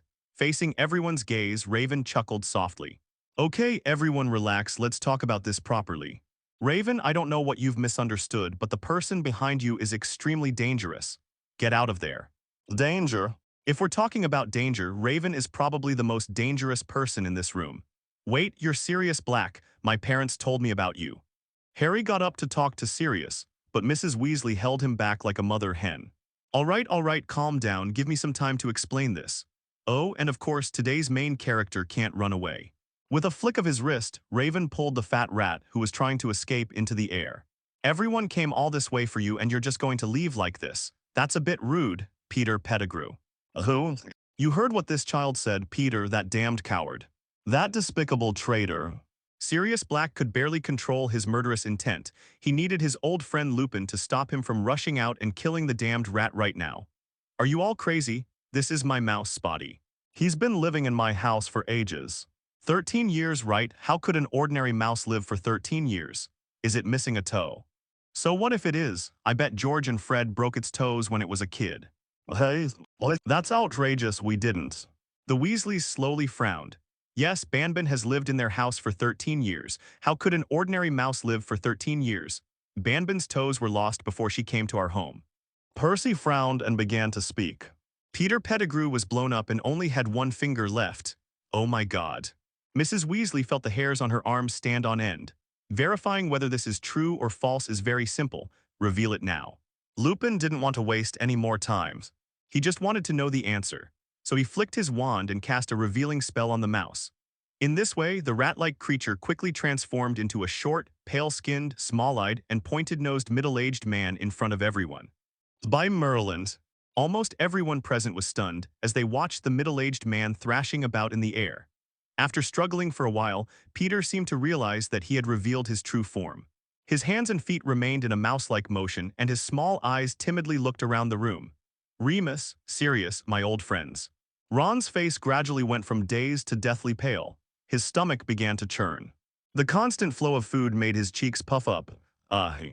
There wasn't time to go to the bathroom, so he could only hug the trash can next to him to empty his stomach. The twins patted Ron on the back. Ignore him, you guys continue. Yes, he was just thinking about how he used to sleep with a bald, middle-aged man every night. She would kiss him every now and then. We even showered together. She would occasionally tell him she loved him. The twins' words made Hermione and Ginny feel nauseous. Harry looked at Ron with some sympathy. This was a huge blow to Ron. Can you guys just shut up? Ron almost vomited up his stomach acid. For Merlin's sake, what on earth is going on? Mr. Weasley felt completely bewildered. Why did Peter Pettigrew, who had already died, turn into Scabbers, the mouse in their house? What does that mean? That damn traitor betrayed James and Lily. I went to get revenge on him, and that cowardly maggot caused an explosion, cut off his own finger, and faked his death to escape. Even someone as clever as Hermione was a little confused at this moment. Don't listen to this person's nonsense. I am Spotty Mouse, little master. Yes, my generous and kind little master, you must recognize me. Ron had finally recovered a bit, but this incident caused his stomach to start moving abnormally again. Please, do you think we're all idiots? But it doesn't matter, you can keep being stubborn. I have a whole bottle of truth serum in my bag. I believe even your owner, under the influence of this small bottle, will tell us every single detail of his childhood. Peter tried to say something, but Raven silenced him with a kiss. But if he was the traitor, why didn't you defend yourself then? Sirius Black's complete acceptance of the crimes pointed out by the Ministry of Magic meant that even Dumbledore couldn't help him, no matter how hard he tried. Sirius opened his mouth. He didn't know how to say it. At that time, he felt that all of this was meaningless. His actions did indirectly cause the death of his friend in a sense. If he hadn't been so clever as to replace the secret agent with Peter, James and Lily would never have died. So he chose to confess to those crimes and exile himself to Azkaban. Lupin didn't even need to ask to know what Sirius was thinking. He sighed. All right, I think we can sit down and have a proper talk about this. Harry, may we sit down? Are you kidding? Of course, please sit down. My parents and I have a lot of questions we'd like to ask you. While Sirius Black stammered out the truth about what happened back then, Raven stared at Peter Pettigrew. He was still struggling. This person's will to survive is exceptionally strong. In fact, Raven didn't want to waste the truth serum on Peter, because truth serum is one of the few expensive drugs whose price hasn't changed at all. Raven didn't want to waste such a precious potion on Peter. However, he clearly couldn't use the soul illusion spell in this situation. Otherwise, Dumbledore might not be able to sit still. You're a complete idiot. Have you ever thought about how happy Harry would have been if he had you by his side all these years? If Raven hadn't introduced Harry to his parents, he probably wouldn't even know he had a godfather alive. Mrs. Weasley was furious. Sirius's self-exile may seem harmless, but it is actually an extremely irresponsible act. As Harry's godfather, he should rightfully take on the responsibility of caring for Harry after the Potters' deaths. However, after the Potters' deaths, he irresponsibly exiled himself to Azkaban, leaving Harry to live with his wicked aunt for 11 years. Sirius Black had nothing to say in response to Mrs. Weasley's accusations. His behavior was indeed extremely irresponsible. Although, besides him, Lupin was also a friend of the Potters, but Lupin, being a werewolf, was barely able to take care of himself. Expecting him to look after Harry was simply unrealistic. The conversation finally shifted from Sirius Black to Peter Pettigrew. While there's no longer a need to verify the truth of this matter at this point, it's still advisable to do so properly to avoid future complications in clearing Sirius Black's name. But just as everyone was about to ask Raven to give Peter a few drops of truth serum, a sound suddenly came from Harry's bathroom.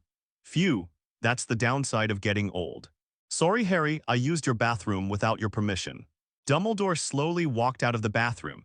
He also wanted to see Peter Pettigrew reveal the truth of the matter in person. When Peter saw that Dumbledore had arrived, he was filled with despair. Ravens alone was already making it difficult for him to escape, and now with Dumbledore added to the mix, he definitely has no way to escape now. Professor Dumbledore, good evening. I apologize for coming uninvited, but for the sake of this matter's resolution, I feel it's necessary for me to be there and see him tell the truth about what happened back then. Raven pulled a small bottle of truth serum from his crossbody bag. This was a potion he had bought for tens of thousands of galleons. This potion is ridiculously expensive and extremely difficult to make, so people don't use it often. Dumbledore took the truth serum and opened the bottle. An exceptionally high-quality truth potion. As far as I know, there are no more than 10 potions masters in the world capable of crafting truth potion of this caliber. What Dumbledore didn't say was that he actually believed the truth potion was made by Snape. Take a few drops from the small bottle and drip them into Peter's mouth. The truth of what happened back then was slowly revealed. There was no torment, no seduction, because Peter Pettigrew was already a Death Eater before becoming the Potter's secret keeper. He secretly passed information to Voldemort. After becoming the Potter's confidant, he even leaked their address. The reason he became a Death Eater is quite simple. It was simply because they feared Voldemort's methods. The tragedy of the Longbottoms terrified him, and out of fear, he sought refuge with Voldemort. As was customary, Voldemort promised him many things, including but not limited to a high position and wealth that he could not spend in several lifetimes. Sirius was furious. Because of fear, because of those empty promises, this despicable and cowardly man betrayed his friend. Sirius wouldn't be so angry if Peter had been tortured by Voldemort before betraying them. You damned coward. I'm going to kill you. Don't get agitated, do you still want to clear your name? I don't care what happens to me, all I want right now is for him to die. Here we go again, Lupin held Sirius firmly. Even if you don't think about yourself, you should at least think about Harry. Calm down, Harry needs you as his godfather. Harry sat to one side, glancing around at the people around him, and realized that everyone's eyes were now focused on him. He took a deep breath, his knuckles turning pale from clenching his fists so tightly. I think we should hand him over to the Ministry of Magic to deal with. Dumbledore nodded in satisfaction, a very wise choice. I think Fudge will be happy to have his partners take good care of Peter. After that, Peter Pettigrew was no longer needed, so Dumbledore cast a spell that knocked him unconscious. To prevent this guy from escaping again for some reason, Raven took out an alchemical artifact from his crossbody bag that could bind his entire body. This device looks like a large spider, and when used, firmly secures the prisoner's limbs to their back. But that wasn't enough to be safe, So Raven took out the iron cage he had previously obtained from Newt's house, which was used to house magical creatures, and put Peter Pettigrew inside. This cage is cursed. Even if an animal manages to squeeze through the gaps once inside, it cannot escape. This cautious attitude made Dumbledore chuckle. You know Animagus can't transform into animal form without a wand, right, Raven? Raven nodded. But it's always better to be cautious. What if, after all these years, he finds a way to turn into an animal without a wand? That would be a disaster. Okay, the matter was handled smoothly. Finally, everyone can enjoy a proper meal. But what just happened was so shocking that everyone was a little unable to eat for a while. Especially Ron. He almost collapsed onto the sofa. This was the first time everyone had seen him show absolutely no interest in food. He rinsed his mouth at least 20 times in the bathroom just now. Even so, he still felt his mouth was dirty. Raven felt that he must be wishing he could cut his entire lip off right now. Poor Ron, he really liked that mouse. His pain is as great as his previous affection for that mouse. Ginny covered her mouth and chuckled. Hermione wanted to laugh too, but then she felt it wasn't right to make fun of her friend like that. How about we go buy a new pet together tomorrow? I'd like to get myself an owl like Hedwig's. Hedwig was standing on the owl shelf when she heard someone call her name, and she immediately stared wide-eyed at Hermione. Come on, do you even have time to keep a pet? You've signed up for every third grade class. You're going to be spinning like a top this year. Ron spoke slowly, his voice hoarse. All courses. Good heavens, you'll be running around like crazy. Ginny was surprised that Hermione had chosen all the courses. It's virtually impossible to complete all those courses within a year. I might be a bit busier than others, but Professor McGonagall promised to help me, so I'm thinking it might not be as bad as I thought. Professor McGonagall's offer of help was simply to ensure Hermione could complete all the courses she chose. But this process will definitely not be comfortable. By the way, Raven, is your sister going to Hogwarts this year too? Yes, Zia just received her acceptance letter a few days ago, and she was so excited she couldn't sleep all night. Everyone smiled. It seems they were also thinking about how they reacted when they received their acceptance letters. I remember when I received the first letter of acceptance, I threw it away as a prank. Luckily, an owl delivered a second letter later. Hermione's behavior is something that most young wizards from Muggle families have probably done. I wonder which college your sister will be assigned to. She'll probably be the center of attention during this year's college selection. This incident left Ron with indelible psychological trauma. He felt he would never go near a rat again in his life.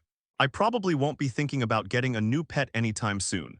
When Hermione invited him to go to the pet store to buy a new pet, he showed intense fear.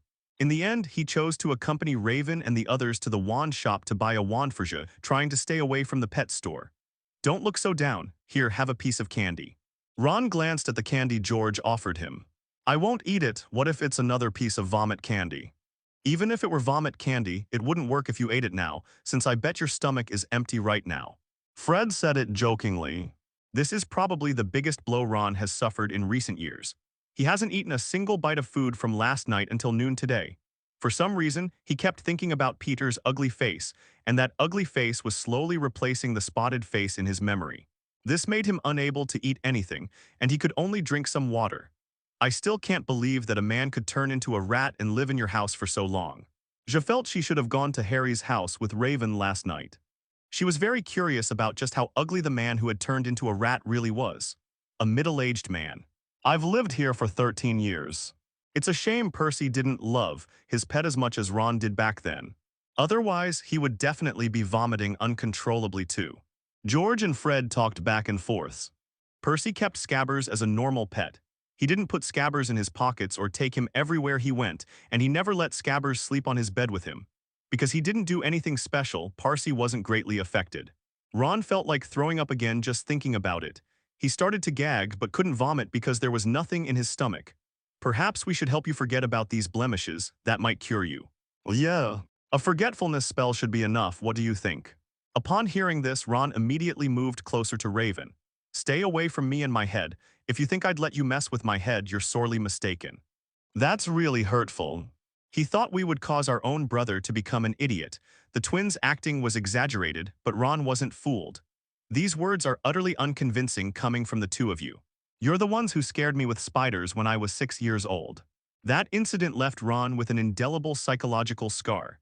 If it weren't for that incident, Ron wouldn't be so afraid of spiders, and he's still afraid of them to this day. All right, stop arguing, and don't you dare touch Ron's head. If you make a mistake, your parents will have to send you to jail and Ron to St. Mungo's. Geminis have such a sarcastic personality. It can only be said that they have no bottom line. The probability of them directly targeting Ron's brain is very low, but not zero. Raven led you through Ollivander's wand shop. The three brothers waited outside the wand shop as it was quite crowded inside. Ollivander slid out of the store down the ladder, just like Raven had when he first entered. It's a pleasure to see you again, Mr. Vincent. You're even more outstanding than I expected. What you've accomplished in the past 2 years is something many people can't achieve in a lifetime. You can't let the wand down, can you? Upon hearing this, Ollivander burst into laughter. Ha ha ha, you're absolutely right. Oh, I wish there were more wizards like you. May I see your wand? Certainly. Raven drew a beautiful white wand from his belt. Ollivander gently bent the wand, then used a small spell to make a flower grow from the tip of the wand. It's beautiful, you take such good care of it. There aren't many people who take such good care of their wands these days. Ollivander was pleased to see that the wand was still so beautiful, which showed that Raven valued his wand and would take good care of it regularly. He returned the wand to Raven. I'm here today to buy a wand for my sister, Ja. She's a new student at Hogwarts this year. Mr. Ollivander, hello, my brother mentioned you to me. He said you are the best cane maker in all of England. These words clearly pleased Ollivander greatly. I don't want to appear arrogant, but in all of England, I think it would be difficult to find a better wand maker than me. Come on, let me find you a suitable wand. He seemed very motivated this time. They took out a measuring tape and began measuring Zaya's body data. Do you usually prefer to use your left or right hand? Right hand, sir. Having obtained the necessary data, Ollivander climbed the ladder and precisely located the wand he was looking for among the mountain of wands. Try this elderberry dragon heartstring 12 inches. Raven frowned slightly. Do you think elderberry is suitable for making wands in West Asia? Wands of the same bloodline are more likely to be chosen by wands of the same type. Unfortunately, she doesn't seem to be a good fit for the elder wand. She flicked her wand in the air, and a huge ball of flame appeared out of thin air. The flame quickly transformed into the shape of a skull in midair and then began to circle around the wand shop. Raven quickly took the wand from J's hand and the flaming skull slowly disappeared. In such a short time, Ollivander's hair was singed quite a bit. Wrong, so terribly wrong. By Merlin's grace, how could it be so far off? Ollivander patted his hair, then stood back on the ladder. Perhaps this will do, Hollywood unicorn hair 11.5 inches. This wand looks quite nice. Its surface is smooth and shiny. Seeing that J had picked up her wand, Raven also placed his hand on his own wand. West Asia's magical talent is exceptionally high. The effects of receiving the wrong wand are far more exaggerated than those of ordinary wizards.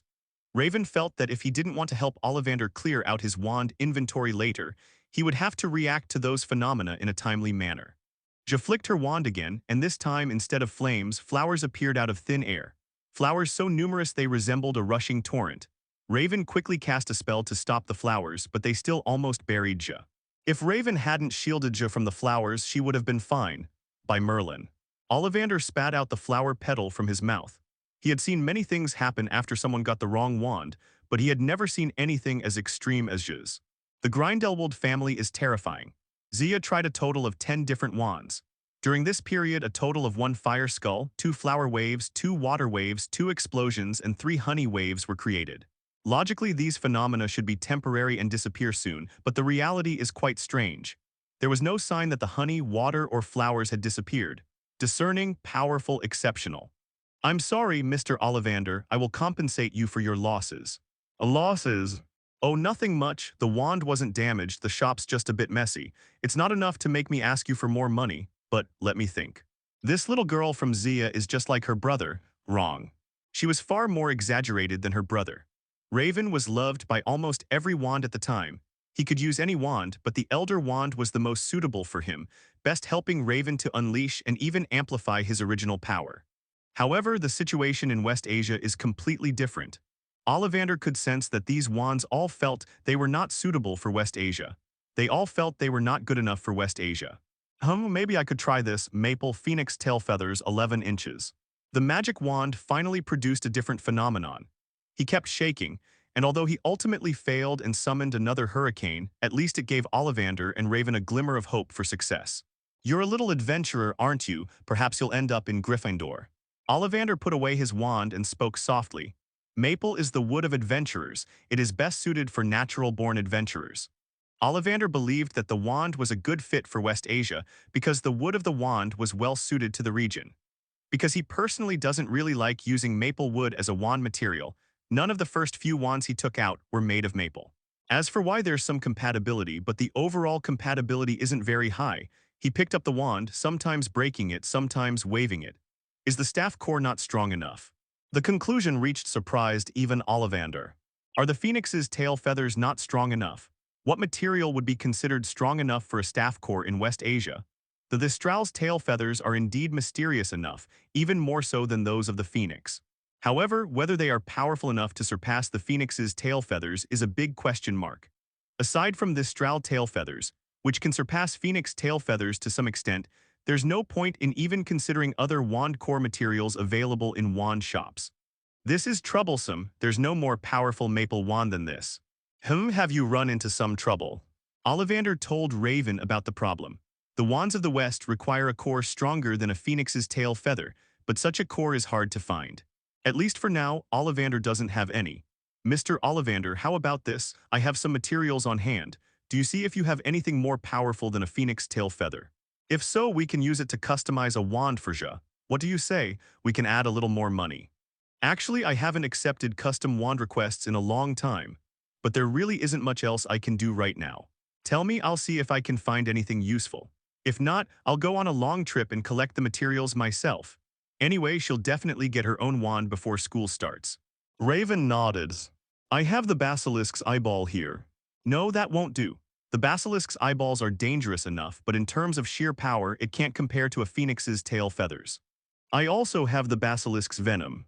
That won't work either. I read an ancient book that describes how to make wands using basilisk body material. But without exception, all the wands made from it are extremely dangerous, only providing assistance to wizards when casting destructive magic. In other words, the items on the basilisk are definitely unusable. However, Raven still has a lot of material from the magical creatures that Newt gave him. The hair of the Killen, the hair of the Zawu.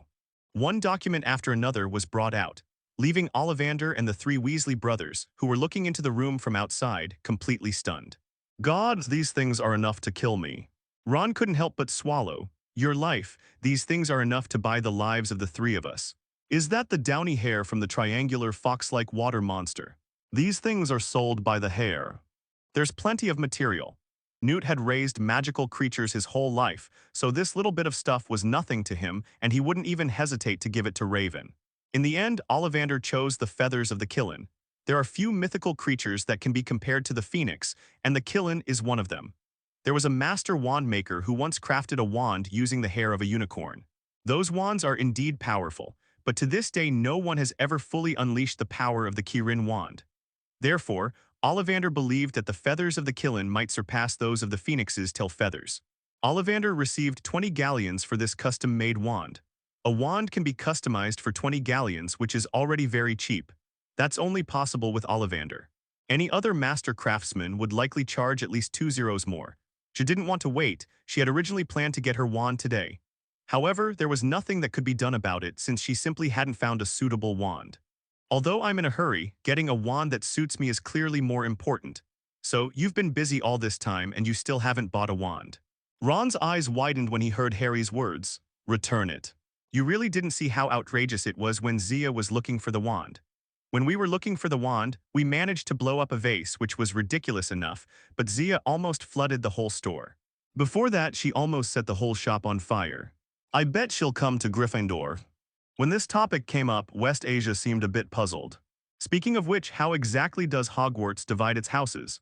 Reese always refuses to tell me, saying it's an old Hogwarts tradition. The twins grinned mischievously, and Ron and Harry laughed too. Only Hermione and Ginny really intended to tell the truth, but they were stopped. It was an exam, a very dangerous one, and your brother performed exceptionally well. Yes, he won over every young wizard who watched him fight with his strength. While Raven and his friends were shopping in Diagon Alley, Sirius and his friends went to the Ministry of Magic. Sirius's matter cannot be delayed. It's best to deal with it immediately. I still think we might be being a bit too cautious.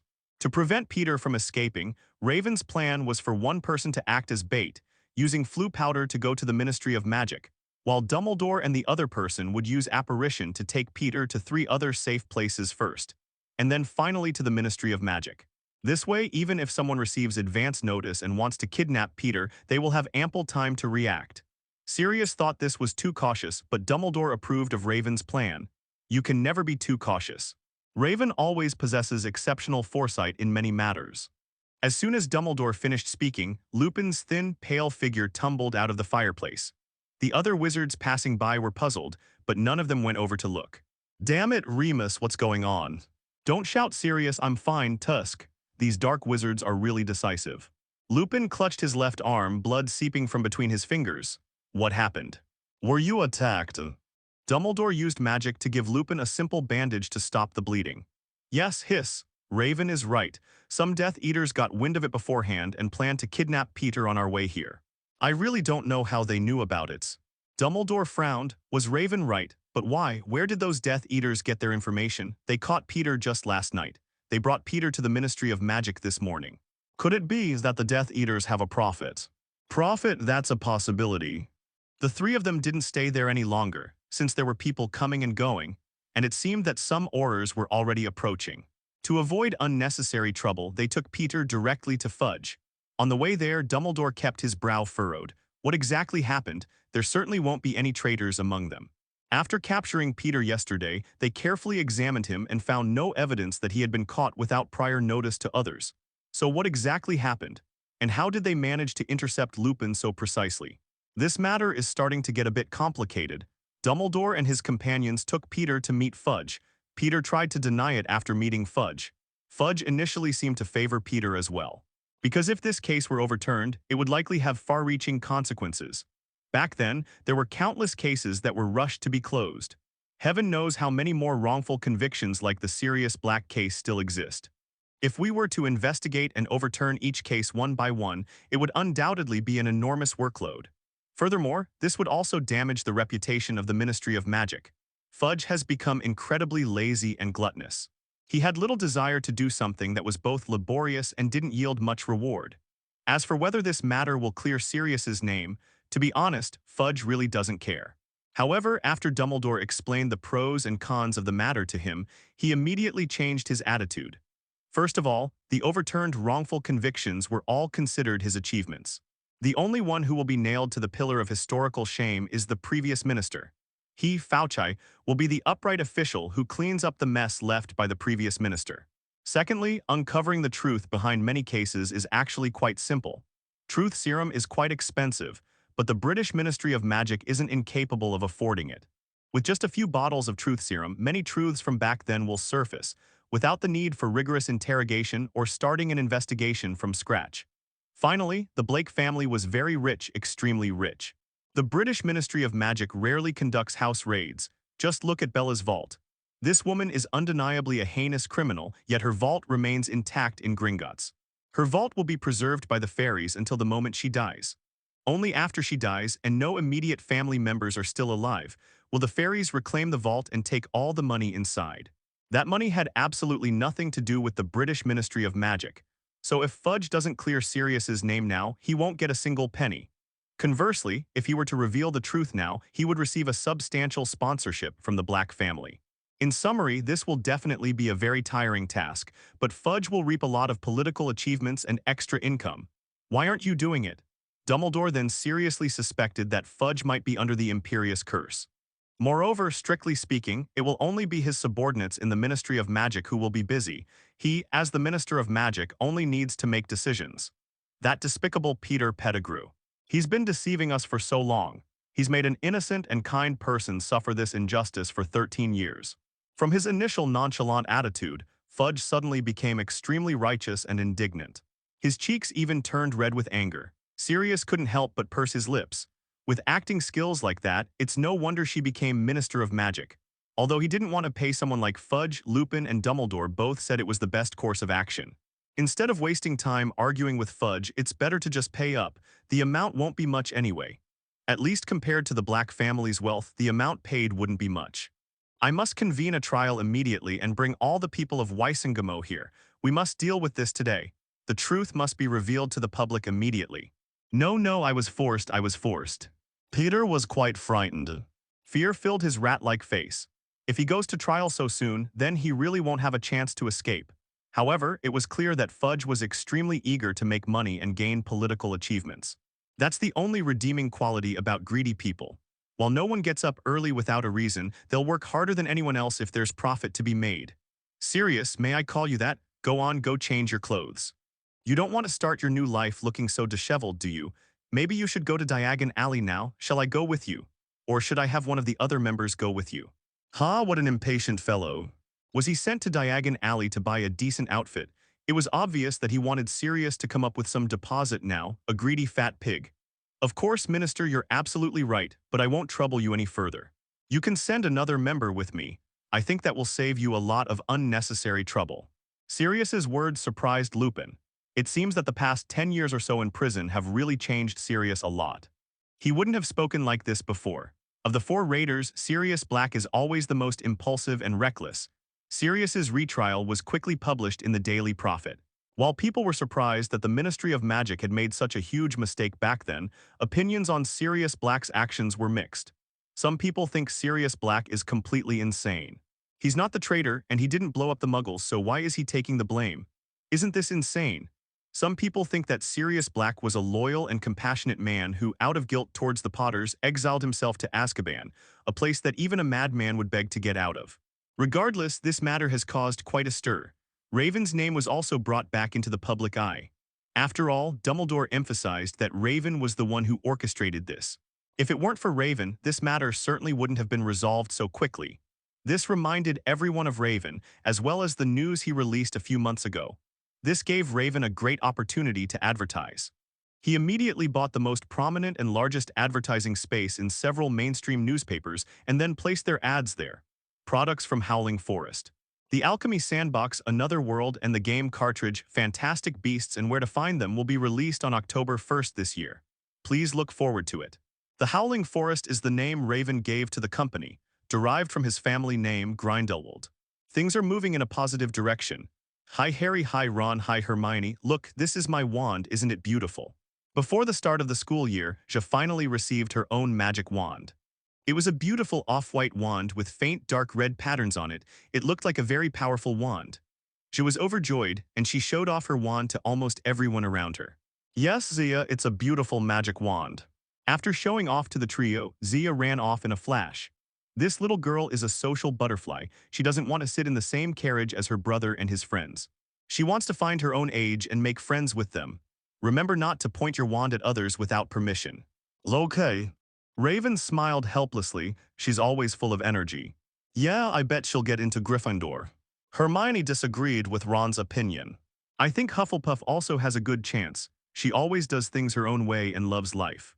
I love life too, so why didn't the Sorting Hat sort me into Hufflepuff? Hermione rolled her eyes. That's not called loving life, that's just laziness. If you can lie down, you will never sit. If you can sit, you will never stand. Ron's leisurely time always exuded a sense of laziness from the inside out, unlike Raven and the others. Hermione thought that was the real reason Ron hadn't gone to Hufflepuff. Hey, how rude of me. A lazybones like me couldn't possibly be in the top 20 of the grade. And he even got in twice.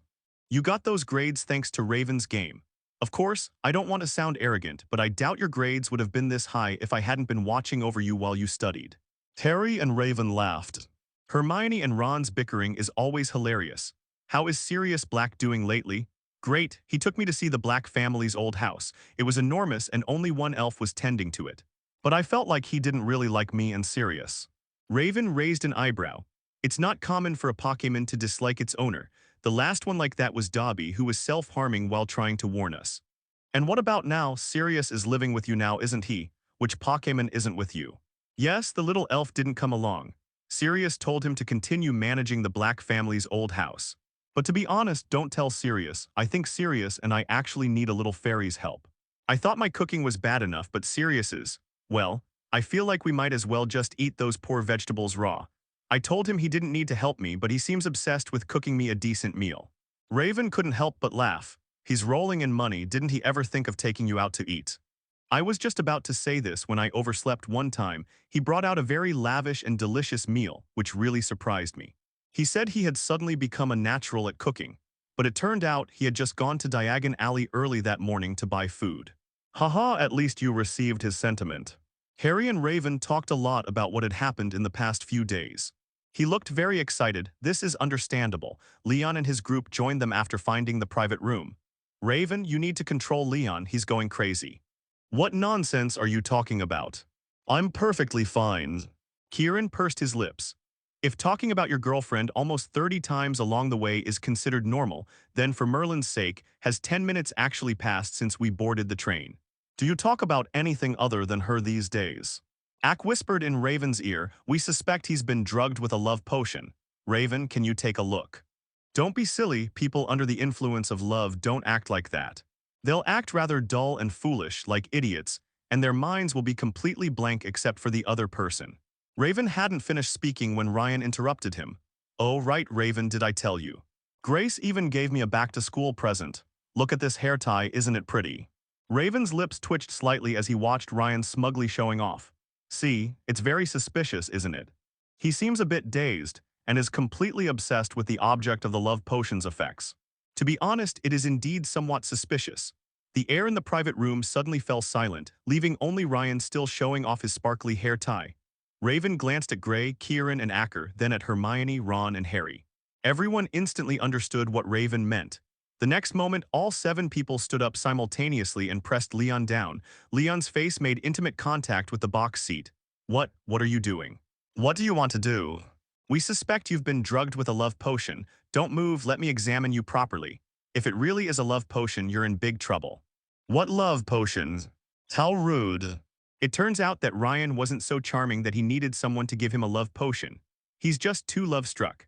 My cousin is always called a love-obsessed person, and I really want to show those people what a true love-obsessed person looks like.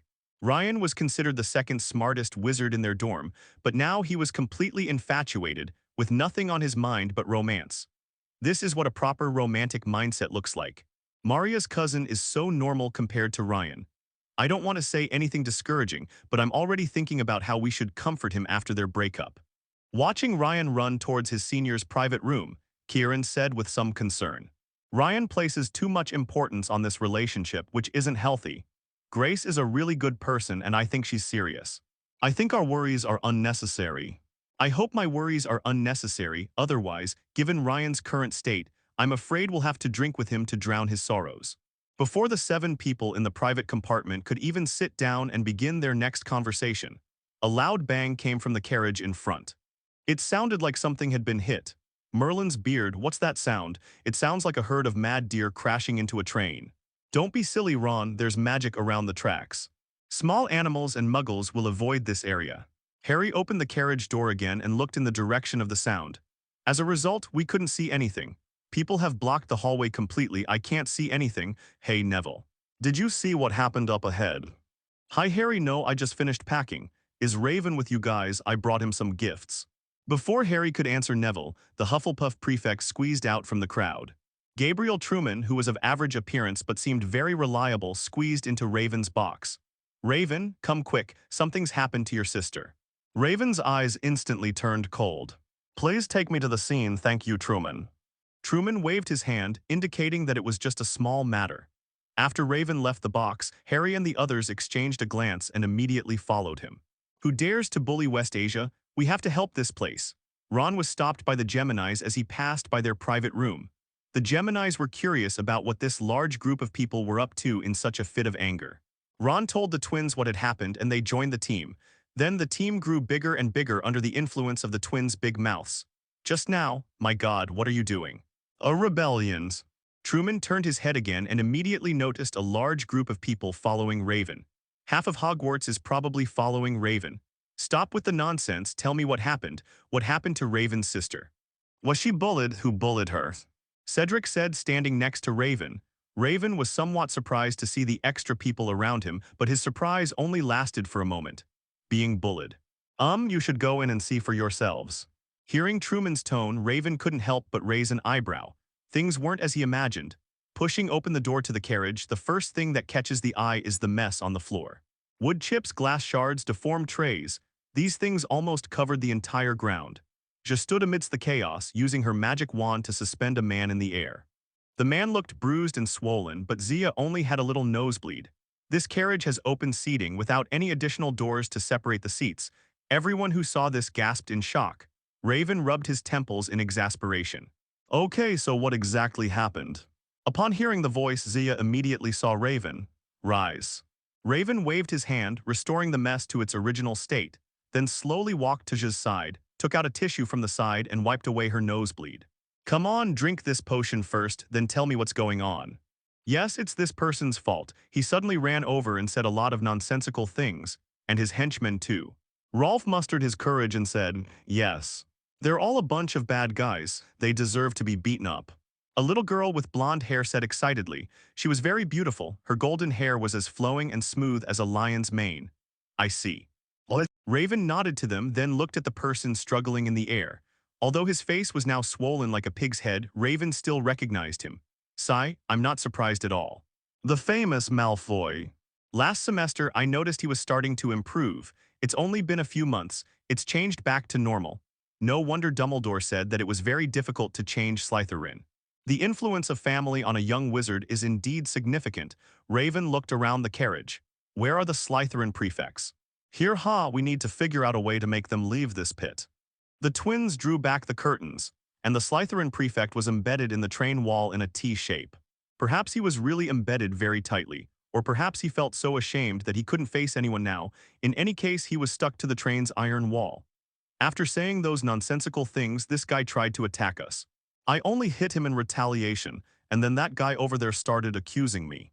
Not surprising, taking sides is a traditional Slytherin skill. After drinking the medicine, Zia quickly felt much better. It's sweet, orange-flavored. Reese, what is this? I understand the matter regarding the potion that will help you restore your magic power. Leave the rest to me. Raven pulled out his wand and made the several bruised and battered guys float in the air. While Raven led them to discuss how to handle the matter with the prefect, the young wizards who had been hiding and shared a carriage with Zia all popped their heads out. Some of them excitedly gathered around Zia, while others were somewhat frightened and moved away from her. For Merlin's sake, how did you do that? Those B*****G sounds, I felt like you were about to blow the train up. Axe said in surprise. He thought Raven was outrageous enough, but his sister went even further. They already have this much fighting power before school even starts. She just pointed her wand at him and said, get lost. And that guy and his henchmen were sent flying like they'd been punched by an invisible giant. So cool, I hope I can be that cool someday. The blonde girl continued speaking.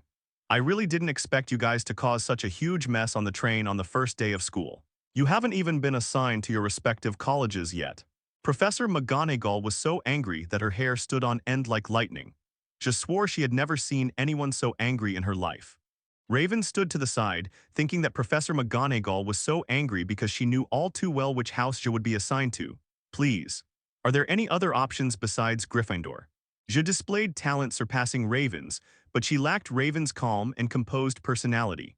Professor McGonagall felt she could already picture what life would be like after the start of the semester. Good heavens, why can't her house have more students as outstanding as Hermione? She wasn't against the young wizards taking risks, nor did she think they should remain silent when faced with provocation.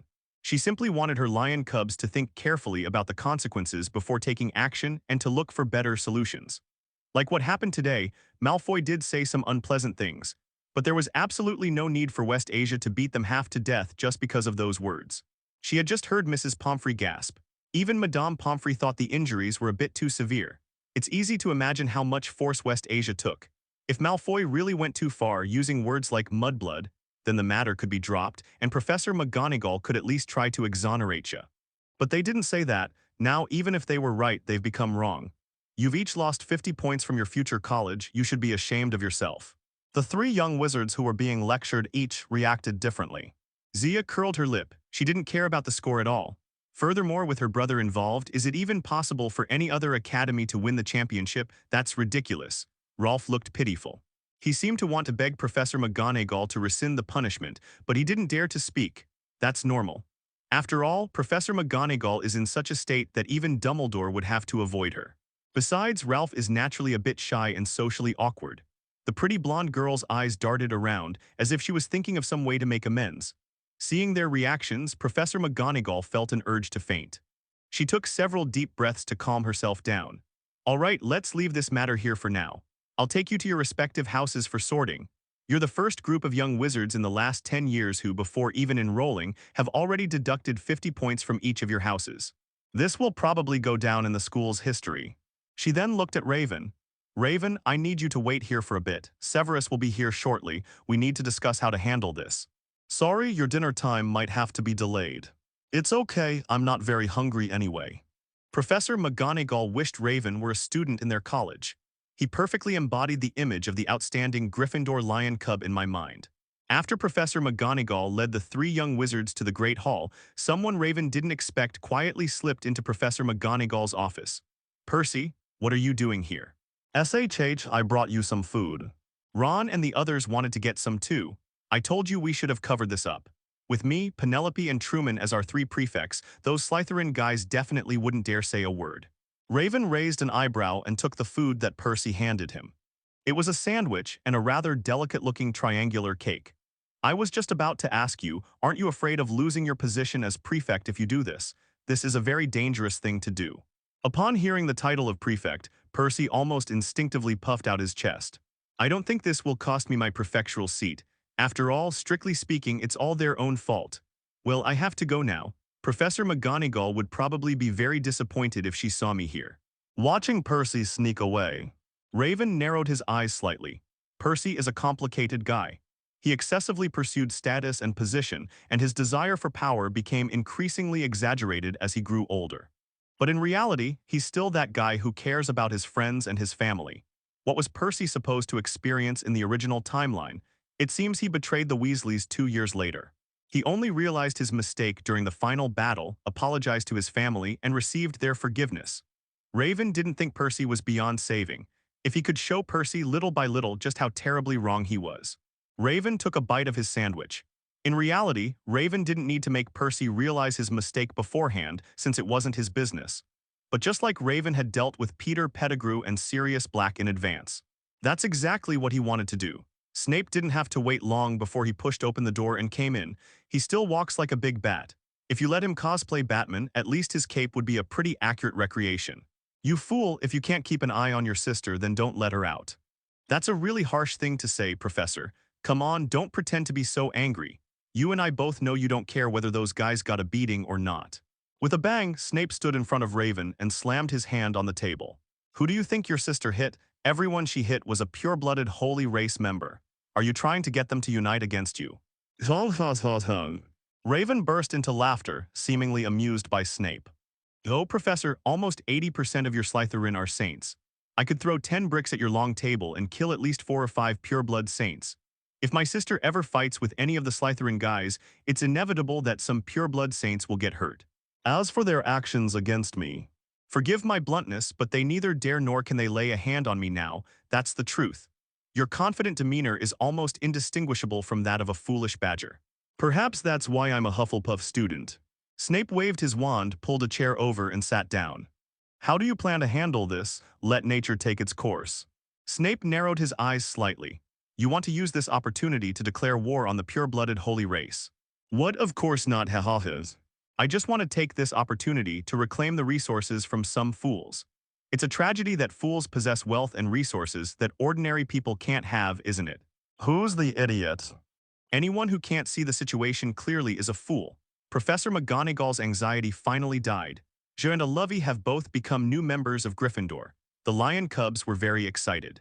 Professor McGonagall should have been excited, but after today's fight she was anything but happy. Good news, Jo is indeed a genius. Her talent is even more extraordinary than Raven's. Bad news, Zia is a little war god. There will likely be many fights in the future. The outcome of the fight was announced quickly. Surprisingly, all the pure-blooded holy races to which the beaten junior wizards belonged chose to settle the matter peacefully. This was not only unexpected by Raven but also by Snape. When did these guys become so smart? That's really strange. My dad said he's never seen anything like it before. These purebloods are usually very unreasonable. As Gray struggled with the sausage on his plate with his knife, he said, but they're not in the right this time either. West Asia acted in self-defense. In this situation, I think it should be considered excessive self-defense. Raven took a sip of orange juice and didn't say anything more.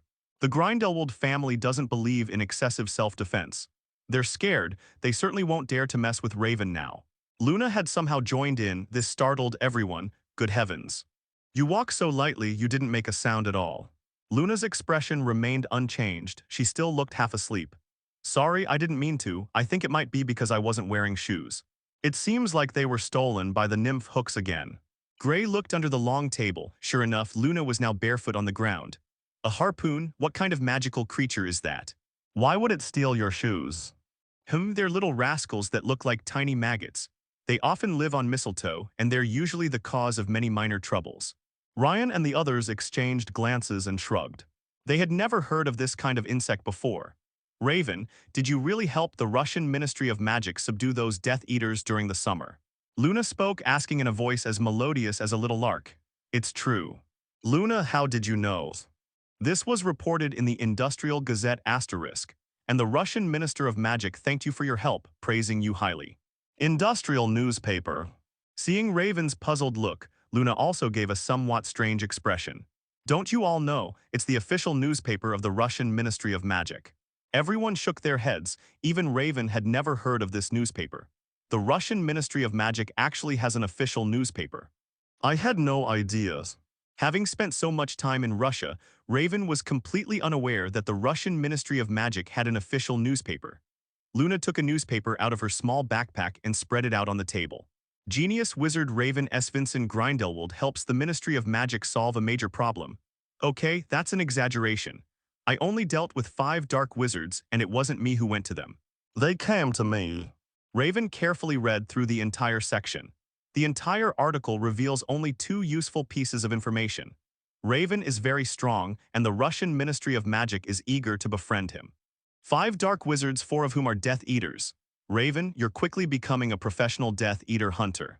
During his first summer vacation, Raven helped the Ministry of Magic capture dozens of Death Eaters. During his second summer vacation, Raven helped the Ministry of Magic capture 4 more Death Eaters. Many Aurors haven't captured as many Death Eaters as Raven. No wonder those purebloods don't dare cause trouble in West Asia. They're probably hoping to stay as far away from Raven and his group as possible right now. It's important to know that many of those purebloods were originally Death Eaters. In their eyes, Raven is probably no different from even the most ferocious Aurors now. If you really anger Raven, he might just kill them all. They'll have to pay to bail themselves out, but they can't outspend Raven unless the Malfoy family throws all their money in and takes the fall together. But why would Lucius Malfoy do something so purely thankless and arduous? So if they try to use this incident to cause trouble for Raven and Ja, the only outcome for them will be a miserable prison sentence. Raven might even do something mischievous, forcing them to go to Azkaban and dance with the Dementors. What a pity. Wouldn't it be better if you kept to yourself? Do you intend to use this opportunity to bankrupt all these pureblood families? I do have that plan, but they won't give me any indication. Maybe I should go back and cause them some trouble again. Everyone looked at Raven as if he were crazy, but Luna's expression remained completely unchanged. You really think that way? Of course, it's unwise to let wealth fall into the hands of fools. Removing that money will also help the young masters and ladies of Hogwarts to see themselves in a better light. Why not? Gray couldn't help but swallow. You know what? Sometimes you can be really scary, really amazing, but just really frightening. While the group was chatting, Cedric arrived at the auditorium carrying a large stack of course schedules. I knew you'd be here. I couldn't find you in the dorm. Here, your new semester schedule. Good morning, Luna. Good morning, Cedric. The class schedules were distributed to everyone. Everyone's class schedule is normal. Raven, you chose the divination class. Of course, I'm very interested. What's wrong? Cedric looked around to make sure no one who shouldn't be there was before leaning down and whispering, have you forgotten? I've told you all about Professor Trelawney. She's a very eccentric person, and she always likes to predict people's deaths. At least since I started school, not a single one of her predictions has come true. This isn't a big problem to me. I just want to get a closer look at the prophet. She's a descendant of the prophets and has made accurate prophecies before. Cedric found it strange. You want to observe the prophet, but why? Just curious. All right. Well, she's already chosen it. At least Professor Trelawney is generous with her grades, and the exams are easy. Aside from her classes, the other professors' courses are all rather rigorous. I heard Hermione signed up for all the electives. I really don't know how she's going to manage. All elective courses, but how is that possible? Many courses have conflicting times. How can she possibly attend classes in different places at the same time? Cedric clearly knew some inside information, but he chose to keep quiet. He made a zipping motion near his mouth. Sorry guys, I can't say anything about that. All I can say is that she'll definitely be very tired this year, and that's all I can say. She quickly made friends in Gryffindor. Although she lost 50 points on her very first day of school, together with her best friend Olivia, they lost 100 points on their first day of school. More than half of the gems in the hourglass were gone. However, She and Olivia's behavior was admired by everyone in Gryffindor. No little lion would feel ashamed for hitting a Slytherin villain, even if such an act resulted in them losing 100 points. In addition, She is Raven's sister, and Raven has a good relationship with most of the young wizards in Gryffindor. I have to say, I'm a little jealous of She. How many points did we deduct from Gryffindor back then? You mean when you were in first grade? I think you got over 100 points too. As a result, they were subjected to almost complete passive-aggressive treatment from the entire Gryffindor community. Things are different. Back then, nobody knew we were going to. To help Hagrid, nobody likes being penalized for no reason.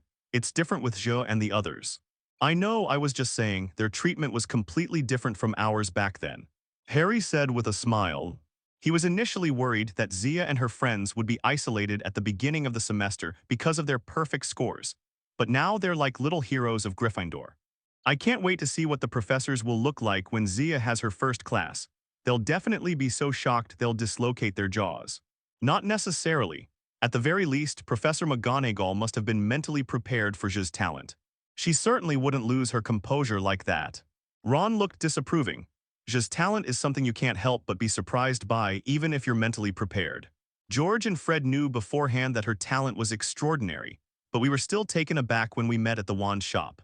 For the first time, he felt like he was going to drown in those flowers. I also think her talent will definitely amaze the professors.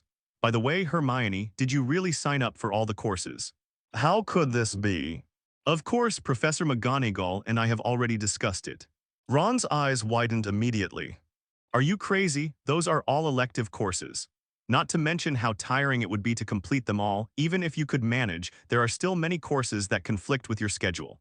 For example, our first class tomorrow is scheduled to be held during a time slot, with 3 other elective courses running simultaneously. I know you're very talented, but even you can't be in 3 different places at the same time. Hermione seemed a little impatient. This is none of your business. I've already told you, Professor McGonagall and I have discussed it, and I will complete all the courses I've chosen. Ron instinctively shrank back. He felt that Hermione was like a powder keg, ready to explode at any moment. Only after Hermione left the sofa did Ron whisper to Harry, "Why has her temper gotten worse than before?" Harry shrugged. How could he possibly know? Monday arrived quickly, and classes at Hogwarts finally began. She showed far more enthusiasm than usual for her first magic lesson. She took Olivia's hand and they arrived at the auditorium early in the morning. At this time, only a few Ravenclaws and Ravens were awake. Interest truly is the best teacher. Raven took a parchment map out of his bag and handed it to She. He had forgotten to give it to her earlier. Go ahead, follow the map and you won't get lost or late. I think it's a bit early now, but it's good that you're so enthusiastic. Oh, and don't touch the cat in the Transfiguration classroom or you'll regret it. Regret? Why? She was somewhat puzzled, but Raven didn't say anything more. Anyway, even if you touch it, you'll most likely just get a scolding from Professor McGonagall. It's not a big deal. Okay, give my regards to Rove. After saying that, Zia grabbed Olivia and ran away in a flash. With the map, it became much easier for She and Olivia to find their classrooms. These staircases are all jagged and unpredictable. We would definitely get lost without a map. I really don't know why they designed them like this. Olivia looked at the stairs behind her and couldn't help but purse her lips. I don't understand why they built the school like this and didn't even give them a map. Do they think these little wizards can familiarize themselves with such a huge castle in just one day? Perhaps I should tell Reese that this map could be very profitable if sold. That's true, while it certainly won't last long, it can definitely make a fortune quickly. As they chatted, the two found the Transfiguration classroom. Pushing open the door, they were indeed the first 2 students to arrive at the Transfiguration classroom. A tabby cat was lying on the podium at the front of the classroom. The tabby cat was clearly surprised to see She and Olivia arrive. But soon he seemed to put on an expression that made it all seem perfectly natural. Although She is indeed a minor dangerous element, she got into a fight on the train. Her passion for magic is truly genuine. It's only natural that they arrived so early. Sigh, if only West Asia could behave itself. Jo and Lovey exchanged a glance after seeing the tabby cat. The idea of causing trouble is stirring. Lovey pulled Lasha. I think we should forget about it and wait and see how others react.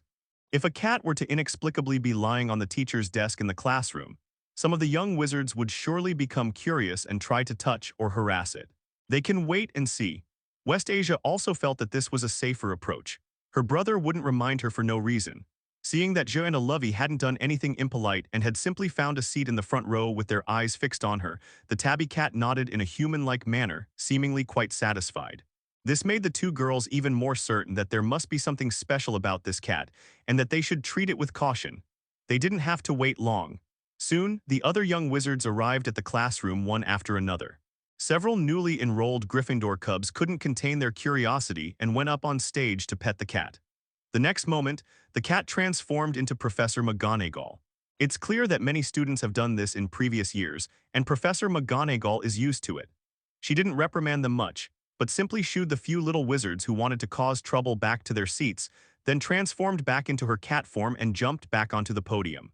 Zia and Lovey couldn't help but gasp, thanks to Raven for reminding them otherwise. Having just caused trouble yesterday, he behaved inappropriately towards the professor again today. Professor McGonagall will probably be very angry. The first magic lesson in West Asia went smoothly. It went so smoothly it was almost unbelievable. Professor McGonagall's first lesson was to have the young wizards turn matches into needles, which was actually quite a high bar. She didn't expect to have students like Raven every year. As a result, West Asia gave her a big surprise. After she assigned the task, she almost immediately turned the match in front of her into a needle. The transformation is perfect. Not only is the shape flawless, but the materials are also perfect.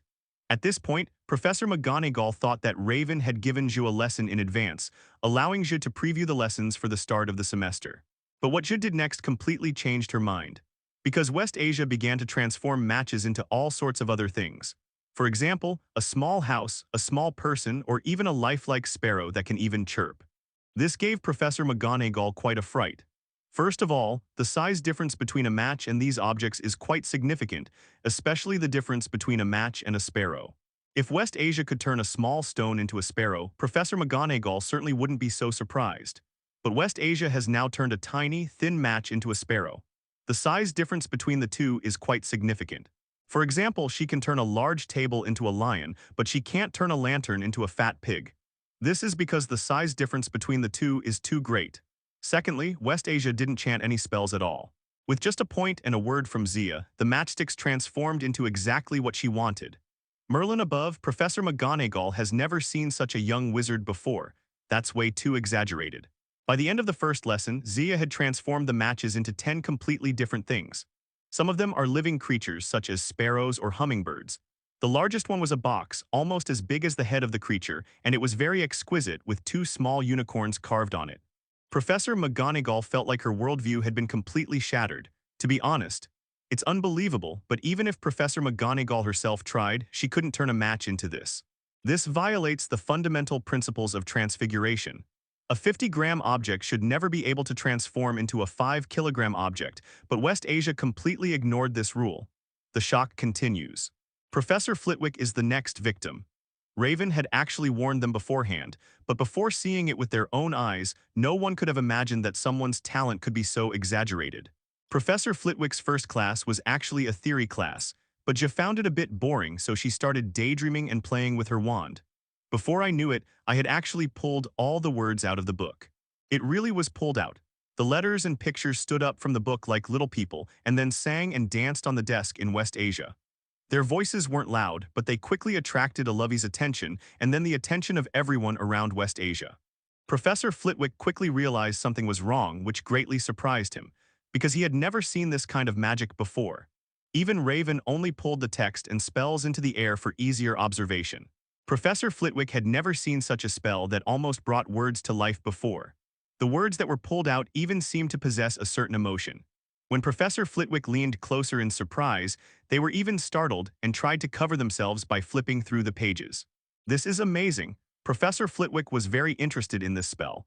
He asked if it was a new spell from Raven, but just said it was just a spell she used on a whim and had nothing to do with Raven. After Professor Flitwick, there was Snape. Snape did not believe that Je, who was talented in spells, would also have a great talent in potions. But in reality, she does possess it, and in some ways her talent in potions even surpasses her talent in spells. Even he, the half-blood prince, needed to immerse himself in study and quietly conduct experiments to find and correct the inaccuracies in the books. That's talented enough. While others meticulously followed the steps in the textbook and still couldn't make a decent potion, he was already able to revise the textbook, find a more correct method for potion making, and concoct higher quality potions. But West Asia is different. She's so exceptional that she can spot any imperfections in the potion-making process with just a glance and offer suggestions for improvement. For example, if you're going to juice it, why not chop it up and press out the juice? Why just slice it? Is this some kind of mysterious ritual? Why do you peel it by cutting? Isn't it expensive? I've only ever seen this peeling method used at my uncle's house. His family is incredibly wealthy. Should I cut this bean and throw it into the pot? But it just bounces around everywhere when I cut it. Why don't I just crush it, put it in a small mortar and pestle to press it?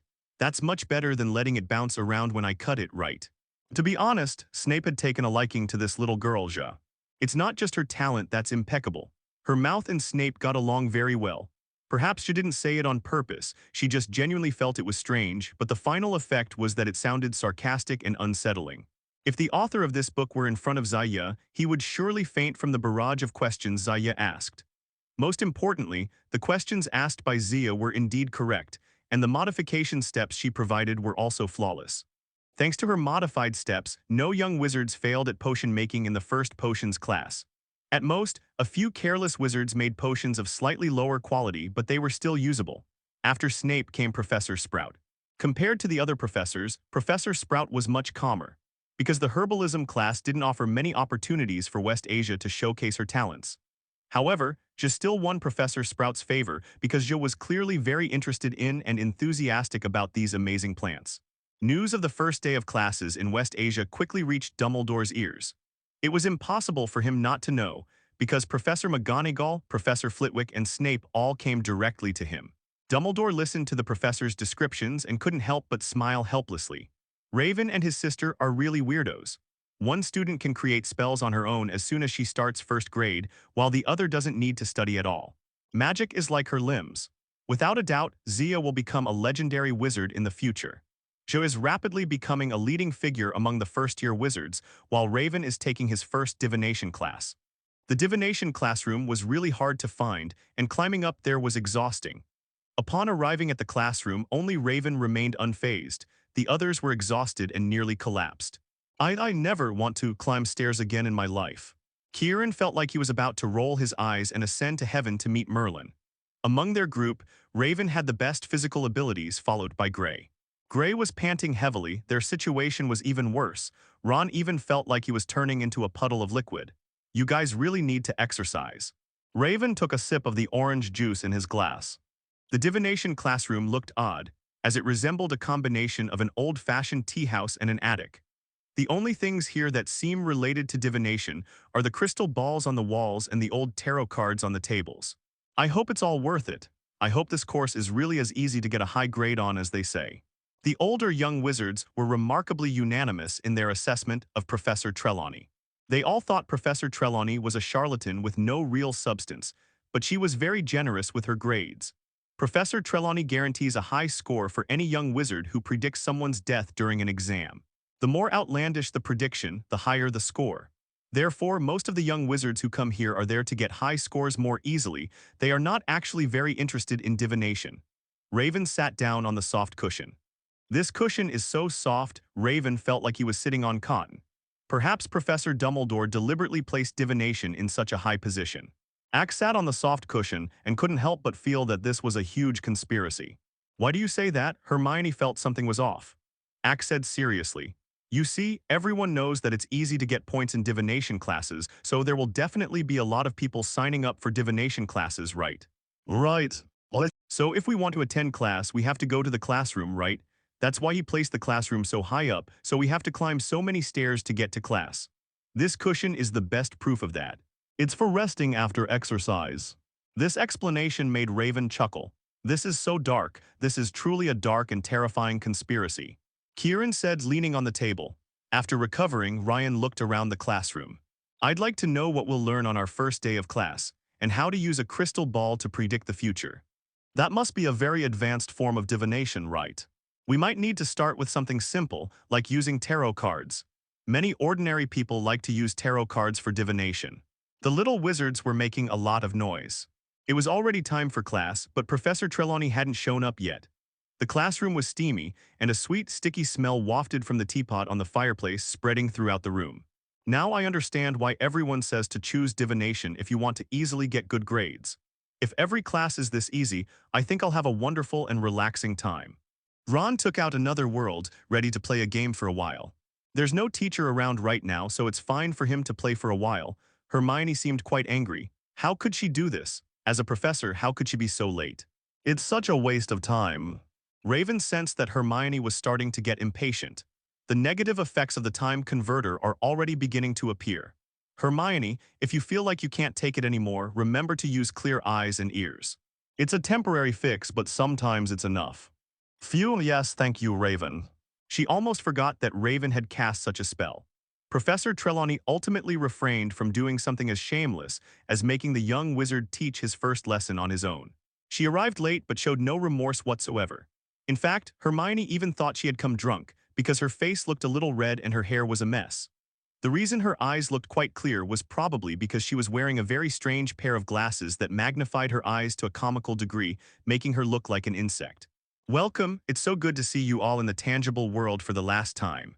Talking nonsense, Hermione's brows furrowed. She had a bad feeling. Sure enough, her premonition soon came true. Few subjects could make her hate them, but divination did. This course incorporated all the elements she hated. She's a crazy woman. She actually cursed Neville's grandmother, and that weird stuff about being wary of red-haired boys. And that bizarre prediction of the future from T. Dregs.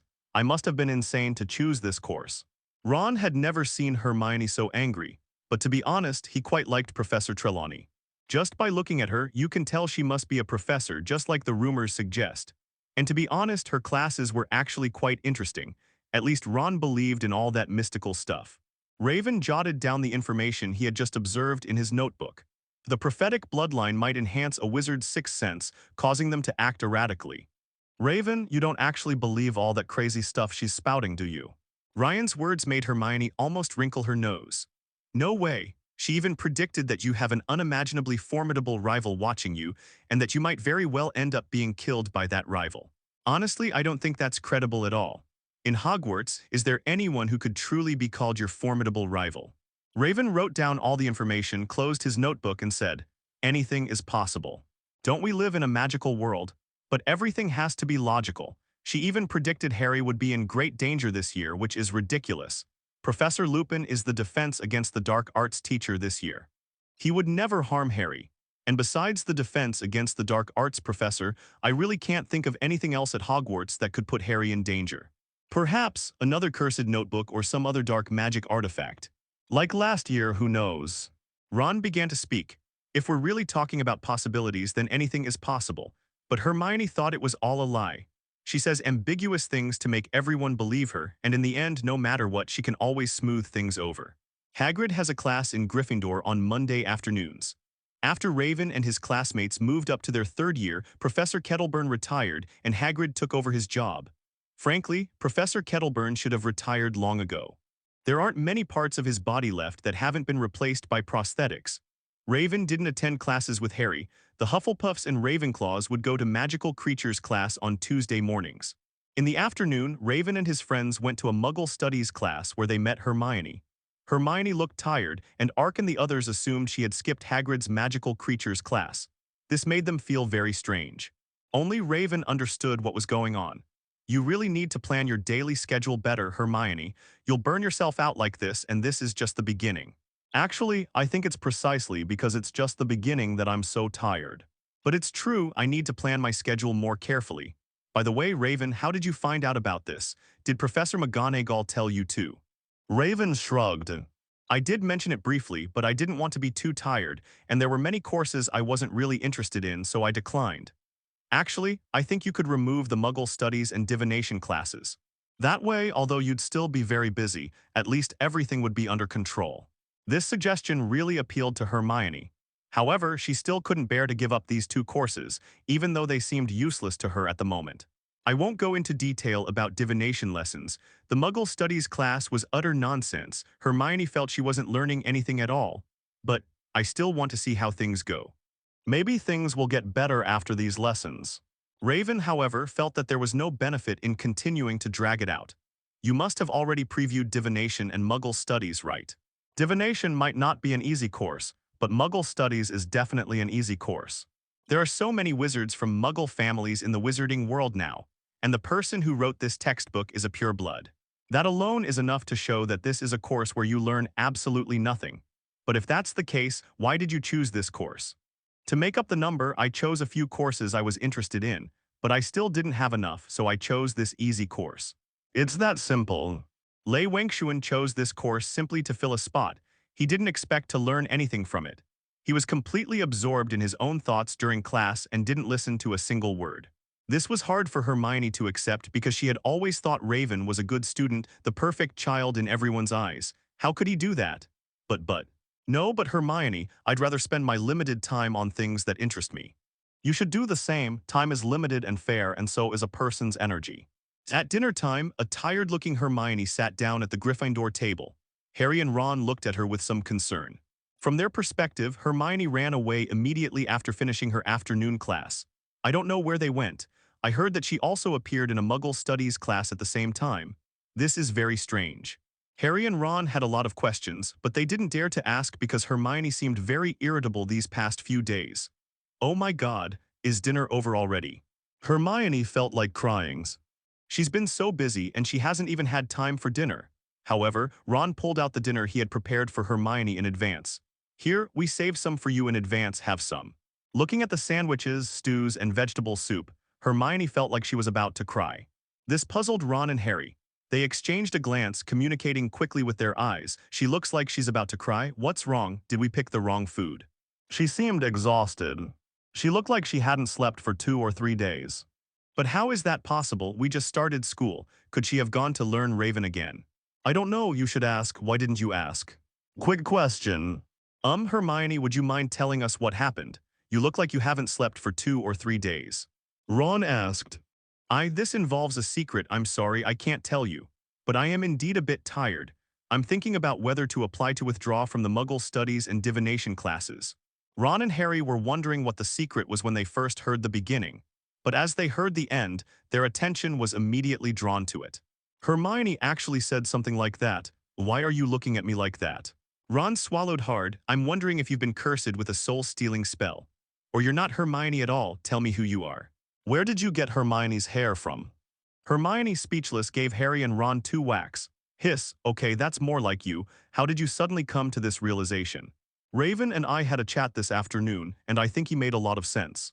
I shouldn't waste my time on meaningless, easy classes. Time is precious. Ron didn't think divination was a bad course. In fact, he was quite a believer in it. But now is clearly not the time to talk about that.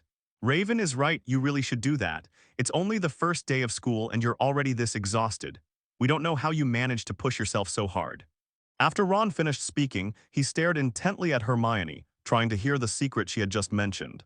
But Hermione just rolled her eyes while biting into her sandwich. Don't even think about it. I won't reveal this secret unless it's an extremely urgent situation. This made Harry and Ron somewhat discouraged. They were genuinely curious about what the secret was. How exactly does Hermione manage to be in 2 places at the same time? Tell me, did anything interesting happen at dinner tonight? Nothing serious, it's just that Zia became famous. On the first day of school, she became the talk of the town among the first-year students. Raven's family genes are really something else.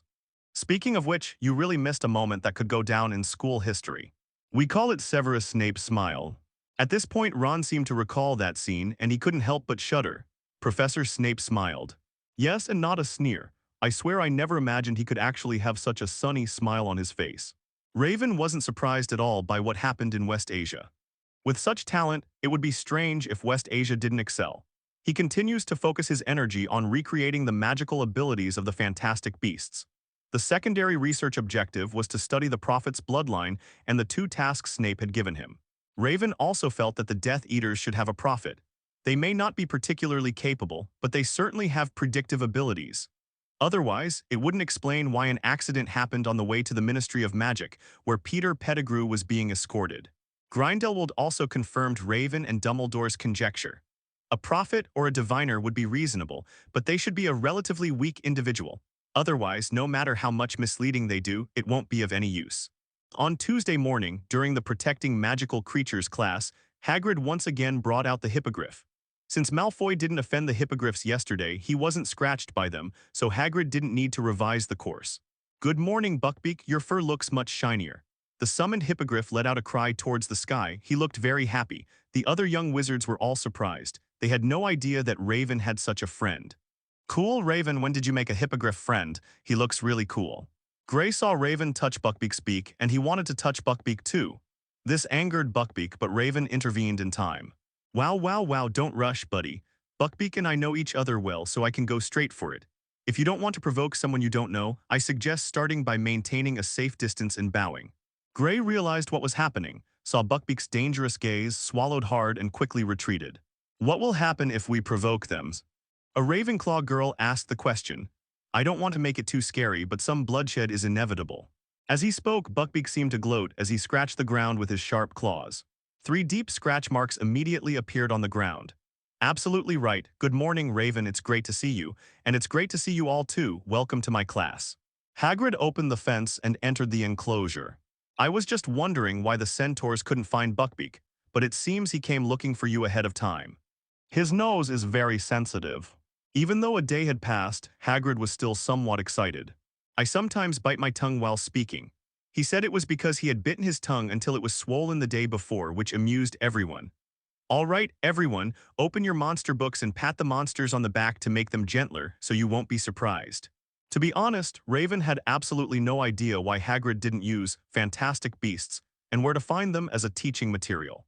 That book provides more details and covers a wider variety of magical creatures. While the Book of Monsters is fairly detailed, it falls far short of Fantastic Beasts and where to find them. Moreover, its opening method is more complicated and inconvenient at all. Today we're going to learn about hippogriffs. We'll learn how to get along with them, how to earn their respect. Believe me, it's not difficult. They're all very easy to get along with as long as everyone refrains from being rude. Soon, 12 centaurs led 11 winged eagles to the enclosure. Buckbeak ran over on his own, so the centaurs didn't have to pull him over. When they saw Raven, the centaurs all nodded and greeted him. "Long time no see, Venus. It's a pleasure to see you." "Good morning, White Venus." This is very rare. Most of the horsemen are very proud and rarely show friendliness to anyone. Honestly, I personally don't think you need to take this kind of course. It's a waste of your time. Ferenz rode up to Raven's side, his beautiful hooves clicking. The other young wizards were listening quietly to Hagrid's instructions, while Raven, who didn't need to hear them, went to the side to talk to the centaurs.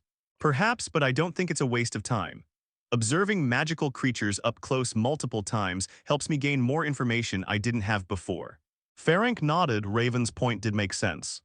"By the way, Ferenc, sir, I've been thinking lately, is it possible for a wizard without prophetic blood to accurately predict the future, even through divination? You know what divination books in the wizarding world are like." "I can't find the answer in those books." Ferenczek was somewhat puzzled. "I remember you didn't like fortune-telling and you didn't want to know about your future, did you?" "Yes, I understand this isn't about predicting my future, but rather about an enemy I recently encountered who might have prophetic blood." "An enemy?" Ferenc frowned. Why hadn't he divined this? "Without a special bloodline, I think it would be very difficult for ordinary wizards to reach our level of divination. This might sound like boasting, but I have yet to see any wizard who, without the blessing of a special bloodline, has reached the level of us centaurs in divination. Then there's no other possibility. There must be a prophet among the Death Eaters, not just an ordinary wizard with exceptional divination abilities." "Thank you, Ferenc. This will save me a lot of unnecessary trouble." Ferenc shook his head slightly. "Perhaps there's no need to worry about this, Raven. Venus will always shine brightly." Ferenczay believed that since none of them saw any problems in the celestial phenomena, it proved that this matter posed no threat to Raven at all. "I hope so. Oh, by the way, I brought you some gifts from the ordinary world, but I haven't had time to give them to you the past few days." Raven pulled a model of the 8 planets of the solar system from his crossbody bag. The planet's orbit is a fixed rail on which the planet can slide. It is exquisitely crafted. Raven didn't wrap it in a cardboard box, instead he gave it directly to Ferenc. People from the horses prefer to be straightforward when giving gifts. "This is exquisite. Thank you, Raven. I love this gift, and I'm sure the other centaurs will too. Don't worry, I've also prepared some delicious ordinary candies. I know you don't really like magical candies from the magical world, so these are candies from the ordinary human world. Otherwise, why would Raven be able to gain the centaur's friendship? Did they really think Raven saved a unicorn in front of them and that was it? He put in some effort afterward to maintain the relationship. He already knew exactly what centaurs liked and disliked, why they disliked them, and whether there were any exceptions. Just considering the gifts he brought this time, not only did Farrens like them, but the other horsemen also liked them very much. Especially those simple candies. Because people of horses have a relatively high daily energy expenditure. Therefore, they actually prefer high-energy foods. High-energy foods like candy are naturally their first choice. However, most of the candies in the wizarding world have strange effects. For example, there's the marshmallow that makes you float off the ground, or the most typical example, a pile of cockroaches that looks almost exactly like cockroaches. The horses disliked the effects of these candies. In addition, many centaurs looked down on wizards, and by extension, they also began to dislike the wizard's sweets. Raven knew this, so this time he sent ordinary candy from the ordinary human world. There's a very interesting phenomenon. Centaurs dislike wizards and are always arrogant when facing them, but they treat ordinary people very well. At least they are accepting of most things in the ordinary human world. Raven, what did you give them? They brought so many baskets to fill them. Hagrid found it odd. Just now during class, several centaurs were bustling around, carrying several baskets to fill with things. After they were full, they happily ran back into the depths of the Forbidden Forest. I gave them some candy, just ordinary candy, nothing magical. Have one to try, I bought a lot. Raven pulled a palm-sized chocolate ball from his crossbody bag. If a person of average build were to eat such a large chocolate ball, they would probably have to cut it into pieces and eat it in several portions to finish it. But given Hagrid's size, eating it was a breeze for him. As Hagrid put the chocolate ball in his mouth, he couldn't help but let out a sound of admiration. Merlin's mustache, this is delicious. Is this really ordinary chocolate? It feels like a soft ribbon in my mouth. Raven shrugged. Sometimes it's not magic that can make food taste better. Hagrid nodded affirmatively. This piece of chocolate is the best proof. It has a sweet but not cloying flavor and a rich, silky texture. This must be very expensive. Wait, Raven, let me go see if I can find anything that can help you recover some health.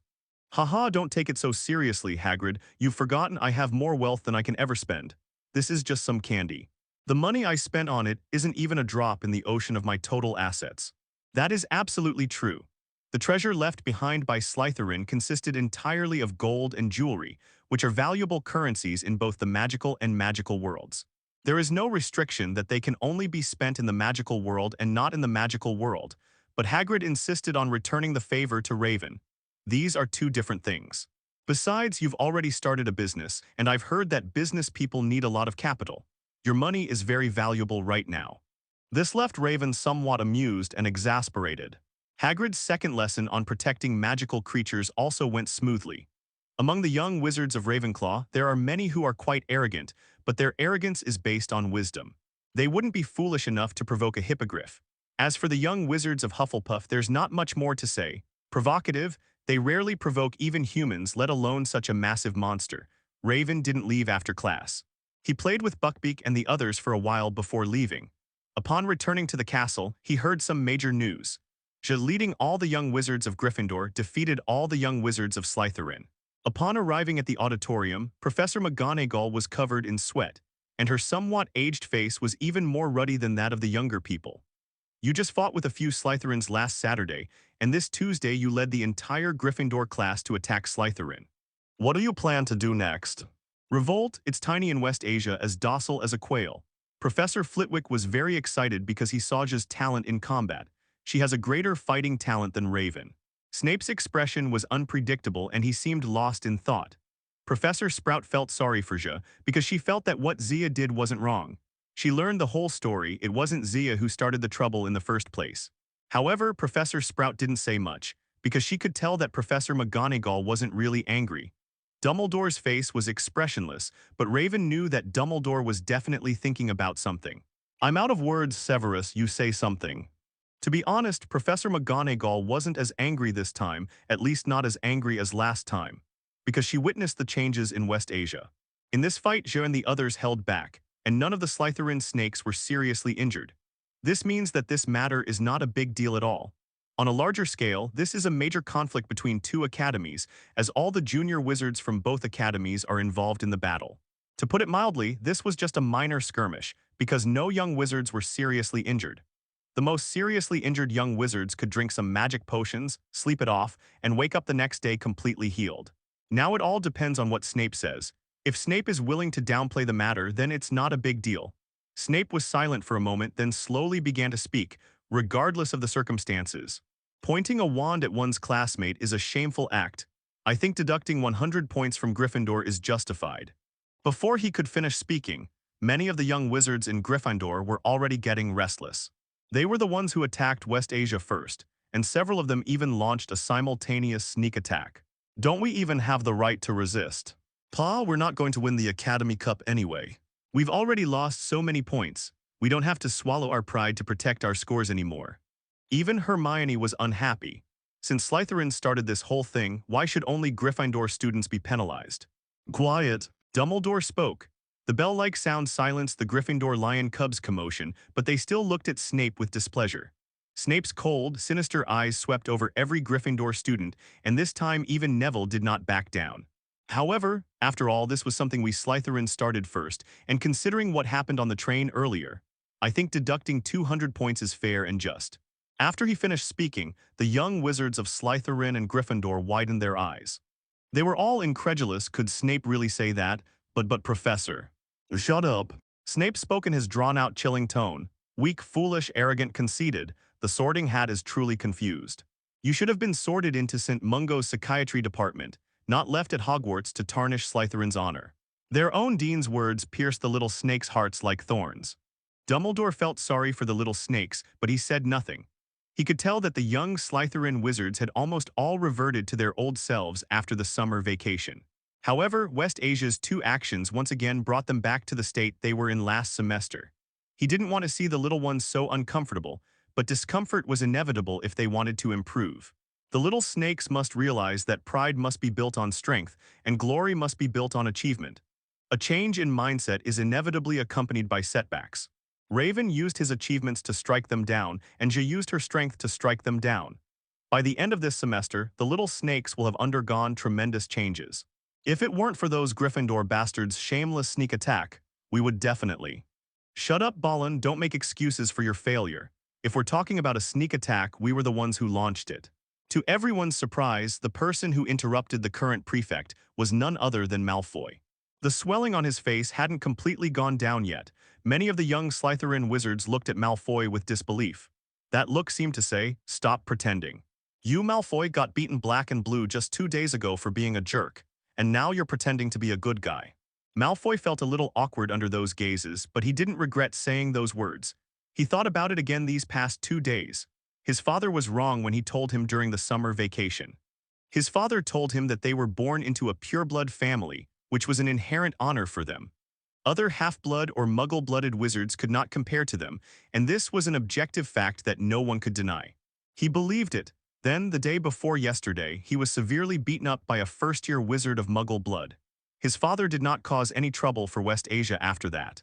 Even though Lucius had given Malfoy many reasons and excuses over the past few days, in Malfoy's eyes, this meant his father was wrong.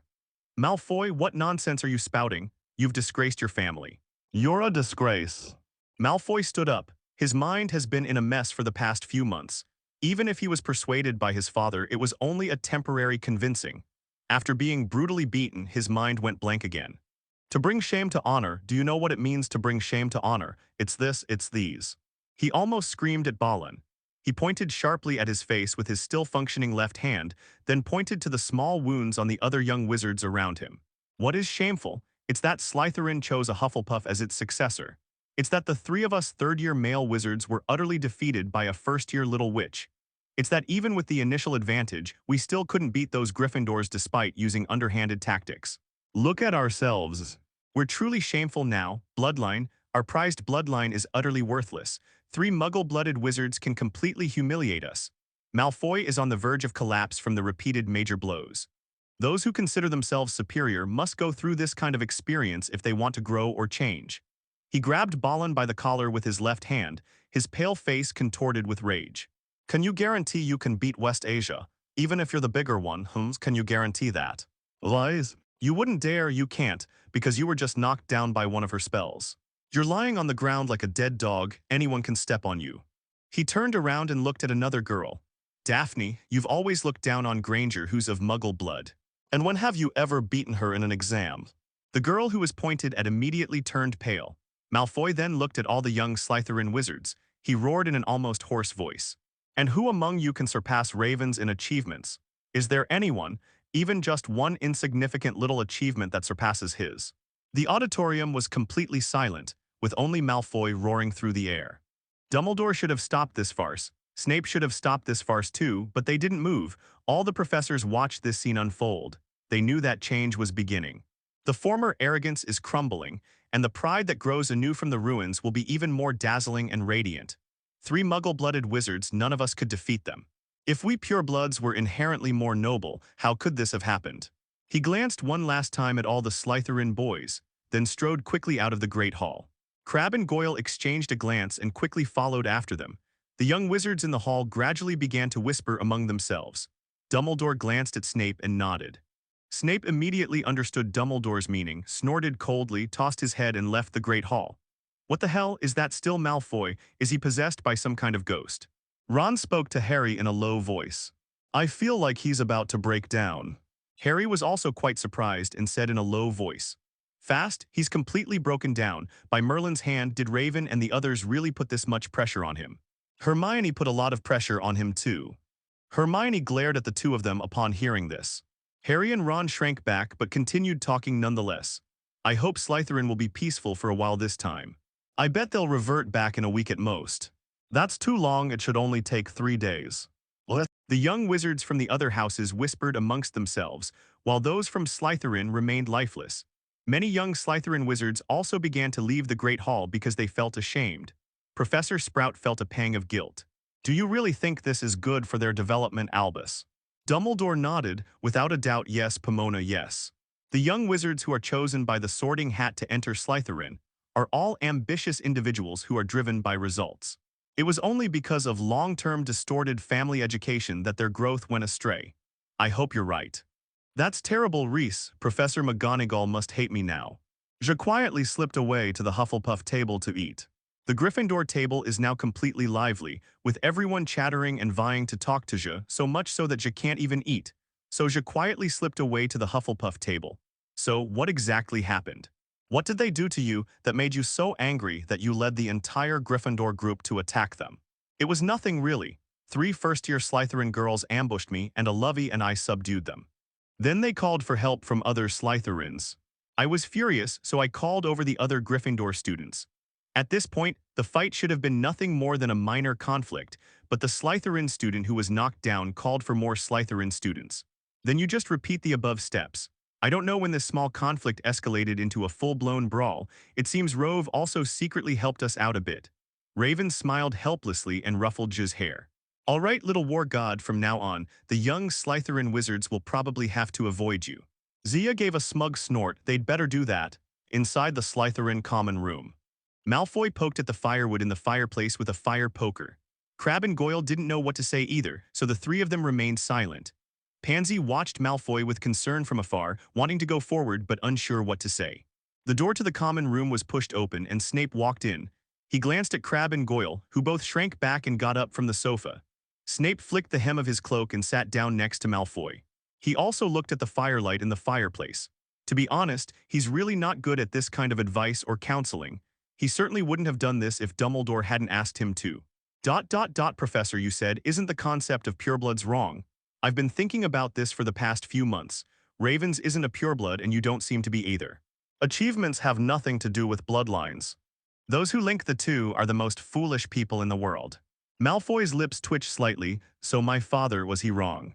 Of course he was terribly wrong in this matter. Snape spoke without hesitation. Your father, Lucius, was a man who excelled at assessing situations and situations. He was very good at this, just like your grandfather and his contemporaries. This is the main reason why your family has been able to remain wealthy to this day, but it doesn't mean that all his ideas were correct. Silence fell again. Snape never considered himself a good teacher. He knew how students from other colleges viewed him, and he also knew that he had indeed done many things wrong. For example, he liked to take sides, favoring Slytherin, and had no patience for idiots. He always knew he wasn't suited to be a teacher. Dumbledore just needed him. In the face of the current silence, Snape couldn't think of any words of comfort. Pansy felt a little embarrassed. Fortunately, Malfoy broke the silence first. "Professor," you said, "what should a true Slytherin be like?" Snape lowered his eyes. He spoke slowly. "Undisguised ambition, a sole pursuit of results, and high standards for oneself. These are the qualities a true Slytherin should possess. Bloodline, that's truly the least worth mentioning thing. Slytherin admits dozens of students each year, many of whom are young wizards from mixed-race or Muggle families.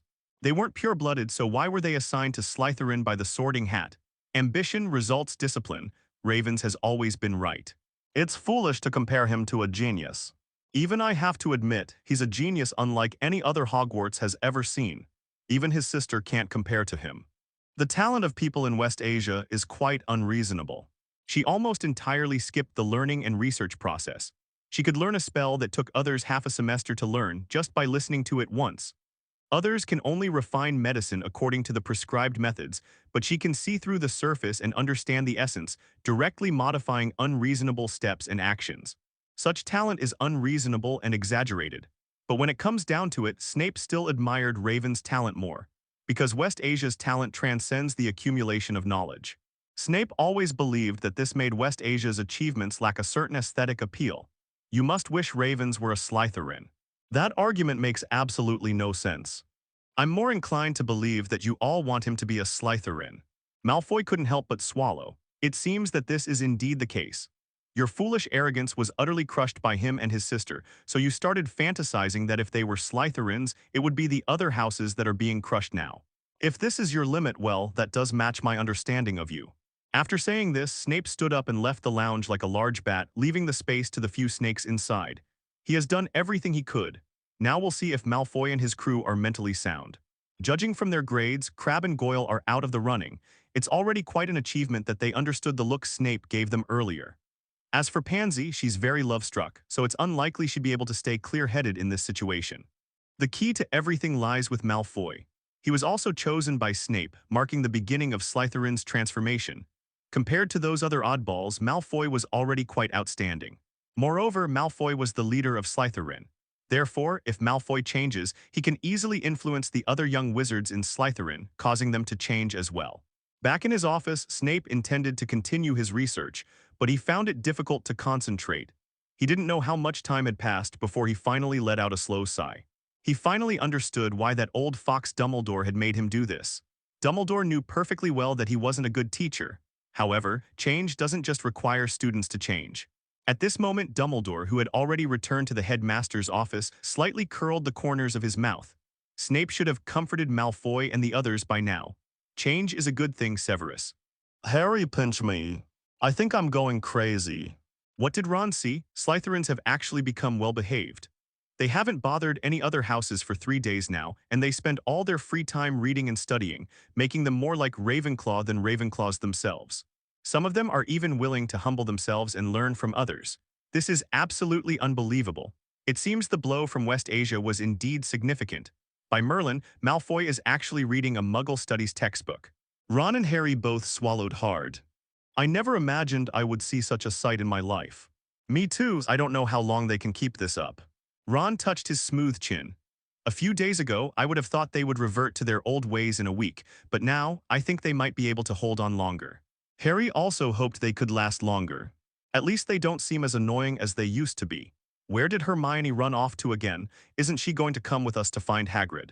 She should be sleeping. She went to bed before 8 last night. I've never seen anyone go to bed that early, except for my grandmother. She really sleeps a lot every day, especially in winter. Sometimes I really wonder if she's a brown bear. The two didn't wait for Hermione, nor did they go to see her about it. They felt that Hermione needed a good night's sleep more than visiting Hagrid's cabin. Good heavens, Hermione signed up for all the electives. She'll ruin her health. While struggling with the rock-hard crust that was almost indistinguishable from stone, Ron joked. Everyone except her is concerned about her health, but she doesn't seem to care at all. Hagrid, I'm definitely watching you make rock crust next time. I've always wondered how flour can be made into something so hard. Harry was wise enough not to put rock cakes in his mouth again after his first year. It's not that she doesn't care, she's just a little insecure. Ron's eyes widened. Inferiority complex. If I were half as good as her, I could show Malfoy what true arrogance is. Ron really didn't think Hermione had anything to be ashamed of. Ron is right, she's good enough. Anyone who thinks she's not good enough is out of their mind. Harry shrugged. That's what I told her before, but if we could easily convince her, she wouldn't be Hermione. Right now, she only listens to Raven's advice, and even then, she only listens selectively. Didn't Raven suggest she take fewer courses? Ron put down the rock cake and made a strategic retreat. That's the key point. Even though Raven gave her advice, she didn't follow it. She just listened to his suggestions. On the bright side, this shows that she has her own opinions and ideas, and is not easily influenced by others. To put it bluntly, this is stubbornness. Hagrid didn't know what to say. Perhaps I should take her for a walk in the Forbidden Forest later to clear her mind. Maybe that will help her realize that health is always the most important thing. Ron didn't quite agree with Hagrid's point of view. I think a trip to the Forbidden Forest wouldn't just be ineffective, it might even embolden her. By the way, Hagrid, has anything interesting happened in the Forbidden Forest lately? Upon hearing this, Hagrid remembered. There really are, but they're not interesting. Let's just pretend I didn't say that. The Forbidden Forest really isn't suitable for young wizards to freely enter and exit right now. Hagrid's behavior puzzled Harry and Ron. What happened? Did another serpent monster jump out of the Forbidden Forest? The mere mention of Hagrid sent chills down his spine. Even his long beard trembled. Don't mention the basilisk anymore, that thing is really eerie. Lately, some places in the Forbidden Forest have been unusually cold, and many areas have inexplicably frozen over or covered in frost. Freezing now. It's only September, how could it be freezing? Yes, I really don't know what's going on. I hope no dangerous magical creatures jump out of the Forbidden Forest again. Where are the horsemen? Don't they know what's going on? Well, they weren't aware of it either. Actually, I was the one who first discovered the icing phenomenon. The horsemen only learned about it after I told them. Harry and Ron exchanged a glance, both seeing an ominous premonition in each other's eyes. Whenever something unusual happens at Hogwarts, it's a sign that something big is about to happen. God, please don't let any more trouble come, let us have a peaceful year. First year, it's a defense against the dark arts professor possessed by Voldemort. Second year, it's mutated hydras and a bizarre diary. What will third year bring? Why do we encounter this every year? Hagrid thought Harry and Ron were overreacting. Things weren't that bad.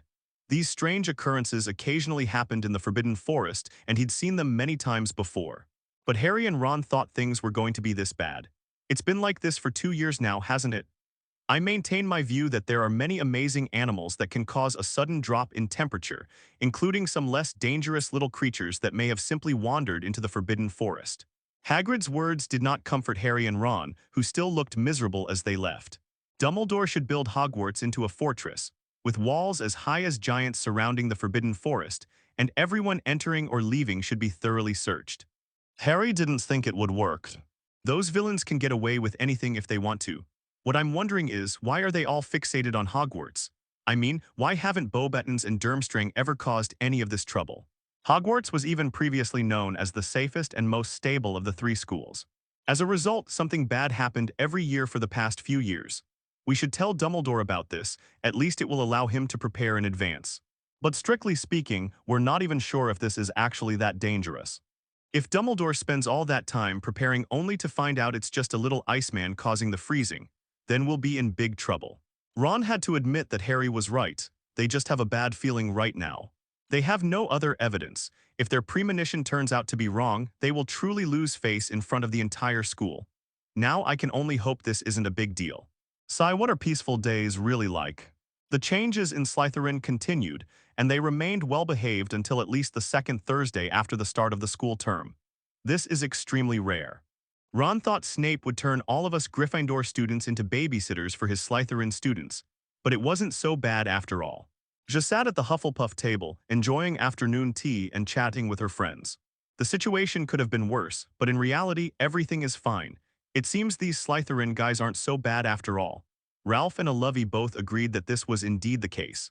Judging from their behavior over the past few days, the Slytherin people weren't so unpleasant after all. The older students disagreed with what the first-year wizards said. They must be putting on an act. There's a far more sinister plot at play. Otherwise, not to mention anyone else, that scoundrel Malfoy alone wouldn't be so obedient. Gray's words were echoed by the other older young wizards. George and Fred made faces and said, "He's probably thinking about how to get his rich dad to fire him from West Asia. Or it's not impossible that the entire Gryffindor class would be expelled. It's a real shame his old man can only cower in fear now. Otherwise, Raven would definitely have caught him and thrown him into Azkaban." Zia and Aluvi were somewhat puzzled. "What is Azkaban? Is it a prison?" Gemini nodded affirmatively. "Certainly. The world's most terrifying prison. There could never be a more horrific prison than that, on a deserted island at sea. Never before has it been surrounded by Dementors. Even the most insane Death Eaters are so terrified when they're dragged inside that they wet their pants." Raven chuckled and took a sip of orange juice. "Is Azkaban the most terrifying prison? Not necessarily. At least after he created the Soul Reaver, the title certainly couldn't belong to Azkaban. Regardless, we need to be careful. Merlin has no idea what dark and dangerous plans those Slytherins are plotting this time. Why can't it be that they've changed for the better?" Aluvi's innocent words made the twins burst into laughter, and the other young wizards sitting around them also laughed as if they had heard a joke. "Oh, naive little fellow, you have no idea what we've been through. Want to make those Slytherins better? I think you'd be better off thinking about how to turn Hogwarts into Azkaban." "That's much more likely." They bullied others by taking advantage of their power and Snape's favoritism, and recklessly harassed students from other houses. In their view, most of the young Slytherin wizards were beyond saving. Their idea wasn't wrong, since according to the original timeline, Malfoy would have had his arm slashed by Buckbeak.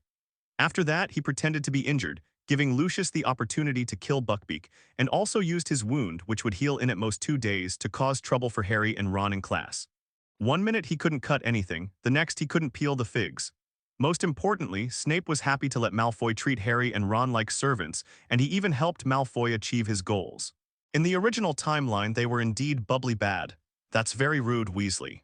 A Slytherin boy walked up to Raven and said with a frown, "He has an average appearance, but thanks to his clean and tidy appearance, he looks better than the average guy." "Come on, Silas, don't you know the situation in your house? Slytherins like you are a minority. They have been trying to become better lately." This made everyone laugh again, but no one argued with Silas. "What do you need me for, Silas?" "Yes, I can't seem to cast the growth acceleration spell. I'd like you to help me figure out what's wrong." Raven, of course, had no objection to this. Silas was one of his few friends in Slytherin, and Raven was always more patient with his friends. He got up and went to a quiet corner with Silas, leaving Je and the others to continue chatting. "Let's not talk about that anymore. We have Professor Lupin's defense against the dark arts class this afternoon. His classes are really interesting, aren't they? He's also an old friend of Harry's parents. At least we don't have to worry about being murdered by him." Last week, Lupin showed them the red hat. It's not a red hat conjured up by mundane slides or magic, but a real red hat. Most people had only seen these dangerous magical creatures in Raven's games before. It seems he's going to talk about how to deal with Boggart today. The Gemini said jokingly.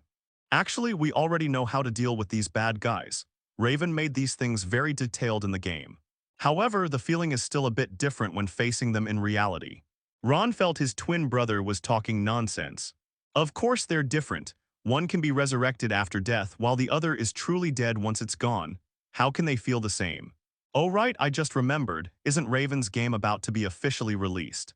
"How many days until then?" Ron and the twins were very concerned about this, so they immediately nodded in agreement. "Yes, it's going to be released soon. Generous Mr. Raven, he even advertised our products before the start of the school year. It's free and it's very eye-catching." Harry was somewhat puzzled. "I've been thinking, how are you going to collect the payments? Do you wait for the merchants to hand over the money to Raven's employees, and then they deposit the money into Gringotts?" Ron shook his head. "It's not that complicated. We opened a business account at Gringotts. The goblins there will collect the money for us and deposit it directly into our vault." Fred and George were worried they might embezzle some of it. The twins shrugged. "The fairies are especially cunning. It's always good to be careful." Ron, however, felt that this was completely unnecessary. Those fairies are very cunning. If they are greedy for money, we only need to check with the sellers and they will be exposed easily. Once exposed, not only will they have to return all the money they embezzled, but we will also never cooperate with them again. Conversely, if they cooperated with us honestly, we could give them a 2% commission on every transaction. In the long run, honest cooperation would yield greater profits, so they wouldn't do something so foolish. Everyone had a knowing look on their faces, that's true. If they cooperate honestly, Raven and his crew will earn 1 million galleons, while the goblins will receive 20,000 galleons. This money comes easily, all the fairies need to do is collect it. Moreover, it is completely reasonable and compliant with no risk of refunds. That's what Raven said, not Ron. Don't get the wrong ideas. Our younger brother isn't that smart. Good afternoon, everyone. It's great to see you all again, and based on my understanding of my predecessors, I believe you're all quite happy to see me again. Lupin's words made everyone laugh, except for Malfoy, Crabbe, and Goyle. They never liked Lupin. Even though they are trying to change now, they still don't like Lupin. Today we're going to talk about the boggart. I mentioned it last week, and now I want to see if you've all prepared properly. Could someone tell me what a boggart looks like? Hermione was the first to raise her hand. Harry and Ron were startled because they hadn't seen Hermione at all. They couldn't find Hermione when they arrived. They assumed Hermione had taken the day off.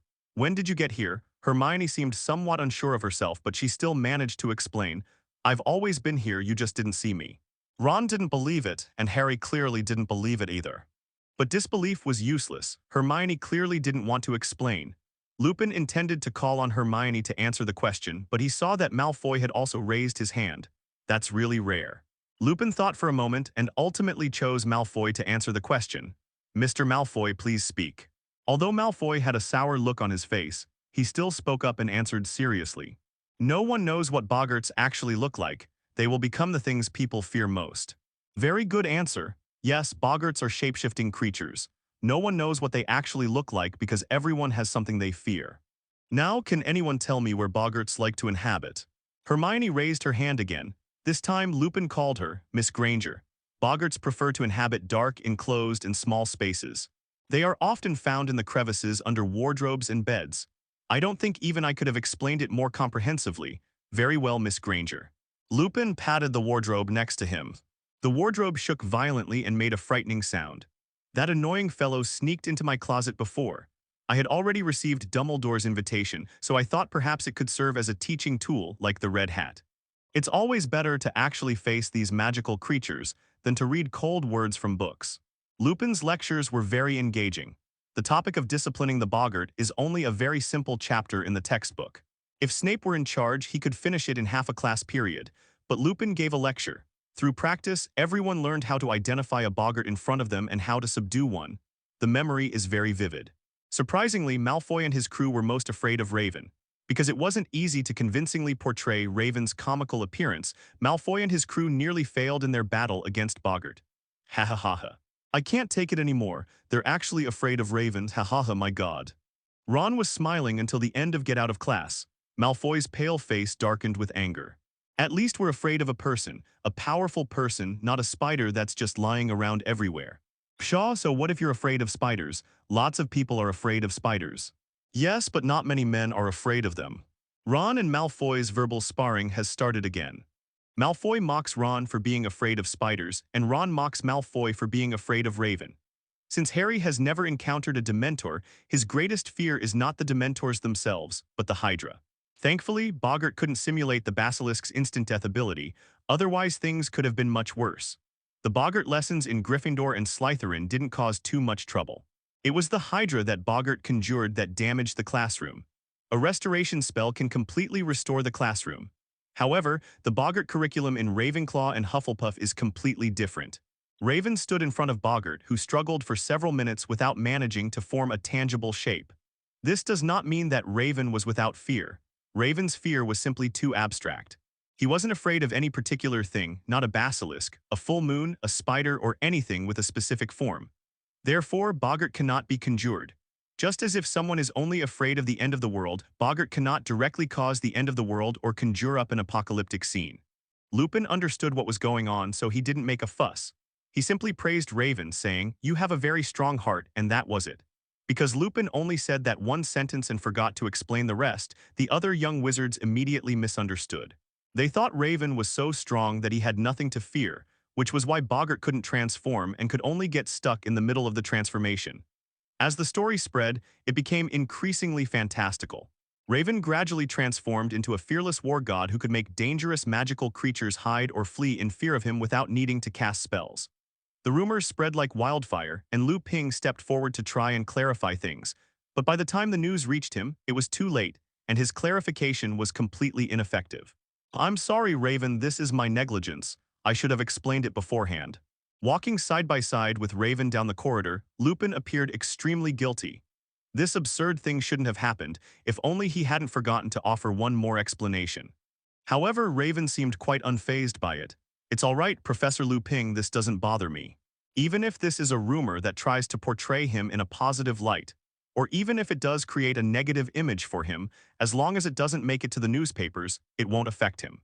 Now I understand why everyone likes you so much. Your emotions are always so stable. Are you heading to the dueling club now?" Raven nodded. "And you?" "I'm also going to the dueling club. I want to see how good the young wizards are at fighting." Professor Flitwick agreed to let me observe. Understanding the young wizard's current combat abilities will help him plan the next lessons. After all, he couldn't expect a young wizard who wasn't even proficient at using a blazing fire to face a Dementor head-on. Not only would it be dangerous, but the young wizard wouldn't learn anything useful. If the young wizard's practical combat skills are indeed only average, he will need to adjust the subsequent courses in a timely manner to avoid making them too difficult. You'll be very surprised. The duel club has improved everyone a lot. Haha, I heard Professor Flitwick say that. I'm really looking forward to it. The situation is good, very good. It was far better than Lupin had originally expected. Wadi Vasish. With armor protecting you, you'll have to work even harder to defeat me. The enormous classroom was divided into 4 areas, each containing a pair of young wizards engaged in a duel. The other young wizards watched the duel from outside the arena, occasionally offering a comment or two. Lear shouldn't have used the Gale spell in this situation. It was a perfect opportunity to conceal himself. Nonsense, Lear won't be able to see anything unless the dust is blown away. Professor Lu Ping's eyes were opened. He had assumed that the young wizard's combat skills would be much worse because of the frequent accidents involving their defense against the dark arts professors over the past 2 years.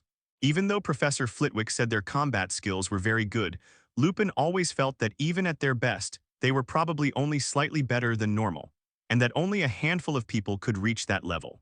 He really hadn't expected that the combat skills of the young wizards at Hogwarts now surpassed those of their normal peers, and some of the more skilled young wizards could even begin to be trained as aurors. Impressive, very impressive. Is this all thanks to the duel club? Harry smiled and nodded. Yes, Professor Flitwick's duel club has had a significant impact on us, and Raven certainly played a part in it as well. Professor Lu Ping nodded. Excellent. If that's the case, then I think my concerns are unnecessary. You are fully capable of learning more challenging courses, and perhaps I'd even like to consider some courses beyond the syllabus. Harry didn't know about the others, but he was aware of his own situation. Frankly speaking, as far as Harry is concerned, he doesn't need to waste any more time learning about dangerous magical creatures. For example, Raven also included dangerous magical creatures like the Red Hat or the Boggart in the game. So it wasn't just him. Ron and Hermione were in the same situation. Will you teach us how to deal with dark magic later, Professor? Lupin smiled and nodded. Of course, this course is, after all, defense against the dark arts, and dangerous magical creatures are just one small category within it. You will definitely need to learn how to deal with dangerous dark magic later on. As the two chatted, the space in front of them finally cleared out. Next up is Harry, whose opponent is his old nemesis, Malfoy. Next up, Harry Potter versus Draco Malfoy. Even the referee, Salas, was surprised. Malfoy and his companions almost never participated in the dueling club's activities. He looked at the pale-faced Malfoy with surprise. Malfoy's complexion has actually improved somewhat recently, but he still looks quite pale. Stop making that stupid face, Silas. You look like you've seen a vampire. Although Silas wasn't a pureblood, he never indulged Malfoy. Wrong. A single vampire isn't enough to surprise me this much. But if this vampire were standing peacefully in the sunlight, then I'd show this expression. He scoffed at Malfoy and then left the field. As he passed Malfoy, he said sarcastically, "You will lose badly." Harry trained for a long time in Raven's games, and also for a long time in the duel club. Professor Flitwick even gave Harry this assessment. If you could get yourself into peak condition right now and apply for an Auror position, you might become an Auror right now. You might not be the best Auror, but you'd definitely be the youngest. What does this tell us? This means that, in good condition, Harry can even rival a regular Auror. What makes you, Malfoy, compare to Harry? Silas acknowledged that Malfoy's family had indeed provided him with excellent resources, but talent is an unreasonable thing. Moreover, Harry is usually much more diligent than Malfoy. Malfoy didn't speak. He simply gripped his wand so tightly that his knuckles turned white and shiny. Please both bow and step back 10 paces. May this be a clean and aesthetically pleasing duel. Harry stood on the field, his right hand gripping his wand tightly. Because a duel requires both parties to bow to each other from a distance of about 1 meter, then turn around and each take 10 steps to create distance. Harry was a little worried that Malfoy might take advantage of him turning around and hit him. This is not impossible. After all, this is exactly what Malfoy used to love doing. Surprisingly, Malfoy did not take the opportunity to ambush Harry. He obediently distanced himself from Harry before turning back to wait for Silas to announce the start of the duel. Malfoy's idea was simple. Although Slytherins only care about the result, as long as they can win, they don't care if it's a sneak attack or poisoning, the means don't matter. But Malfoy wanted to win against Harry fair and square. He came today to see just how big the gap is between them, not to seek victory and glory. 3, 2, 1, the duel begins. As Silas finished speaking, Malfoy raised his hand and unleashed a small evil curse, aiming directly at Harry. Harry reacted differently. His first instinct was to hide where he was, don armor for protection, and use spells like Transfiguration to create cover for himself. A very wise choice. Lupin couldn't help but praise it. In battle, protecting oneself should be the priority, which is why experienced Aurors always put on armor to protect themselves before a fight. Only by staying alive can one have the opportunity to contribute. Malfoy's little curses all hit Harry's cover, leaving only a few marks. Seizing the opportunity, Harry nimbly peeked out from behind cover with his arm and wand. He silently collapsed to the ground, unconscious. The spell only grazed Malfoy's arm. The accuracy was a bit off, but it was still enough to surprise Lupin. After all, this is a silent spell, and many wizards, even after reaching adulthood, are unable to skillfully and silently cast some household spells. Harry is only 13 years old and in his 3rd year. Is he now capable of silently casting an aggressive spell that causes someone to faint? If you want to beat me, you'll have to work even harder than that, Potter. Malfoy was clearly emotional. Harry was much calmer in comparison. If only your spellcasting skills were as good as your smooth talk, what a pity. Harry swung his wand again. Several orbs of different colors shot out from the tip of his wand and hurtled toward Malfoy. Such spellcasting is very beautiful, just like conducting a concert. The outcome of the duel was obvious. Harry was a member of the dueling club when it was first established, and in all that time he almost never took a day off. In addition, Harry himself was very talented. It would be strange if Malfoy could beat Harry. Surprisingly, after this defeat, Malfoy didn't utter any harsh words. He simply glared at Harry with resentment before leaving the dueling club. Harry, you need to be careful lately. Ron arrived at the club during Harry's duel. Harry pursed his lips at Ron's words. No matter how careful I am, I still have to go to potions class, right? Snape and Malfoy will definitely cause me trouble in potions class. Oh well, seeing Malfoy's sour face will make it worth the price of admission. Ron completely agreed with this. I've wanted to see Malfoy's furious yet helpless expression ever since I started 1st grade. It's so satisfying. Don't worry, buddy, if they dare cause you trouble in potions class, I'll be there for you. Thanks, Ron. Although Harry felt that Ron wouldn't make much difference even if he joined him, it was still Ron's good intention. Your combat skills and techniques are exceptional. I believe that given time you will easily surpass even Sirius Black. Your parents must be incredibly proud of you. Lupin looked at Harry with satisfaction. This week's duel club time is coming to an end. Raven and Professor Flitwick's weekly duel is about to begin. Everyone skillfully and efficiently cleared the surrounding area, leaving Raven and Professor Flitwick a very large space.